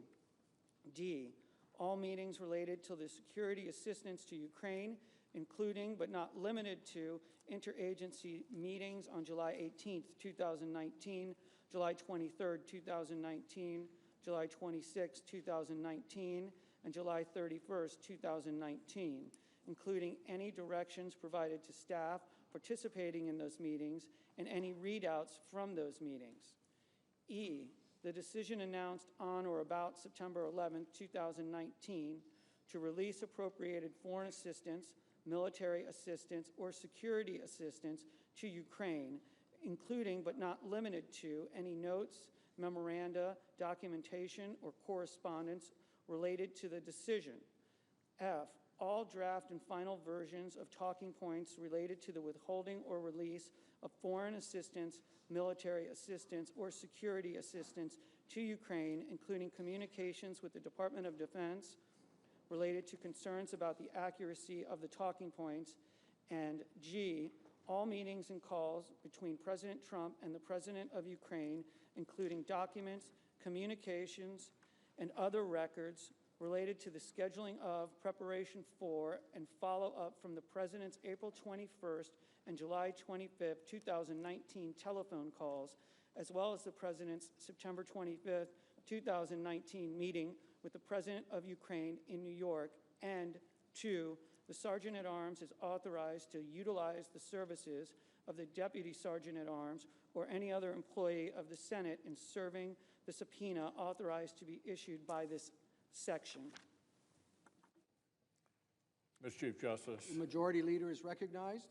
First, a scheduling note. As the parties are ready to debate this amendment, I suggest we go ahead, get through the debate, and vote before we take a 30-minute recess for dinner.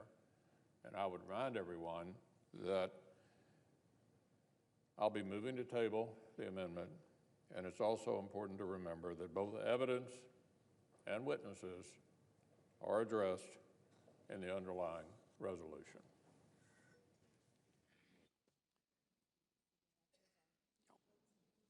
Thank you. The amendment is arguable by the parties for 2 hours, equally divided. Mr. Manager Schiff, are you a proponent or opponent of the motion? Proponent. Mr. Cipollone, are you a proponent or opponent? Then, Mr. Schiff, your side will proceed first, and you will be able to reserve time for rebuttal. Thank you.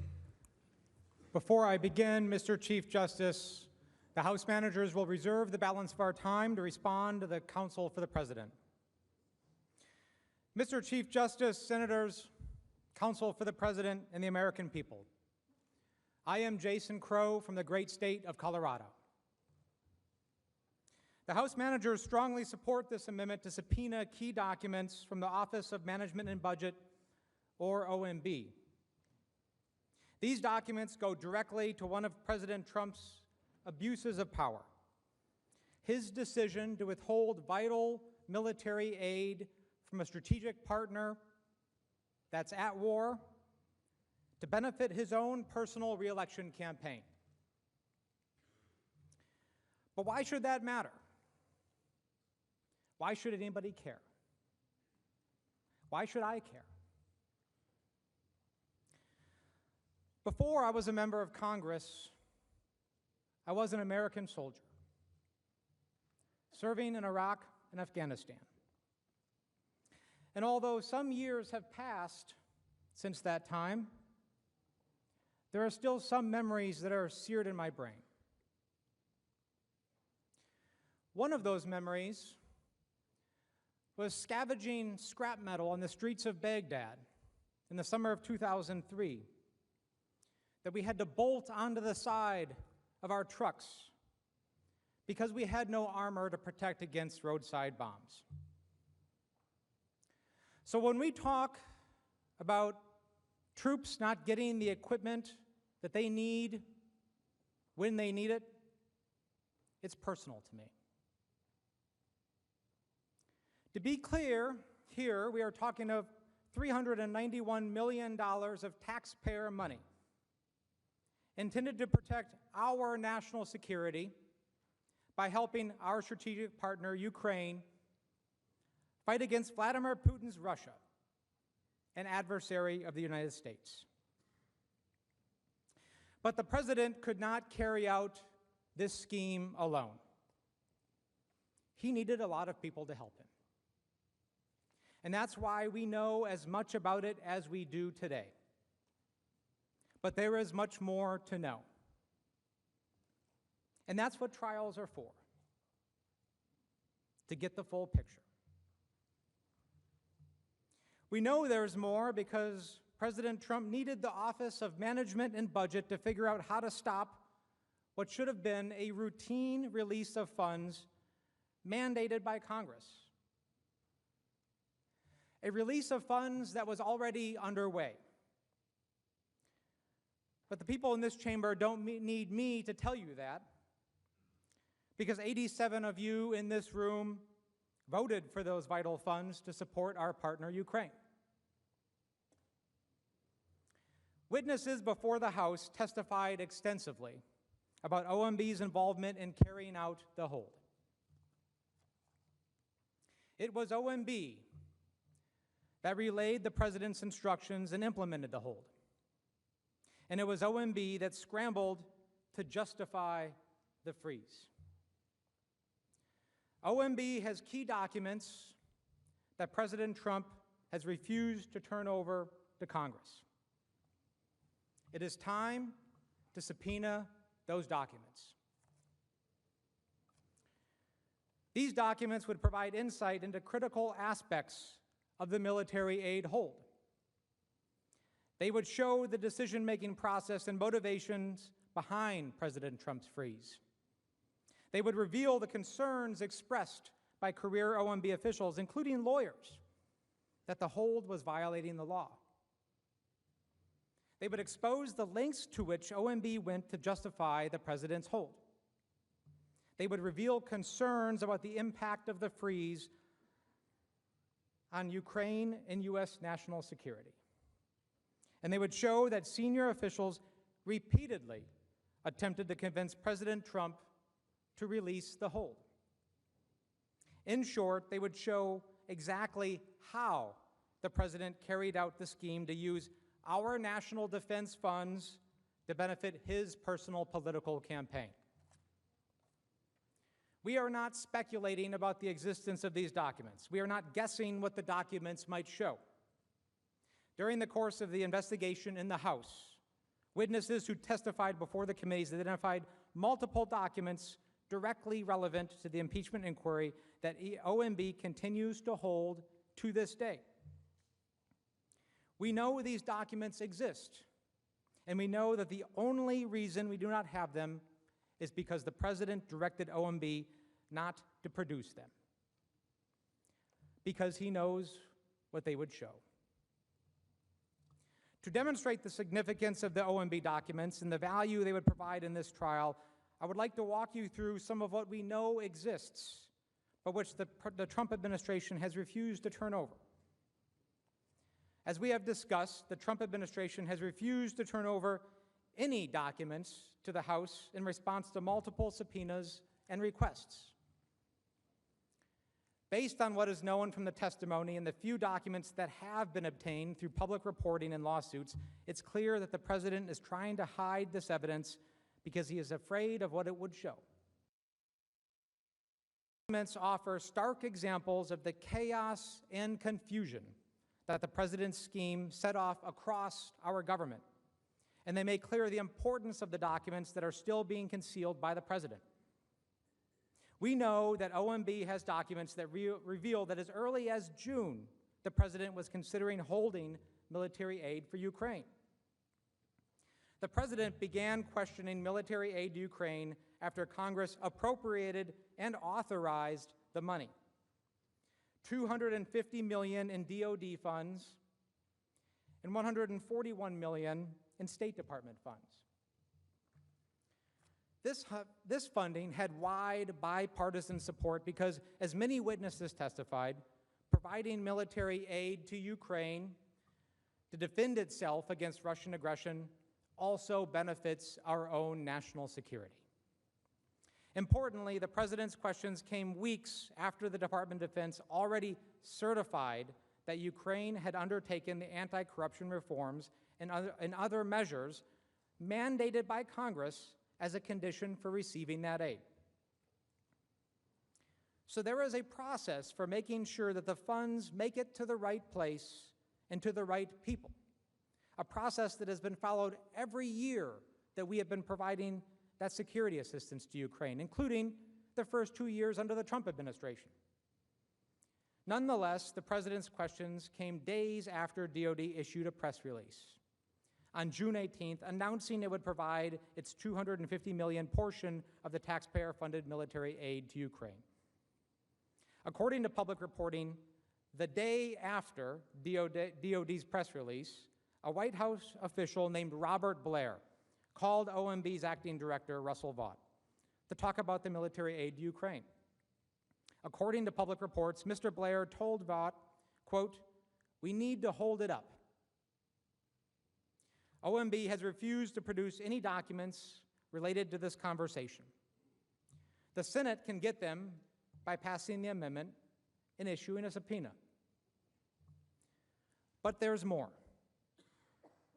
The same day Blair told Vought to hold up the aid, Michael Duffy, a political appointee at OMB who reports to Vought, emailed Deputy Undersecretary of Defense Elaine McCusker and told her that the President had questions about the aid.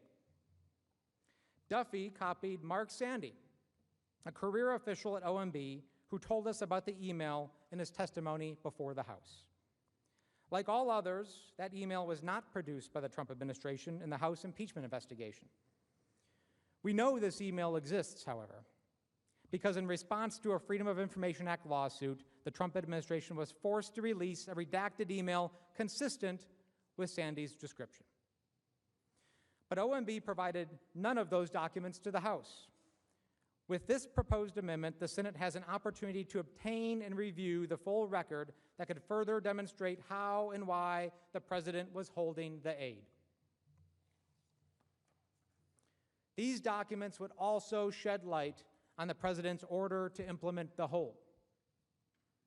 On July 3rd, the State Department told various officials that OMB blocked it from dispensing $141 million in aid. OMB had directed the State Department not to send a notification to Congress about spending the money. And without that notification, the aid was effectively blocked. Why did OMB block the congressional notification? Who told them to do it? What was the reason? The Senate would get those answers if it issued this subpoena. But there's more. On July 12th, Blair, the White House official who had called Vought on June 19th and said, quote, "We need to hold it up," then sent an email to Duffy at OMB. Blair said, quote, "The President is directing a hold on military support funding for Ukraine." We haven't seen this email. The only reason we know about it is from the testimony of Mark Sandy, the career OMB official who followed the law and complied with his subpoena. As you can see from the transcript excerpt in front of you, Sandy testified that the July 12th email did not mention concerns about any other country or any other aid packages, just Ukraine. So of the dozens of countries where we provide aid and support, the President was only concerned about one of them, Ukraine. Why? Well, we know why. But OMB has still refused to provide a copy of this July 12 email and has refused to provide any documents surrounding it, all because the President told OMB to continue to hide the truth from Congress and the American people. What was he afraid of? A subpoena issued by the Senate would show us. OMB also has documents about a key series of meetings triggered by the President's order to hold the military aid. In the second half of July, the National Security Council convened a series of interagency meetings about the President's hold on military aid. OMB documents would show what happened during those meetings. For example, On July 18th, the National Security Council staff convened a routine interagency meeting to discuss Ukraine policy. During the meeting, it was the OMB representative who announced that President Trump placed a hold on all military aid to Ukraine. Ambassador Bill Taylor, our most senior diplomat to Ukraine, participated in that meeting. And he described his reaction at his open hearing. In a regular NSC secure video conference call on July 18th, I heard a staff person from the Office of Management and Budget say that there was a hold on security assistance to Ukraine, but could not say why. Toward the end of an otherwise normal meeting, a voice on the call, the person was off screen, said that she was from OMB, and her boss had instructed her not to approve any additional spending on security assistance for Ukraine until further notice. I and others sat in astonishment. Ukrainians were fighting Russians and counted on not only the training and weapons, but also the assurance of U.S. support. All that the OMB staff person said was that the directive had come from the President to the Chief of Staff to OMB. In an instant, I realized that one of the key pillars of our strong support for Ukraine was threatened. It's hard to believe that OMB would not have any documents following this bombshell announcement. It surely does. It was the agency that delivered the shocking news to the rest of the U.S. government that the President was withholding the vital military aid from our partner. And we would see these documents if the Senate issued a subpoena. The July 18th meeting was just the first in a series of meetings where OMB held the line and enforced the President's hold on the aid. But there was a second meeting on July 23rd, where we understood agencies raised concerns about the legality of OMB's hold on the aid. And then a third meeting at a more senior level on July 26th. Witnesses testified that at that meeting, OMB struggled to offer an explanation for the President's hold on the aid. And then a fourth meeting on July 31st, where the legal concerns about the hold were raised. At each of these meetings, there was confusion about the scope and the reasons for the hold. Nobody seemed to know what was going on. But that was exactly the point. All of the agencies, except OMB, which was simply conveying the President's order, supported the military aid and argued for lifting the hold. OMB did not produce a single document providing information about its participation, preparation, or follow-up from any of these meetings. Did these OMB officials come prepared with talking points for these meetings? Did OMB officials take notes during any of these meetings? Did they exchange emails about what was going on? Did OMB discuss what reasons they could give everyone else for the hold? By issuing this subpoena, the Senate can find out the answers to all of those questions and others like them. The American people deserve answers. OMB documents would also reveal key facts about what happened on July 25th. On July 25th, President Trump conducted his phone call with President Zelensky, during which he demanded a favor. This favor was for Ukraine to conduct an investigation to benefit the President's re-election campaign. That call was at 9 a.m. Just 90 minutes after President Trump hung up the phone, Duffy, the political appointee at OMB, who is in charge of national security programs, emailed DOD to, quote, formalize, end quote, the hold on the military aid. Just 90 minutes after President Trump's call, a call in which the President had asked for a favor. That email is on the screen in front of you. We have a redacted copy of this email because it was recently released through the Freedom of Information Act. It was not released by the Trump administration in response to the House's subpoena. In this email, Duffy told the DOD officials that based on the guidance he had received, they should, quote, hold off on any additional DOD obligations of these funds.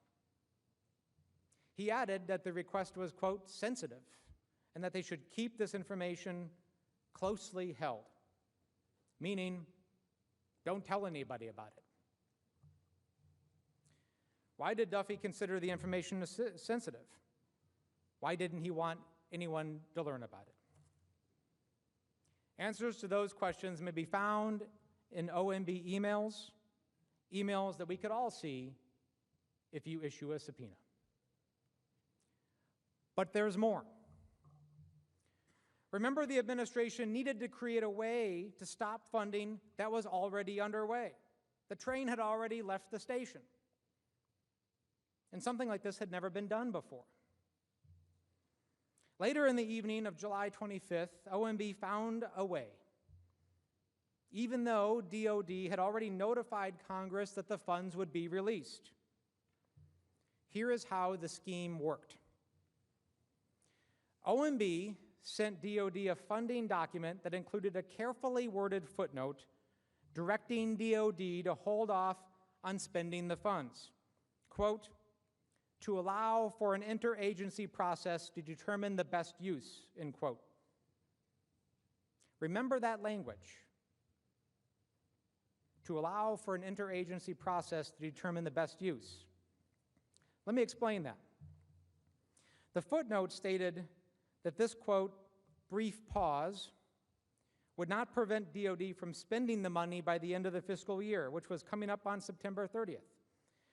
OMB had to do this because it knew that not spending the money was illegal. And they knew that DOD would be worried about that. And they were right. DOD was worried about it. Mr. Sandy testified that in his 12 years of experience at OMB, he could not recall anything like this ever happening before. The drafting of this unusual funding document and the issuance of the document must have generated a significant amount of email traffic, memos, and other documentation at OMB. Memos, email traffic, and documentation that we would all see if the Senate issued a subpoena. So what was the result from the series of events on July 25th? Where was Mr. Duffy's guidance to implement the hold coming from? Why was the request sensitive? What was the connection between OMB's direction to DOD and the call President Trump had with President Zelensky just 90 minutes before? Did agency officials communicate about the questions coming from Ukrainian officials? The American people deserve answers. A subpoena would provide those answers. OMB documents also would reveal information about the decision to have a political appointee take over Ukraine funding responsibility. The tensions and chaos surrounding the freeze escalated at the end of July when Duffy, a political appointee at OMB, with no relevant experience in funding approvals, took authority for releasing military aid to Ukraine away from Sandy, a career OMB official. Sandy could think of no other example of a political appointee taking on this responsibility. Sandy was given no reason other than that Mr. Duffy wanted to be, quote, more involved in daily operations, end quote. During his deposition, Sandy confirmed that he was removed from the funding approval process after he had raised concerns to Duffy about whether the hold was legal under the Impoundment Control Act. Needless to say, OMB has refused to turn over any documents or communications involving that decision to replace Mr. Sandy. Why did Duffy, a political appointee with no relevant experience in this area, take over responsibility for Ukraine funding approval? Was the White House involved in that decision? Was Sandy removed because he had expressed concerns about the legality of the hold? By August 7th, people in our government were worried. And when people in the government get worried, sometimes what they do is they draft memos. Because when they're concerned about getting caught up in something that doesn't seem right, they don't want to be a part of it. So on that day, Mark Sandy and other colleagues at OMB drafted and sent a memo about Ukraine military aid to Acting Director Vaught. According to Sandy, the memo advocated for the release of the funds. It said that the military aid was consistent with American national security interests. It would help to oppose Russian aggression, and it was backed by strong bipartisan support. But President Trump did not lift the hold. Over the next several weeks, OMB continued to issue funding documents that kept kicking the can down the road, supposedly to allow for more of this, quote, interagency process, while inserting those footnotes throughout the apportionment documents stating that the delay wouldn't affect the funding. But here's the really shocking part. There was no interagency process. They made it up. It had ended months before. They made it up because nobody could say the real reason for the hold. In total, OMB issued 9 of these documents between July 25th and September 10th. Did the White House respond to OMB's concerns and recommendation to release the aid? Did the White House instruct OMB to continue creating a paper trail in an effort to justify the hold? Who knew what and when? OMB documents would shed light on OMB's actions as the president's scheme unraveled. Did the White House direct OMB to continue issuing the hold? What was OMB told about the president's reasons for releasing the hold? What communications did OMB officials have with the White House around the time of the release? As the president's scheme unraveled, did anyone at OMB connect the dots about the real reason for the hold? The OMB documents would shed light on all of these questions, and the American people deserve answers. I remember what it feels like to not have the equipment you need when you need it. Real people's lives are at stake. That's why this matters. We need this information so we can ensure that this never happens again. Eventually, this will all come out. We will have answers to these questions. The question now is whether we'll have them in time and who here will be on the right side of history.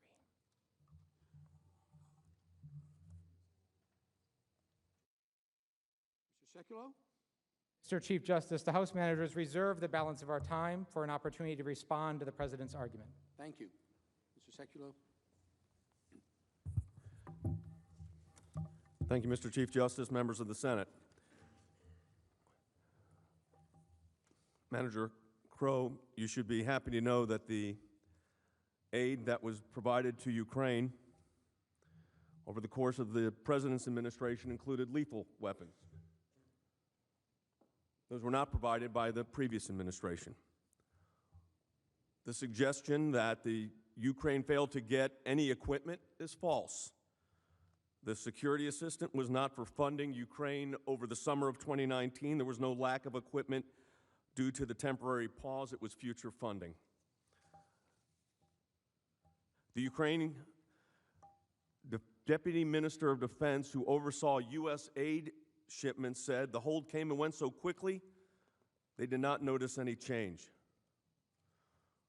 Undersecretary of State David Hale explained the paused aid was future assistance, not to keep the Army going now. So the made-up narrative that security assistance was conditioned on Ukraine taking some action on investigations is further disproved by the straightforward fact that the aid was delivered on September 11, 2019, without Ukraine taking any action on any investigation. It's interesting to note that the Obama administration withheld $585 million of promised aid to Egypt in 2013. But the administration's public message was that the money was not officially on hold, as technically it was not due until September 30th, the end of the fiscal year. so they didn't have to disclose the halt to anyone. Sounds like this may be a practice of a number of administrations. In fact, to the president, this president has been concerned about how aid is being put forward. So there have been pauses on foreign aid in a variety of contexts. In September of 2019, the administration announced that it was withholding over $100 million in aid to Afghanistan over concerns about government corruption. In August of 2019, President Trump announced that the administration and Seoul were in talks to substantially increase South Korea's share of the expense of U.S. military support for South Korea. In June, President Trump cut or paused over $550 million in foreign aid to El Salvador, Honduras, and Guatemala because those countries were not fairly sharing the burdens of preventing mass migration to the United States. This is not the only administration. As I said, President Obama withheld hundreds of millions of dollars of aid to Egypt. To be clear, and I want to be clear, Ambassador Yovanovitch herself testified that our policy actually got stronger under President Trump, largely because, unlike the Obama administration, quote, this administration made the decision to provide lethal weapons to Ukraine to help Ukraine fend off Russian aggression. She testified in a deposition before your various committees that, and actually I felt that in the 3 years that I was there, partly because of my efforts, but also the interagency team and President Trump's decision to provide lethal weapons to Ukraine, that our policy actually got stronger.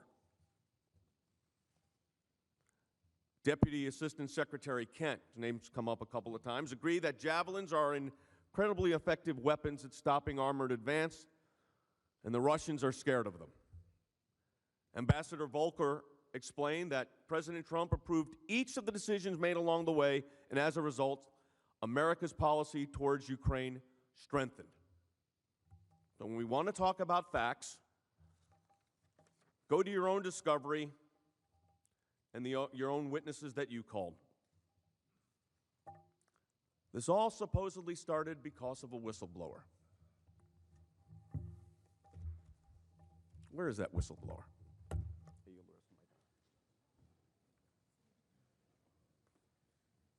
The House managers have 35 minutes remaining. Mr. Chief Justice, at war, time matters.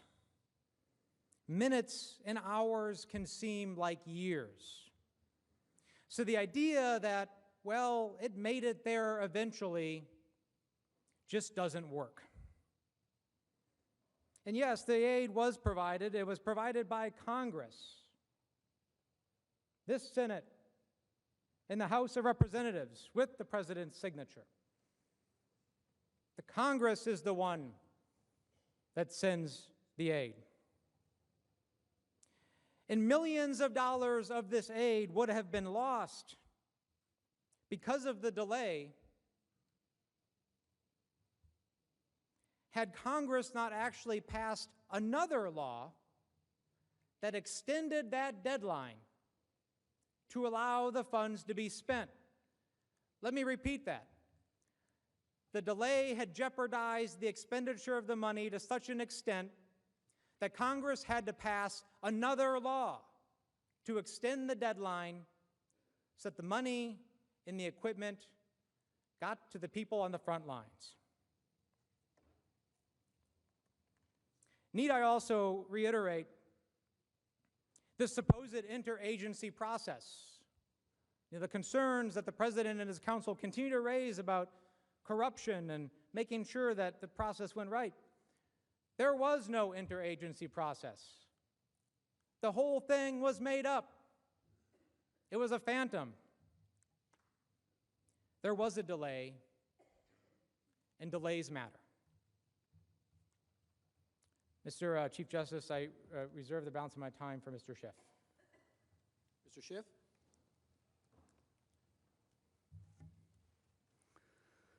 Thank you, Mr. Chief Justice. Just a few additional points I'd like to make on this amendment and on my colleagues' arguments. First of all, Mr. Sekulow makes the point that the aid ultimately got released. They ultimately got the money, right? Yes, they got the money after the president got caught, after the president was forced to relieve the hold on the aid, after he got caught, yes. But even then they had held on to the aid so long that it took a subsequent act of Congress to make sure it could all go out the door.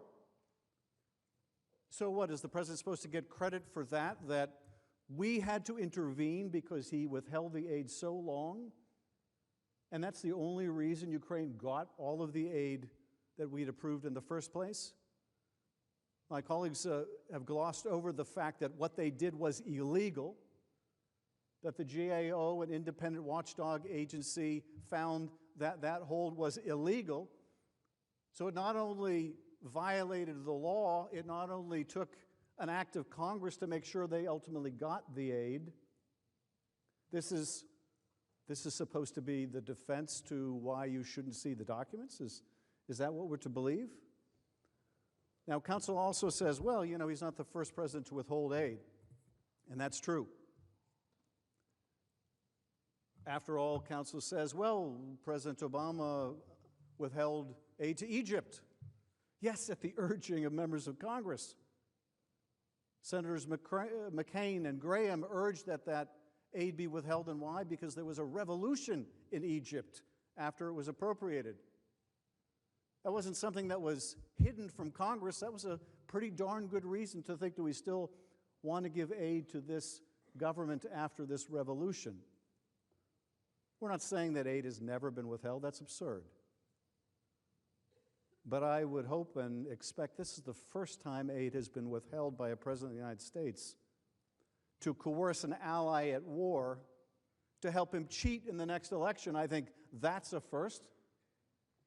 But what we do here may determine whether it's the last. And one other thing about this pause in aid, right? The argument, well, no harm, no foul. Okay, you got caught, they got the aid. What's the big deal?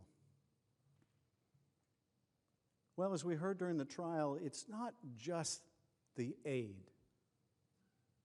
I mean, the aid is obviously the most important thing.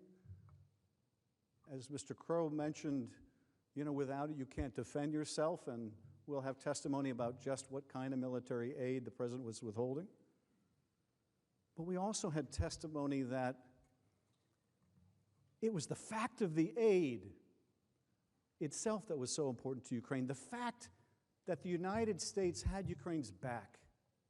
And why? Because this new president of Ukraine, this new untested former comedian, president of Ukraine, at war with Russia, was going to be going into a negotiation with Vladimir Putin with an eye to ending that conflict. And whether he went into that negotiation from a position of strength or a position of weakness would depend on whether we had his back.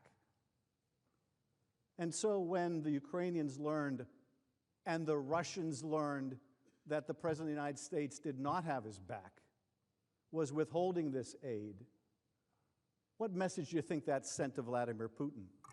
What message do you think it sent to Vladimir Putin when Donald Trump wouldn't let Vladimir Zelensky, our ally, in the door at the White House, but would let the Russian foreign minister? What message does that send? So it's not just the aid, it's not just when the aid is delivered, it's not just if all of the aid is delivered, it's also what message does the freeze send to our friend, and even more importantly, to our foe. And the message it sent was a disaster. Was a disaster. Now, you might ask yourself, because counsel has said, hey, President Trump has given lethal weapons to Ukraine. You might ask yourself, if the president was so concerned about corruption, why did he do that in 2017? And why did he do that in 2018? Why was it only 2019 that there was a problem? Was there no corruption in Ukraine in 2017? Was there no corruption in Ukraine in 2018? No. Ukraine has always battled corruption. It wasn't the presence or lack of corruption in one year to another. It was the presence of Joe Biden as a potential candidate for president. That was the key change in 2019. That made all the difference. Which gets back to one of the key moments in this saga.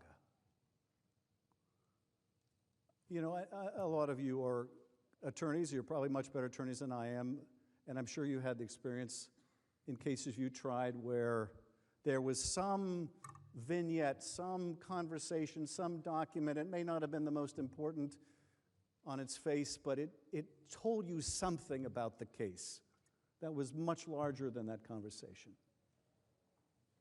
For me, one of those conversations was not on July 25th between President Trump and President Zelensky, but on July 26th, the very next day. Now, you may have watched some of the House proceedings, or you may haven't, and people watching may have seen it, maybe they didn't. But there's this scene in a Ukrainian restaurant, a restaurant in Kyiv, with Gordon Sondland. Now, bear in mind, Gordon Sondland, who said there was absolutely a quid pro quo and 2 + 2 = 4, this is not some never-Trumper. This is a $1 million donor to the Trump inauguration, okay? If there's a bias there, it's clearly a $1 million bias in favor of this president, not against him. So there's a scene in Kyiv, in this restaurant, and Sondland has a cell phone, and he's sitting with David Holmes, who is a career diplomat, U.S. diplomat in the Ukraine embassy. And Gordon Sondland takes out his phone and he calls the White House. Gordon Sondland holding for the White House, Gordon Sondland holding for the president. And it takes a while to be connected, but he's connected to the president. That's pretty impressive, right? This isn't some guy with no relationship to the president.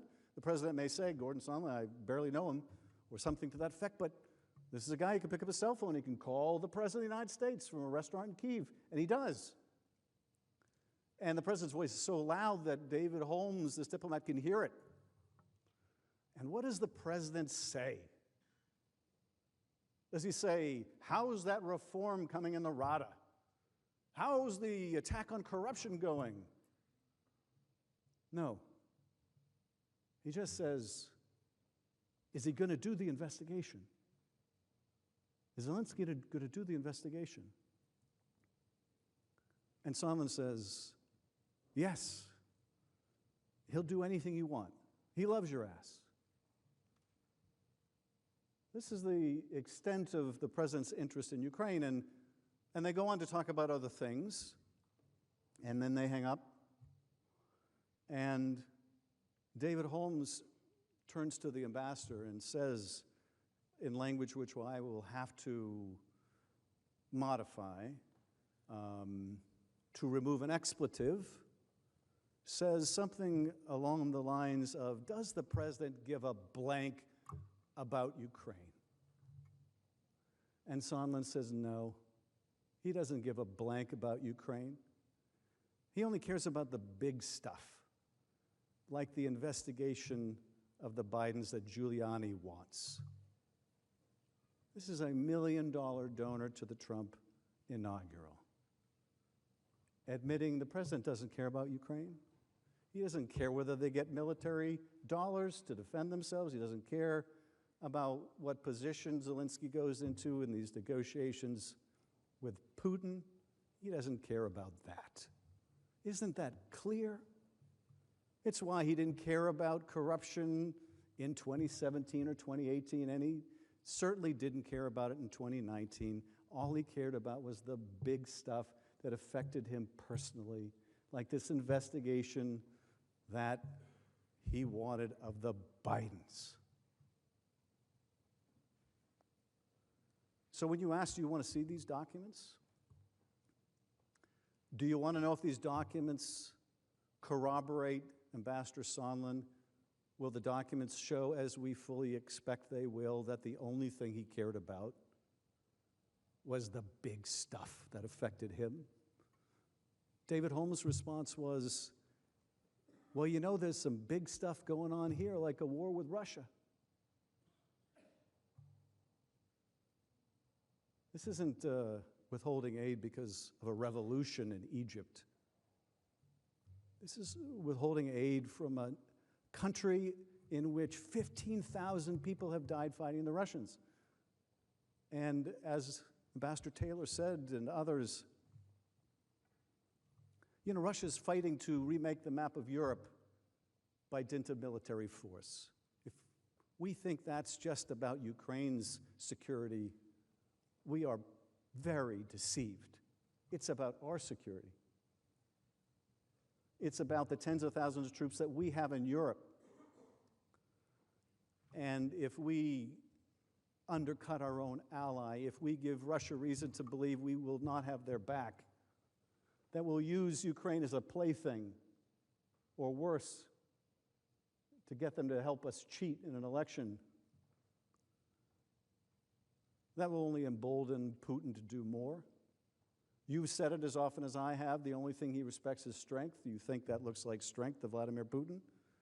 I think that looks like something that Vladimir Putin is only too accustomed to. And that is the kind of corruption that he finds and he perpetuates in his own regime and he pushes all around the world. My colleague Val Demings made reference to a conversation which I think is one of the other key vignettes in this whole sad saga. And that's that conversation that Ambassador Volker has with Andrei Yermak, one of the top aides to President Zelensky. And this is a conversation in which Ambassador Volker is doing exactly what he's supposed to be doing, which is he's telling Yermak, you guys shouldn't really do this investigation of your former President Poroshenko because it would be for a political reason. You really shouldn't engage in political investigations. And as Representative Deming said, what's the response from the Ukrainians? Oh, you mean like the one you want us to do of the Bidens and the Clintons? Threw it right back in his face. Ukraine's not oblivious to that hypocrisy. Mr. Sekulow says, what are we here for? Part of our strength is not only our support for our allies, it's not only our military might, it's what we stand for. We used to stand for the rule of law. We used to champion the rule of law around the world. Part of the rule of law is, of course, that no one is above the law. But to be out in Ukraine or anywhere else in the world championing the rule of law and saying, don't engage in political prosecutions, and having them throw it right back in our face, oh, you mean like the one you want us to do? That's why we're here. That's why we're here. That's why we're here. I yield back. Mr. Chief Justice. The Majority Leader is recognized. I send a motion to the desk to table the amendment and ask for the yeas and nays. Is there a sufficient second? There is. The clerk will call the roll. Mr. Alexander. Ms. Baldwin. Mr. Barrasso. Mr. Bennett. Mrs. Blackburn. Mr. Blumenthal. Mr. Blunt. Mr. Booker. Mr. Bozeman. Mr. Braun. Mr. Brown. Mr. Burr. Ms. Cantwell. Mrs. Capito. Mr. Cardin. Mr. Carper. Mr. Casey.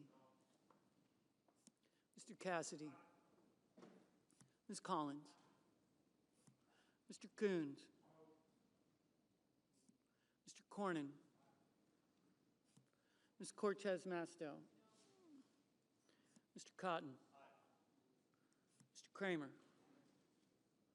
Mr. Crapo. Mr. Cruz. Mr. Daines. Ms. Duckworth. Mr. Durbin. Mr. Enzi. Ms. Ernst. Mrs. Feinstein. Mrs. Fisher. Mr. Gardner. Mrs. Gillibrand. Mr. Graham, Mr. Grassley, Ms. Harris, Ms. Hassan, Mr. Hawley, Mr. Heinrich, Ms. Hirono, Mr. Hoven, Mrs. Hyde-Smith, Mr. Inhofe, Mr. Johnson, Mr. Jones, Mr. Kane, Mr. Kennedy, Mr. King, Ms. Klobuchar, Mr. Langford, Mr. Leahy, Mr. Lee, Mrs. Loeffler, Mr. Manchin, Mr. Markey, Mr. McConnell, Ms. McSally, Mr. Menendez, Mr. Merkley, Mr. Moran, Ms. Murkowski, Mr. Murphy, Mrs. Murray, Mr. Paul, Mr. Perdue, Mr. Peters, Mr. Portman, Mr. Reed, Mr. Risch, Mr. Roberts, Mr. Romney, Ms. Rosen, Mr. Rounds, Mr. Rubio, Mr. Sanders, Mr. Sass, Mr. Schatz, Mr. Schumer, Mr. Scott of Florida, Mr. Scott of South Carolina, Mrs. Shaheen, Mr. Shelby, Ms. Sinema, Ms. Smith, Ms. Stabenow, Mr. Sullivan, Mr. Tester, Mr. Thune, Mr. Tillis, Mr. Toomey, Mr. Udall, Mr. Van Hollen, Mr. Warner, Ms. Warren, Mr. Whitehouse, Mr. Wicker, Mr. Wyden, Mr. Young.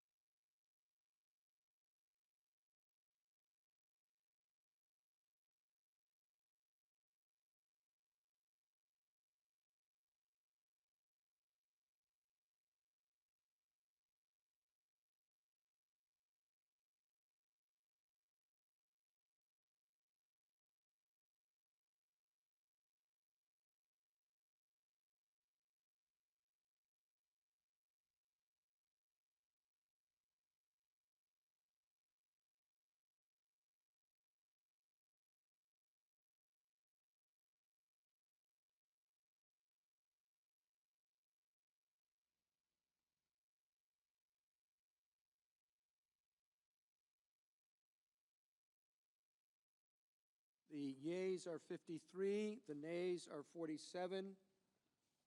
The motion is tabled.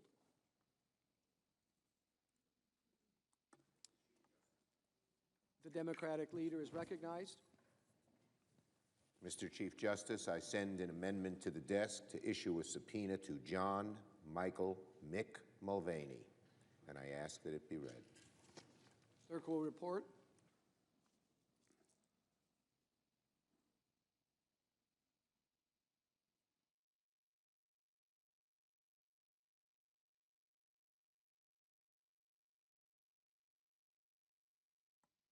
The senator from New York, Mr. Schumer, proposes an amendment number 1287. At the appropriate place in the resolving clause, insert the following. Section, notwithstanding any other provision of this resolution pursuant to Rules 5 and 6 of the Rules of Procedure and Practice in the Senate when sitting on impeachment trials, the Chief Justice of the United States, through the Secretary of the Senate, shall issue a subpoena for the taking of testimony of John Michael Mick Mulvaney, and the Sergeant-at-Arms is authorized to utilize the services of the Deputy Sergeant-at-Arms or any other employee of the Senate in serving the subpoena authorized to be issued by this section. Mr. Chief Justice.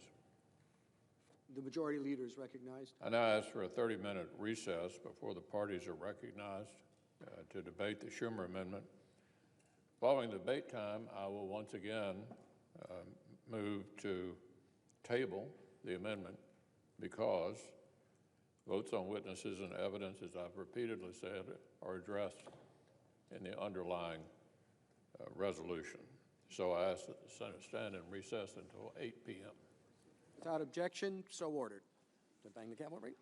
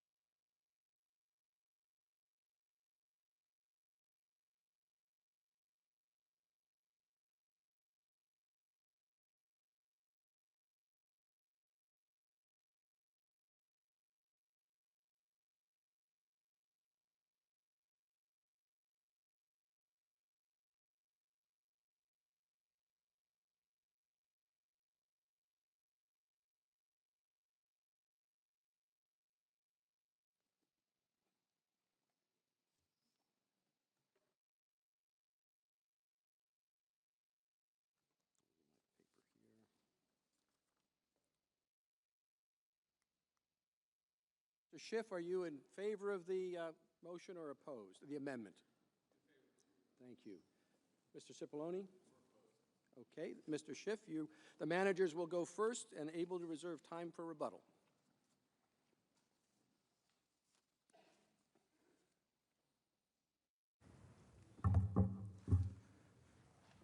Mr. Chief Justice, distinguished members of the Senate, Counsel for the President.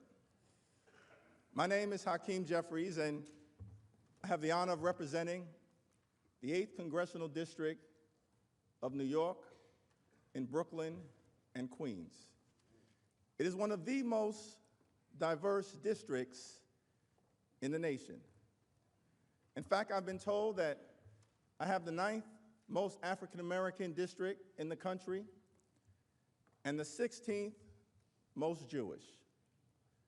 And here on the Hill, some folks have said, Hakeem, is that complicated? But as my friend Leon Goldenberg says back at home, Hakeem, you've got the best of both worlds. You see, in America, our diversity is a strength. It is not a weakness. And one of the things that binds us together, all of us as Americans, regardless of race, regardless of religion, regardless of region, regardless of sexual orientation, regardless of gender, is that we believe in the rule of law and the importance of a fair trial. The House managers strongly support this amendment to subpoena witness testimony, including with respect to Mick Mulvaney. Who has ever heard of a trial with no witnesses? But that is exactly what some are contemplating here today. This amendment would address that fundamental flaw. It would ensure that the trial includes testimony from a key witness, the President's acting Chief of Staff and head of the Office of Management and Budget, Mick Mulvaney. And it would ensure that the Senate can consider his testimony immediately. Let's discuss why the need to hear from Mick Mulvaney is so critical.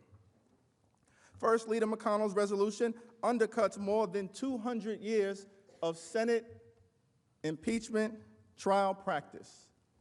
It departs from every impeachment trial conducted to date and goes against the Senate's own long-standing impeachment rules, which contemplates the possibility of new witness testimony. In fact, it departs from any criminal or civil trial procedure in America. Why should this president be held to a different standard? Second, the proposed amendment for witness testimony is necessary in light of the president's determined effort to bury the evidence and cover up his corrupt abuse of power. The House tried to get Mr. Mulvaney's testimony. We subpoenaed him. Mr. Mulvaney, together with other key witnesses, National Security Advisor John Bolton, Senior White House aide Robert Blair, Office of Management and Budget official Michael Duffy, and National Security Council lawyer John Eisenberg were called to testify before the House as part of this impeachment inquiry. But President Trump was determined to hide from the American people what they had to say. The president directed the entire executive branch and all of his top aides and advisors to defy all requests for their testimony. That cannot be allowed to stand. Third, Mr. Mulvaney is a highly relevant witness to the events at issue in this trial. Mr. Mulvaney was at the center of every stage of the president's substantial pressure campaign against Ukraine. Based on the extensive evidence the House did obtain, it is clear that Mulvaney was crucial in planning the scheme, executing its implementation, and carrying out the cover-up. Emails and witness testimony show that Mr. Mulvaney was in the loop on the president's decision to explicitly condition a White House meeting on Ukraine's announcement of investigations beneficial to the president's re-election prospects. He was closely involved in implementing the president's hold on the security assistance and subsequently admitted that the funds were being withheld to put pressure on Ukraine to conduct one of the phony political investigations that the president wanted. Phony political investigations. A trial would not be complete without the testimony of Mick Mulvaney. Make no mistake, the evidentiary record that we have built is powerful and can clearly establish the president's guilt on both of the articles of impeachment, but it is hardly complete. The record comes to you without the testimony of Mr. Mulvaney and other important witnesses. And that brings me to one final preliminary observation. The American people agree that there cannot be a fair trial without hearing from witnesses who have relevant information to provide. The Constitution, our democracy, the Senate, the President, and most importantly, the American people deserve a fair trial. A fair trial requires witnesses in order to provide the truth, the whole truth, and nothing but the truth. That is why this amendment should be adopted.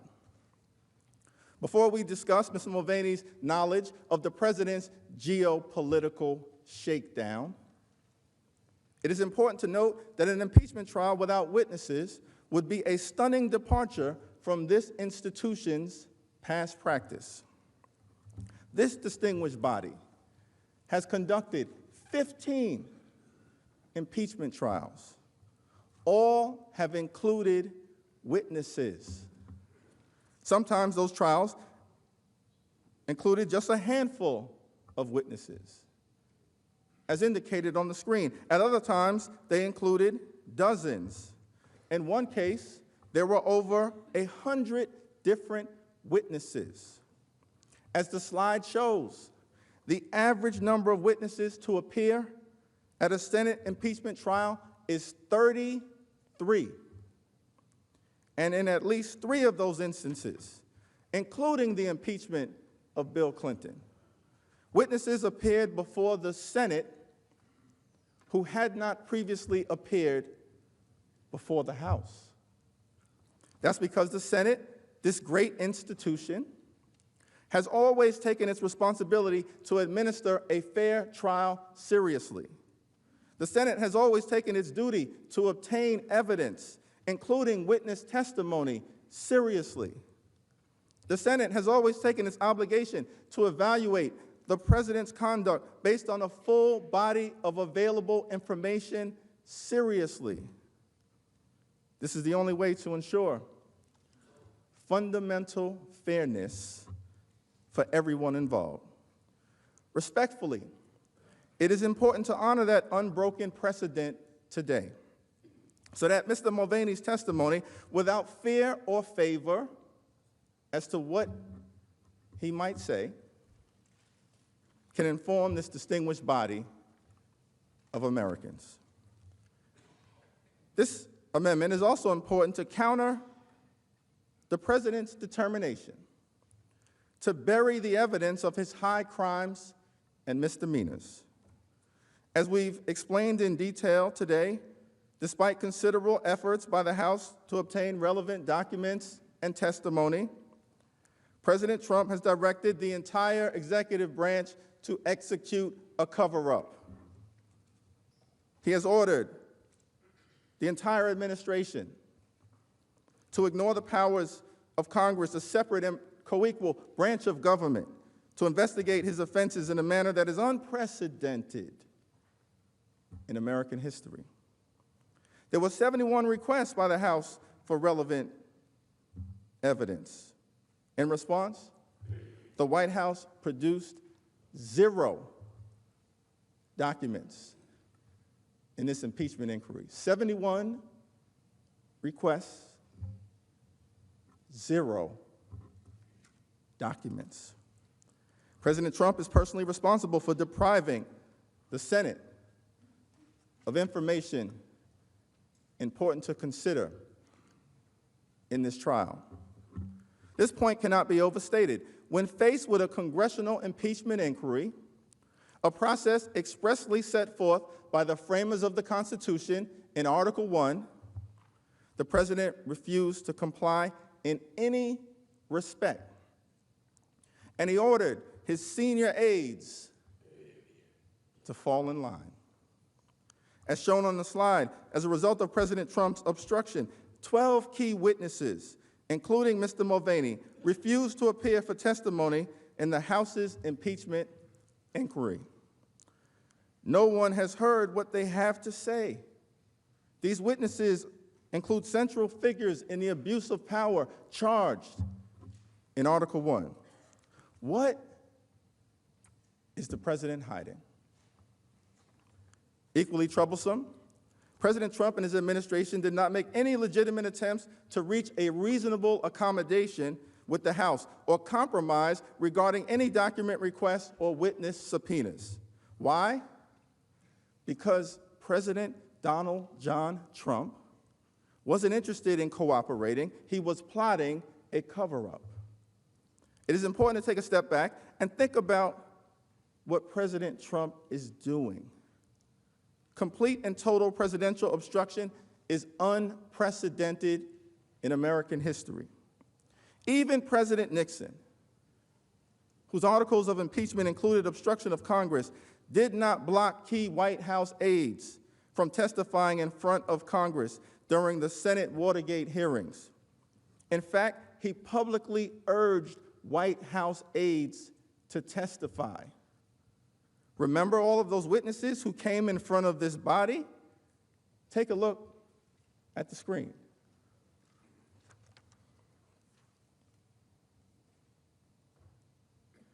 John Dean, the former White House counsel, testified for multiple days pursuant to a subpoena. H.R. Haldeman, President Nixon's former chief of staff, was subpoenaed and testified. Alexander Butterfield, the White House official who revealed the existence of the tapes, testified publicly before the Senate, and so did several others. President Trump's complete and total obstruction makes Richard Nixon look like a choir boy. 2 other presidents have been tried before the Senate. How did they conduct themselves? William Jefferson Clinton and Andrew Johnson did not block any witnesses from participating in the Senate trial. President Trump, by contrast, refuses to permit relevant witnesses from testifying to this very day. Many of President Clinton's White House aides testified in front of Congress, even before the commencement of formal impeachment proceedings. During various investigations in the mid-1990s, the House and Senate heard from more than 24 White House aides, including the White House counsel, the former chief of staff, and multiple senior advisors to President Clinton. President Clinton himself gave testimony on camera and under oath. He also allowed his most senior advisors, including multiple chiefs of staff and White House counsels, to testify in the investigation that led to his impeachment. And as you can see in the chart, their testimony was packaged and delivered to the Senate. There were no missing witnesses who had defied subpoenas. No aides who had personal knowledge of his misconduct were directed to stay silent by President Clinton. We have an entirely different situation in this case. Here we are seeking witnesses the president has blocked from testifying before the House. Apparently, President Trump thinks that he can do what no other president before him has attempted to do in such a brazen fashion: float above the law and hide the truth from the American people. That cannot be allowed to stand. Let me now address some bedrock principles about Congress's authority to conduct investigations. Our broad powers of inquiry are at their strongest during an impeachment proceeding, when the House and Senate exercise responsibilities expressly set forth in Article 1 of the Constitution. Nearly 140 years ago, the Supreme Court recognized that when the House or Senate is determining a question of impeachment, there is no reason to doubt the right to compel the attendance of witnesses and their answer to proper questions in the same manner and by the use of the same means that courts of justice can in like cases. Our nation's founders and greatest legal minds recognized these principles early on.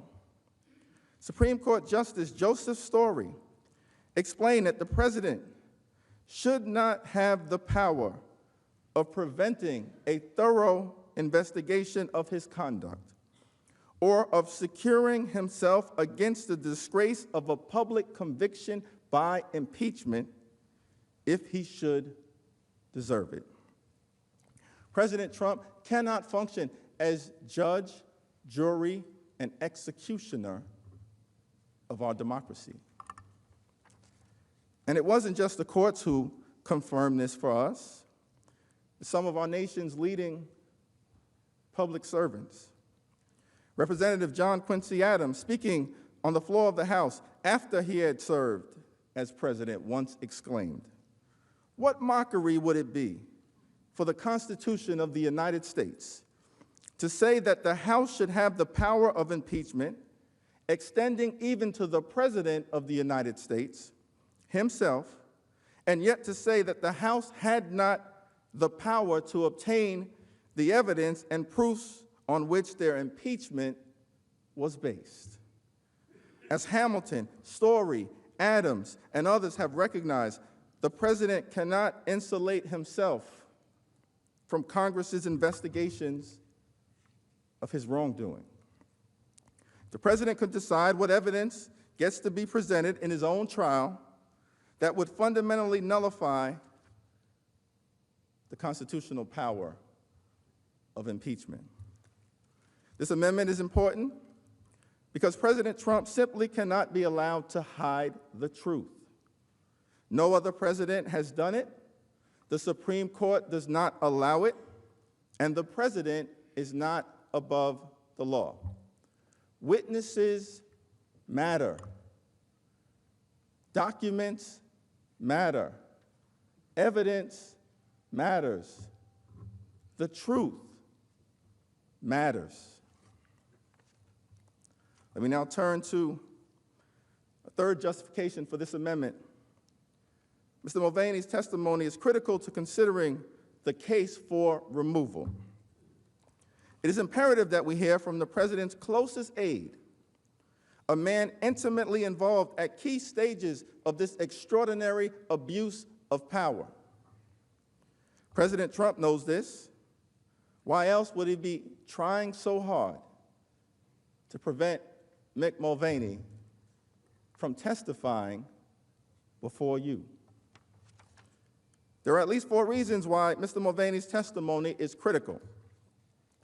To begin with, as acting White House Chief of Staff and head of the Office of Management and Budget, Mick Mulvaney has firsthand knowledge about President Trump's efforts to shake down Ukraine and pressure its new president into announcing phony investigations. Mr. Mulvaney was in the loop at each critical stage of President Trump's scheme. He was in the loop in the planning of the scheme. He was in the loop in its implementation. And he was in the loop when the scheme fell apart. He even admitted publicly that the aid was withheld in order to pressure Ukraine into announcing an investigation designed to elevate the president's political standing. Mr. Mulvaney, perhaps more than any other administration witness excepting the president has firsthand insight into the decision to withhold $391 million in military and security aid to a vulnerable Ukraine without justification. Indeed, our investigation revealed that President Trump personally ordered Mr. Mulvaney to execute the freeze in July of 2019. Mr. Mulvaney holds the senior-most staff position at the White House. He is a member of President Trump's cabinet, and he is responsible for President Trump's team at 1600 Pennsylvania Avenue. He remains the director of the Office of Management and Budget, which implemented the hold on the security assistance in violation of the law, as the Government Accountability Office recently concluded. In short, respectfully, the Senate's responsibility to conduct a complete and fair trial demands that Mr. Mulvaney testify. Second, Mr. Mulvaney's testimony is critical because of his knowledge of the planning of President Trump's abuse of power. Ambassador Gordon Sondland, the U.S. ambassador to the European Union, testified that there was a quid pro quo. Ambassador Sondland is not a so-called never-Trumper. Mr. Sondland gave $1 million to President Trump's inauguration. He testified that everybody was in the loop and that it was no secret what was going on. In fact, as early as May of 2019, Ambassador Sondland made clear that he was coordinating on Ukraine matters with Mr. Mulvaney. Here is what David Holmes, an official at the U.S. Embassy in Ukraine, had to say on that matter. Well, Ambassador Sondland's mandate as the accredited ambassador to the European Union did not cover individual member states, let alone non-member countries like Ukraine. He made clear that he had direct and frequent access to President Trump and Chief of Staff Mick Mulvaney, and portrayed himself as the conduit to the President and Mr. Mulvaney for this group. After the U.S. delegation returned from the inauguration of the new Ukrainian president in April, they were able to secure an Oval Office meeting with President Trump to brief him on their trip, in part because of Ambassador Sondland's connections to Mick Mulvaney.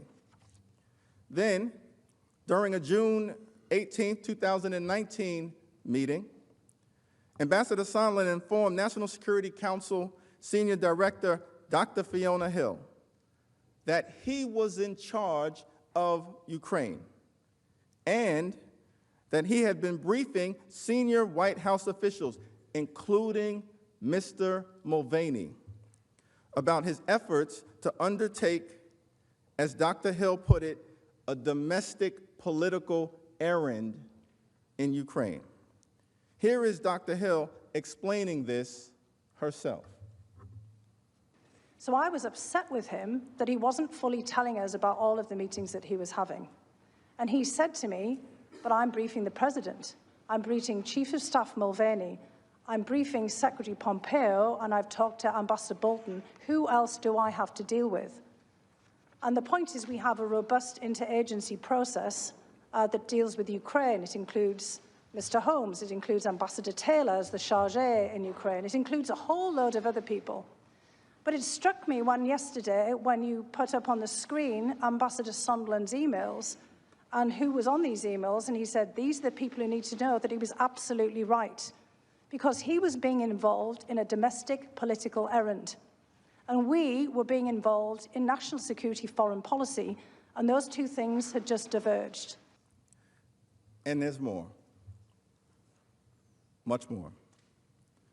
A month later, President Trump's national security advisor at the time, John Bolton, told Dr. Fiona Hill to tell the National Security Council's lawyers that he was not part of whatever drug deal Sondland and Mulvaney were cooking up. He made that statement after Ambassador Sondland specifically said that he had a deal with Mr. Mulvaney to schedule a White House visit for President Zelensky if Ukraine announced 2 phony investigations involving the Bidens and 2016 election interference investigations that were sought by President Donald John Trump.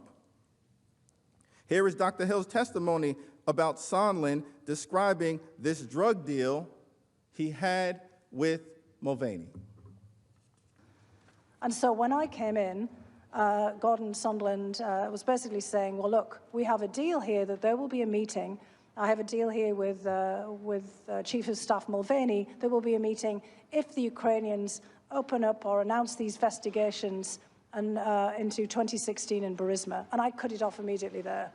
Because by this point, having heard Mr. Giuliani over and over again on the television and all of the issues that he was asserting, by this point it was clear that Burisma was code for the Bidens, because Giuliani was laying it out there. I could see why Colonel Vindman was alarmed, and he said, this is inappropriate, we're the National Security Council, we can't be involved in this.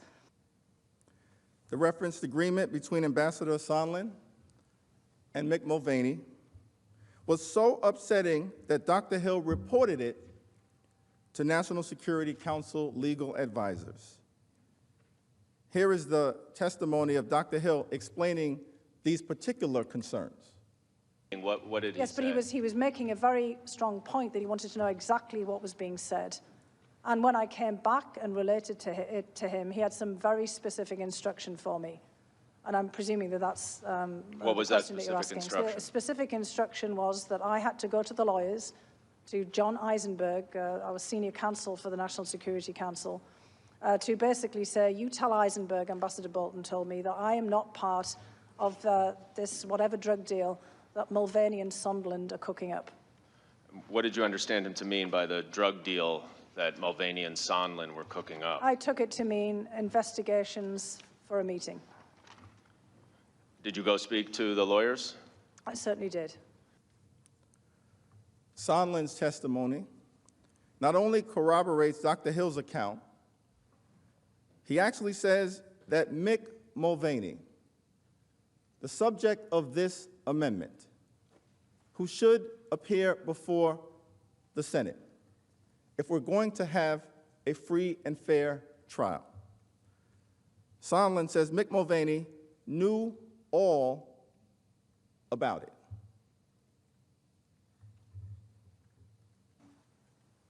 What I want to ask you about is, he makes reference in that drug deal to a drug deal cooked up by you and Mulvaney. It's the reference to Mulvaney that I want to ask you about. You've testified that Mulvaney was aware of this quid pro quo, of this condition that the Ukrainians had to meet, that is, announcing these public investigations to get the White House meeting. Is that right? Yeah, a lot of people were aware of it, and including Mr. Mulvaney. Correct. The documents also highlight the extensive involvement of Mick Mulvaney in this geopolitical shakedown scheme. Email messages summarized by Ambassador Sondland during his sworn testimony showed that he informed Mr. Mulvaney, as well as Secretary Pompeo and Secretary Perry, of his efforts to persuade President Zelensky to announce the investigations desired by President Trump. For example, as shown on the screen, on July 19th, Ambassador Sondland emailed several top administration officials, including Mr. Mulvaney, stating that he had talked to President Zelensky to help prepare him for a phone call with President Trump. And he reported that President Zelensky planned to assure President Trump that he intends to run a fully transparent investigation and will turn over every stone.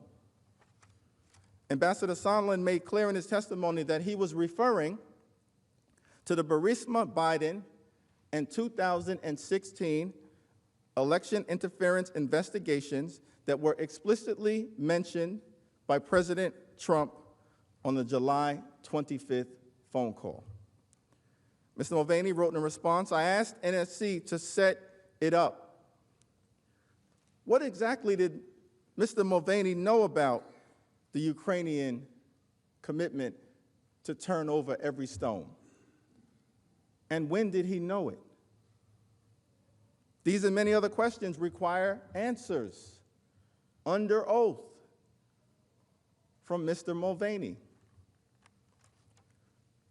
Mr. Mulvaney is also a central figure with respect to how President Trump implemented this pressure campaign.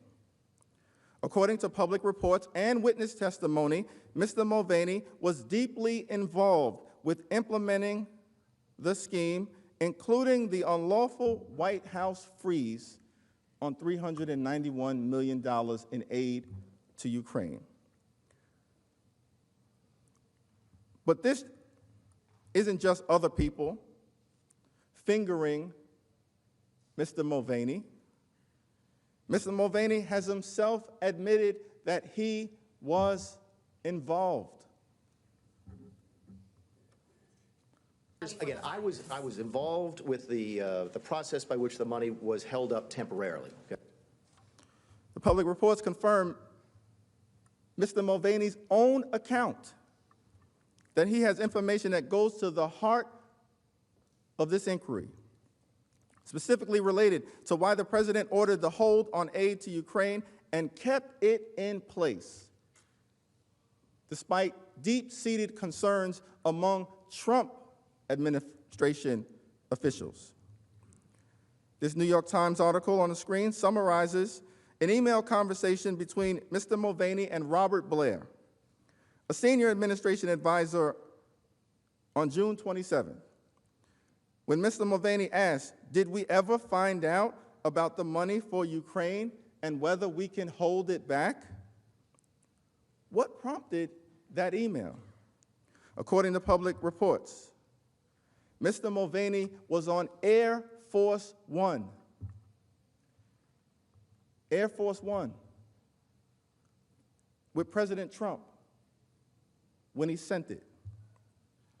What other conversations did Mr. Mulvaney have with the president and White House officials about this unlawful freeze? The American people deserve to know. There is other significant evidence concerning Mr. Mulvaney's role in implementing the scheme. According to multiple witnesses, the direction to freeze the security assistance to Ukraine was delivered by Mick Mulvaney himself.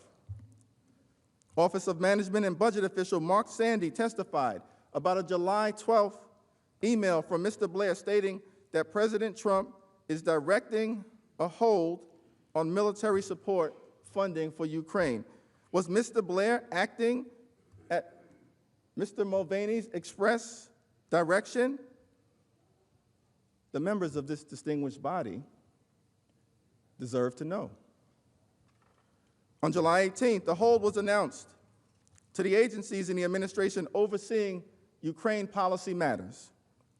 Those present were blindsided by the announcement that the security aid appropriated by this Congress on a bipartisan basis to Ukraine, which is still at war with Russian-backed separatists in the East. They were alarmed that that aid had inexplicably been put on hold. Meanwhile, officials at the Defense Department and within the Office of Management and Budget became increasingly concerned that the hold also violated the law. Their concerns turned out to be accurate. Public reports have indicated that the White House is in possession of early August emails, exchanges between Acting Chief of Staff Mick Mulvaney and White House budget officials seeking to provide an explanation for the funds. An explanation, I should note, that they were trying to provide after the president had already ordered the hold. Mr. Mulvaney presumably has answers to these questions.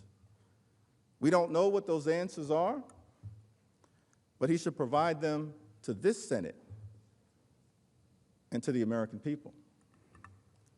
Finally, on October 17, 2019, at a press briefing at the White House, Mr. Mulvaney left no doubt that President Trump withheld the essential military aid as leverage to try to extract phony political investigations as part of his effort to solicit foreign interference in the 2020 election.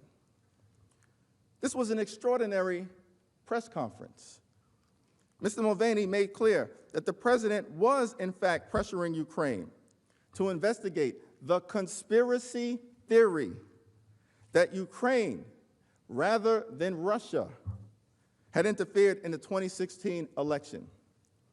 A conspiracy theory promoted by none other than the great purveyor of democracy, Vladimir Putin himself.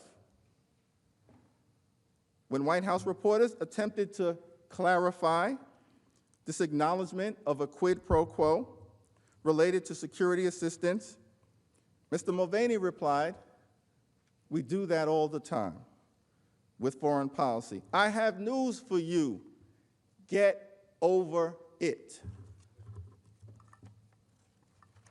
Let's listen to a portion of that stunning exchange. Did he also mention to me in the past the corruption related to the DNC server? Absolutely. No question about that. But that's it. And that's why we held up the money. Now, there was a report. So the demand for an investigation into the Democrats was part of the reason that he ordered to withhold funding to Ukraine. The look back to what happened in 2016 certainly was part of the thing that he was worried about in corruption with that nation. And that is absolutely appropriate. But to be clear, what you just described is a quid pro quo. It is funding will not flow unless the investigation into the Democratic server happens as well. We do that all the time with foreign policy. We were holding up money at the same time for what was it? The Northern Triangle countries. We were holding up aid at the Northern Triangle countries so that they would change their policies on immigration. By the way, and this speaks to an important. I'm sorry. This speaks to an important point, because I heard this yesterday, and I can never remember the gentleman who testified. Was it McKinney, the guy? Is that his name? I don't know him. He testified yesterday. And if you go, and if you believe the news reports, okay, because we've not seen any transcripts of this. The only transcript I've seen was Sondland's testimony this morning. If you read the news reports and you believe them, what did McKinney say yesterday? Well, McKinney said yesterday that he was really upset with the political influence in foreign policy. That was one of the reasons he was so upset about this. And I have news for everybody. Get over it. There's going to be political influence in foreign policy. In this extraordinary press conference, Mr. Mulvaney spoke with authority and conviction about why President Trump withheld the aid. He did not mince his words, but then following the press conference, he tried to walk back his statements as if he had not said them or had not meant them. We need to hear from Mick Mulvaney directly so he can clarify his true intentions. Now, having gone through the need for the evidence, let's briefly address the president's arguments that he can block this testimony. That argument is not only wrong, it fundamentally undermines our system of checks and balances. Step back for a moment and consider the extraordinary position that President Trump is trying to manufacture for himself. The Department of Justice has already said that the president cannot be indicted or prosecuted in office. As we sit here today, the president has actually filed a brief in the Supreme Court saying he cannot be criminally investigated as well while in the White House. So the Senate and the House are the only check that are left when the president abuses his power, tries to cheat in the next election, undermines our national security, breaks the law in doing so, and then tries to cover it up. This is America. No one is above the law. But if the president is allowed to determine whether he is even investigated by Congress, if he is allowed to decide whether he should comply with lawful subpoenas in connection with an impeachment inquiry or trial, then he is the ultimate arbiter of whether he did anything wrong. That cannot stand.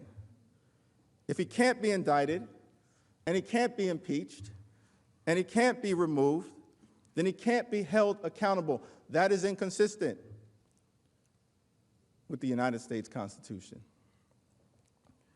Now, you will no doubt hear that the reason that the president blocked all of these witnesses, including Mr. Mulvaney, from testifying is because of some lofty concern for the office of the presidency and the preservation of executive privilege.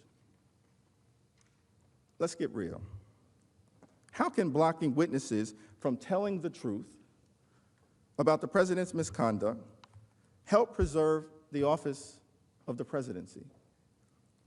This type of blanket obstruction undermines the credibility of the office of the presidency and deals the Constitution a potentially mortal death blow. To be clear, executive privilege does not provide a legally justifiable basis for his complete and total blockage of evidence. In fact, as you heard earlier today, President Trump never even invoked executive privilege, not once. And without ever asserting this privilege, how can you consider his argument in a serious fashion? Instead, speaking through Mr. Cipollone, the distinguished White House counsel, in a letter dated October 8, 2019, President Trump simply decided that he did not want to participate in the investigation into his own wrongdoing. It was a categorical decision not to cooperate without consideration of specific facts or legal arguments. In fact, even the words that President Trump used through his White House counsel were made up. In the letter, Mr. Cipollone referred to so-called executive branch confidentiality interest. But that is not a recognized jurisprudential shield, not a proper assertion of executive privilege. To the extent that there are privilege issues to consider, those can be resolved during the testimony, as they have been for decades. And finally, the president claimed that Mr. Mulvaney could not be compelled to testify because of so-called absolute immunity. But every court to address this legal fiction has rejected it. As the Supreme Court emphatically stated in unanimous fashion in its decision on the Nixon tapes, confidentiality interests of the president must yield to an impeachment inquiry when there is a legitimate need for the information, as there is here today. There can be no doubt that Mr. Mulvaney, as the president's chief of staff and head of the Office of Management and Budget, is uniquely situated to provide this distinguished body with relevant and important information about the charges in the articles of impeachment. The president's obstruction has no basis in law and should yield to this body's co-equal authority to investigate impeachable and corrupt conduct. One final point bears mention. If the president wanted to make witnesses available, even while preserving the limited protections of executive privilege, he can do so. In fact, President Trump expressed his desire for witnesses to testify in the Senate just last month. Let's go to the videotape. So when it's fair, it will be fair in the Senate. I would love to have Mike Pompeo. I'd love to have Mick. I'd love to have Rick Perry and many other people testify. If President Trump has nothing to hide, as he and his advisors repeatedly claim, they should all simply testify in the Senate trial. What is President Donald John Trump hiding from the American people? The Constitution requires a fair trial. Our democracy needs a fair trial. The American people deserve a fair trial. A fair trial means witnesses. A fair trial means documents. A fair trial means a consideration of all of the available evidence. A fair trial means testimony from Mick Mulvaney. Mr. Chief Justice, the House managers reserve the balance of our time. Mr. Cipollone.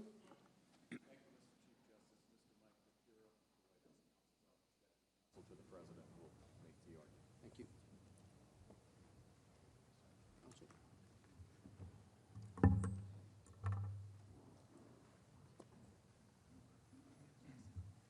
Mr. Chief Justice, members of the Senate, good evening. My name is Michael Propura. I serve as Deputy Counsel to the President. We strongly oppose the amendment and support the resolution. There is simply no need to alter the process on witnesses and documents from that of the Clinton trial, which was supported by this body 100-0. At its core, this case is very simple, and the key facts are undisputed.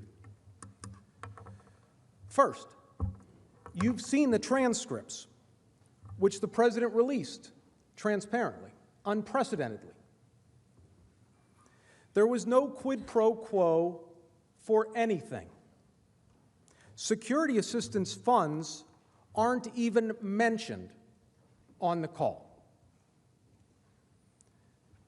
Second, President Zelensky and the highest-ranking officials in the Ukrainian government repeatedly have said there was no quid pro quo and there was no pressure.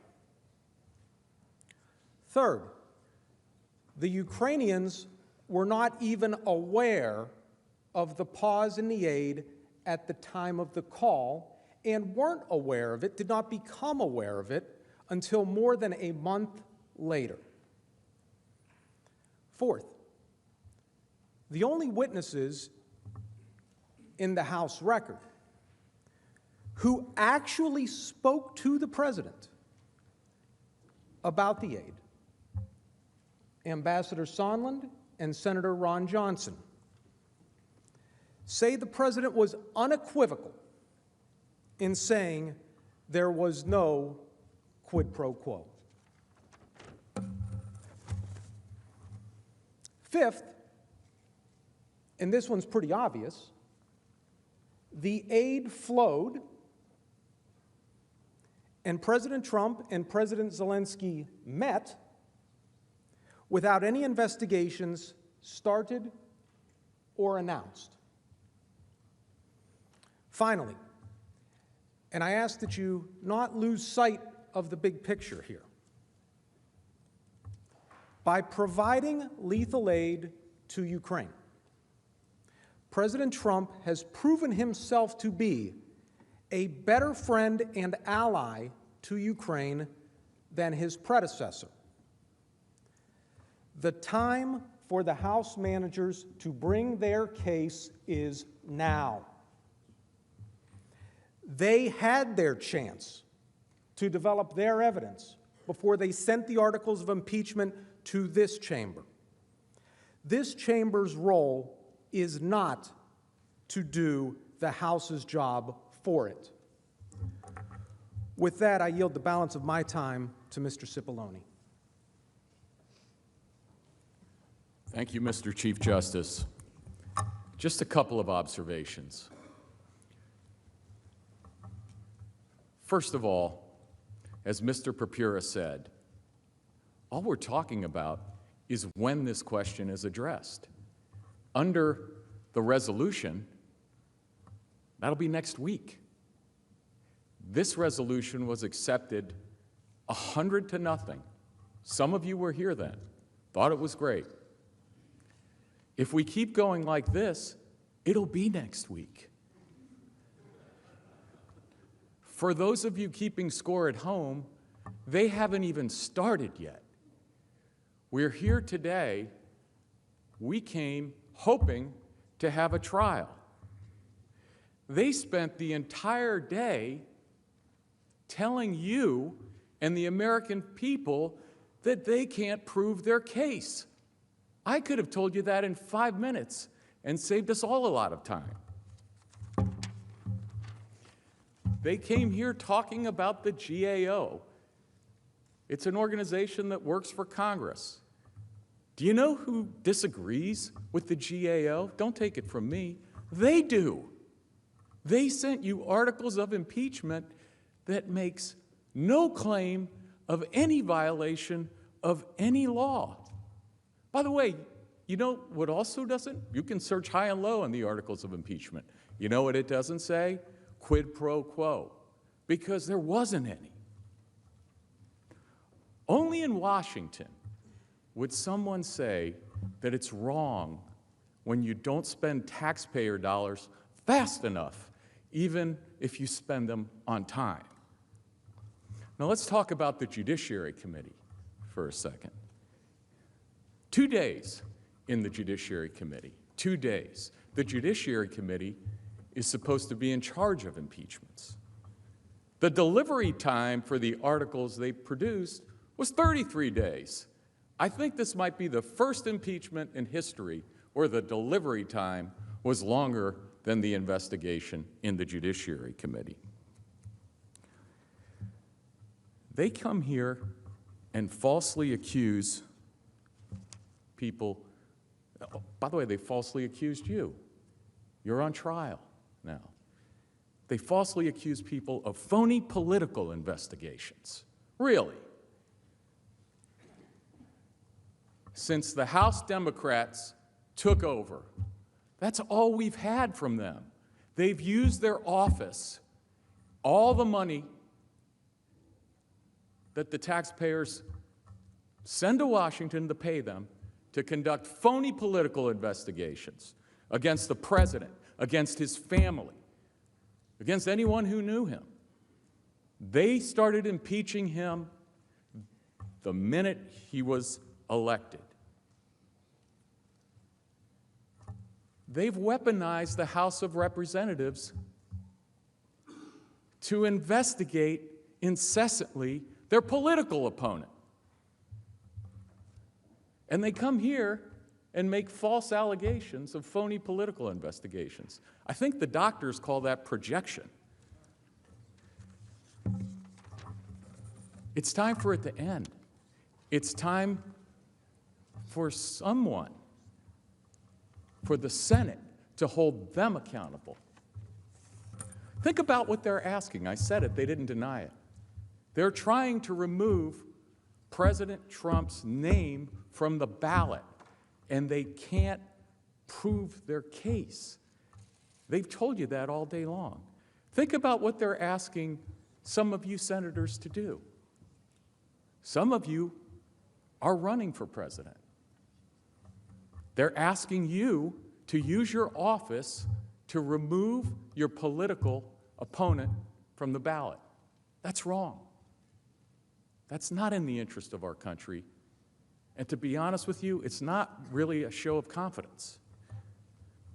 So we will, I suppose, have this debate again next week, if we ever get there. It's getting late. I would ask you respectfully, if we could simply start. Maybe tomorrow we can start, and they can make their argument, and they can, I guess, make a case that they once called overwhelming. We'll see. But this resolution is right, and it's fair, and it makes sense. You have a right to hear what they have to say before you have to decide these critical issues. That's all this is about. Is it now, or is it a week from now? Seriously, can we please start? Thank you. The House, Mr. Cipollone, is your side complete? Yes, we are, Mr. Chief Justice. Thank you. The House managers have 14 minutes remaining.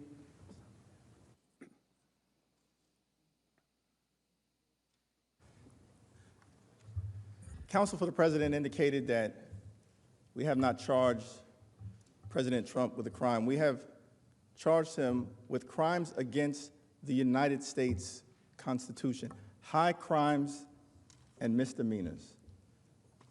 Abuse of power strikes at the very heart of what the framers of the Constitution were concerned about.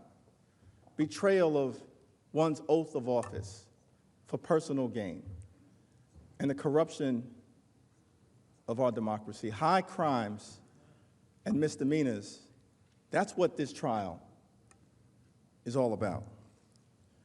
Now, counsel for the President, again, has declined to address the substantive merits of the amendment that has been offered. Tried to suggest that House Democrats have only been focused on trying to oust President Trump. Nothing can be further from the truth. In the last year, we passed 400 bills sent into this chamber. 275 of those bills are bipartisan in nature, addressing issues like lowering health care costs and prescription drug prices, trying to deal with the gun violence epidemic. We've worked with President Trump on criminal justice reform. I personally worked with him, along with all of you, on the First Step Act. We worked with him on the U.S.-Mexico-Canada trade agreement. We worked with him to fund the government. We don't hate this president, but we love the Constitution. We love America. We love our democracy. That's why we're here today. The question was asked by Mr. Sekulow as he opened before this distinguished body. Why are we here? Let me see if I can just posit an answer to that question. We are here, sir, because President Trump pressured a foreign government to target an American citizen for political and personal gain. We are here, sir, because President Trump solicited foreign interference in the 2020 election and corrupted our democracy. We are here, sir, because President Trump withheld $391 million in military aid from a vulnerable Ukraine without justification in a manner that has been deemed unlawful. We are here, sir, because President Donald Trump elevated his personal political interests and subordinated the national security interests of the United States of America. We are here, sir, because President Trump corruptly abused his power and then he tried to cover it up. And we are here, sir, to follow the facts, apply the law, be guided by the Constitution, and present the truth to the American people. That is why we are here, Mr. Sekulow. And if you don't know, now you know. I yield to my distinguished colleague, Chairman Schiff.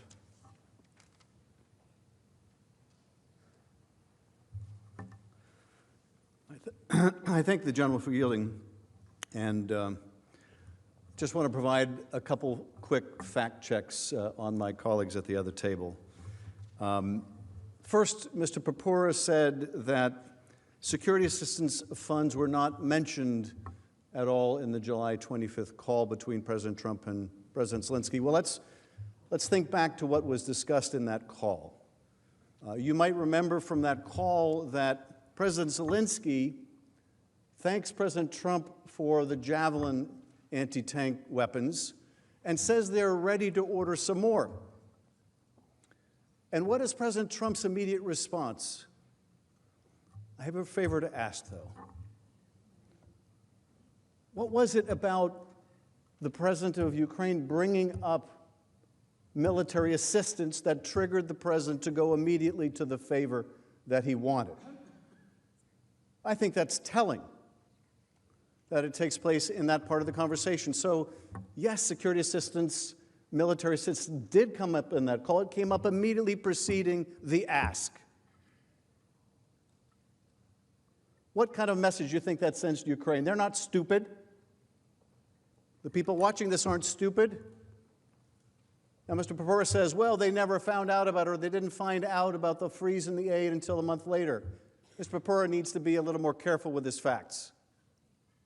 Let me tell you about some of the testimony you're going to hear, and you'll only hear it because it took place in the House.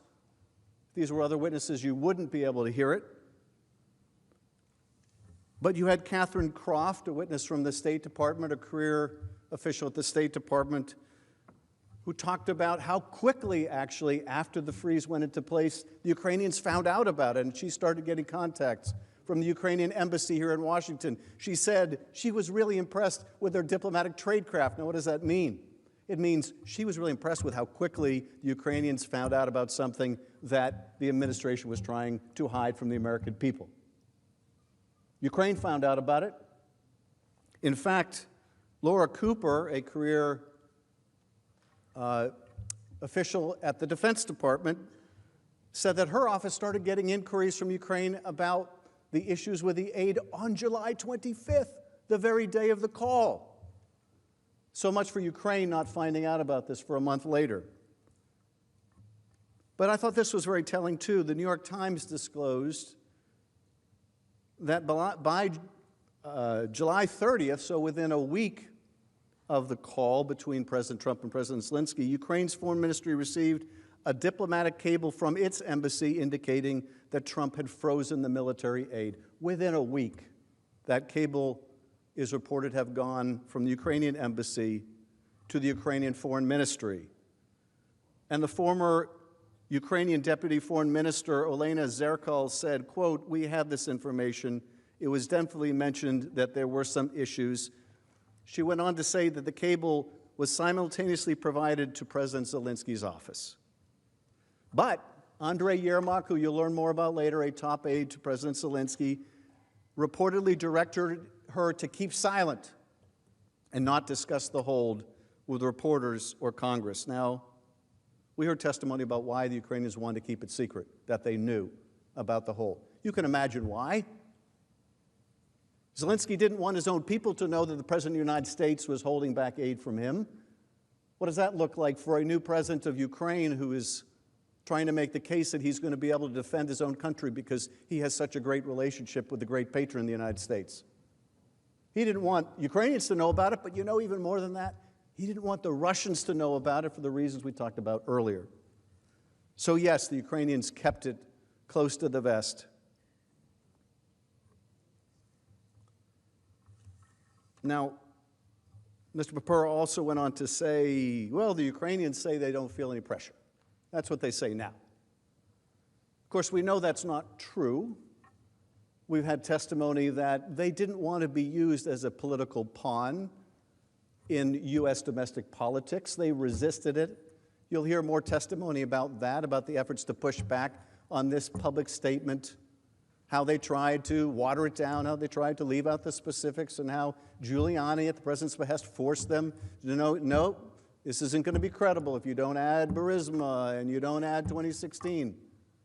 You'll hear about the pressure. They felt it. So why isn't President Zelensky now saying he was pressured? Well, can you imagine the impact of that? Can you imagine the impact of President Zelensky if he were to acknowledge today, Hell yes, we felt pressured. You would too. We're at war with Russia, for crying out loud. Yeah, we felt pressure. We needed those hundreds of millions of military aid, but you think I'm going to say that now? I still can't get in the White House door.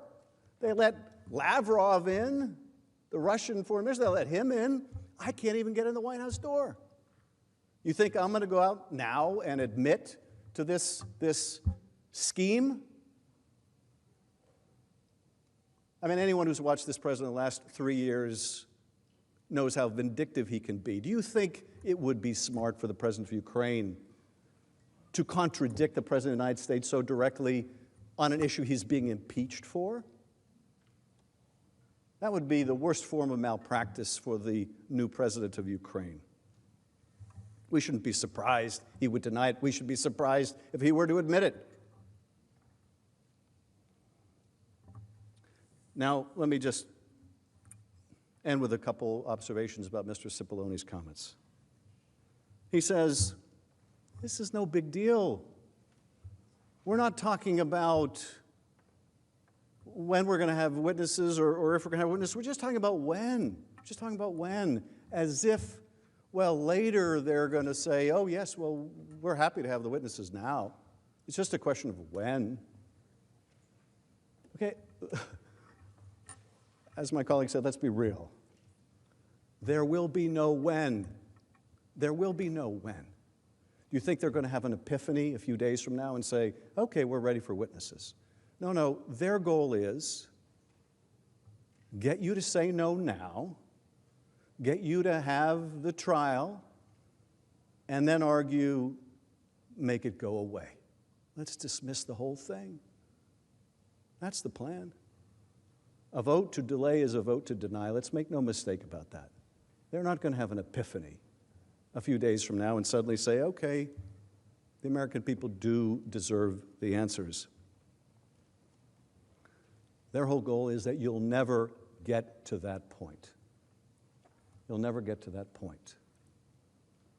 When they say when, they mean never. I yield back.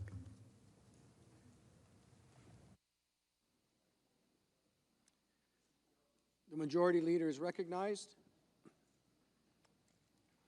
I make a motion to table the amendment and ask for the ayes and nays. Is there a sufficient second? There is. The clerk will call the roll. Mr. Alexander. Aye.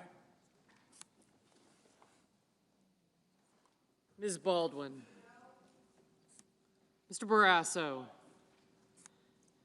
Mr. Bennett. Mrs. Blackburn. Mr. Blumenthal. Mr. Blunt.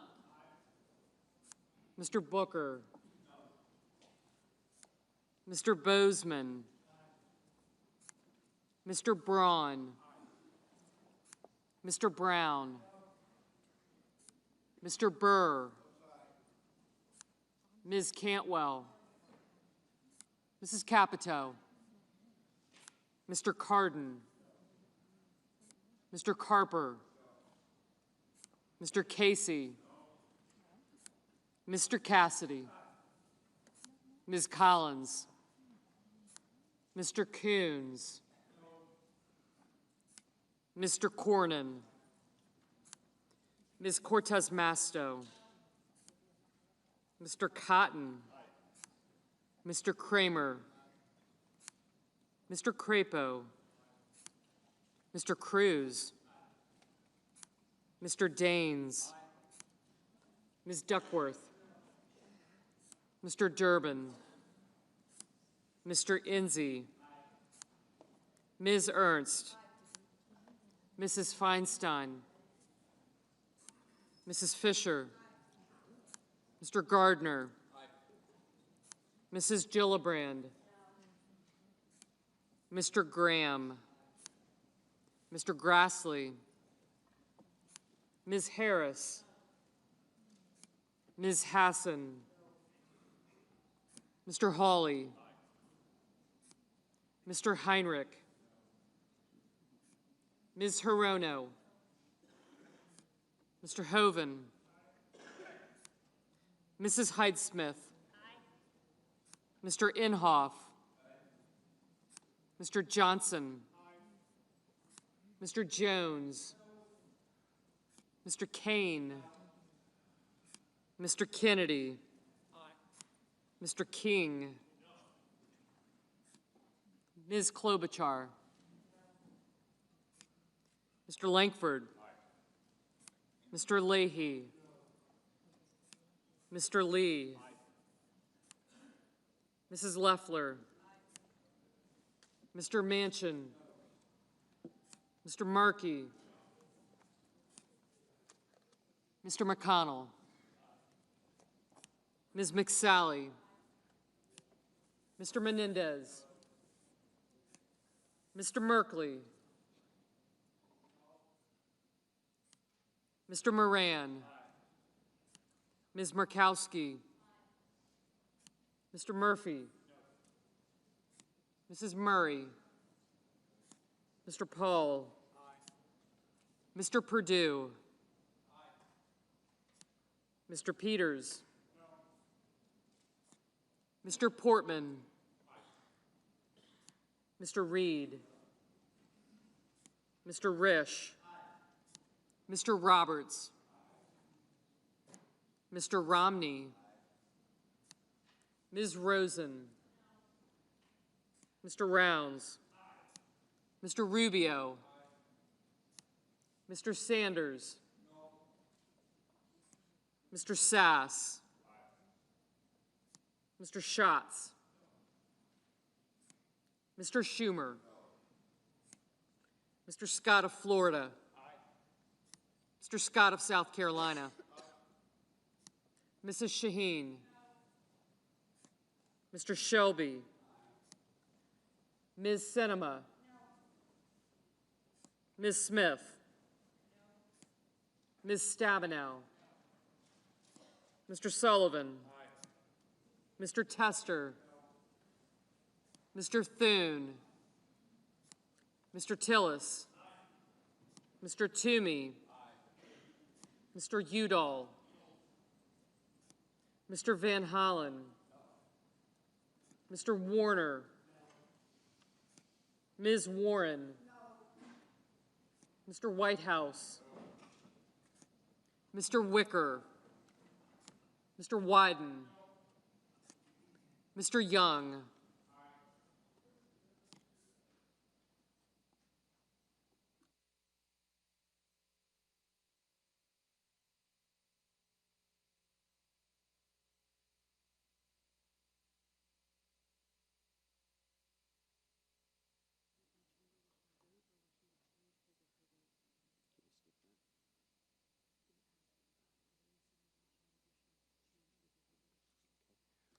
Are there any senators in the chamber wishing to change his or her vote?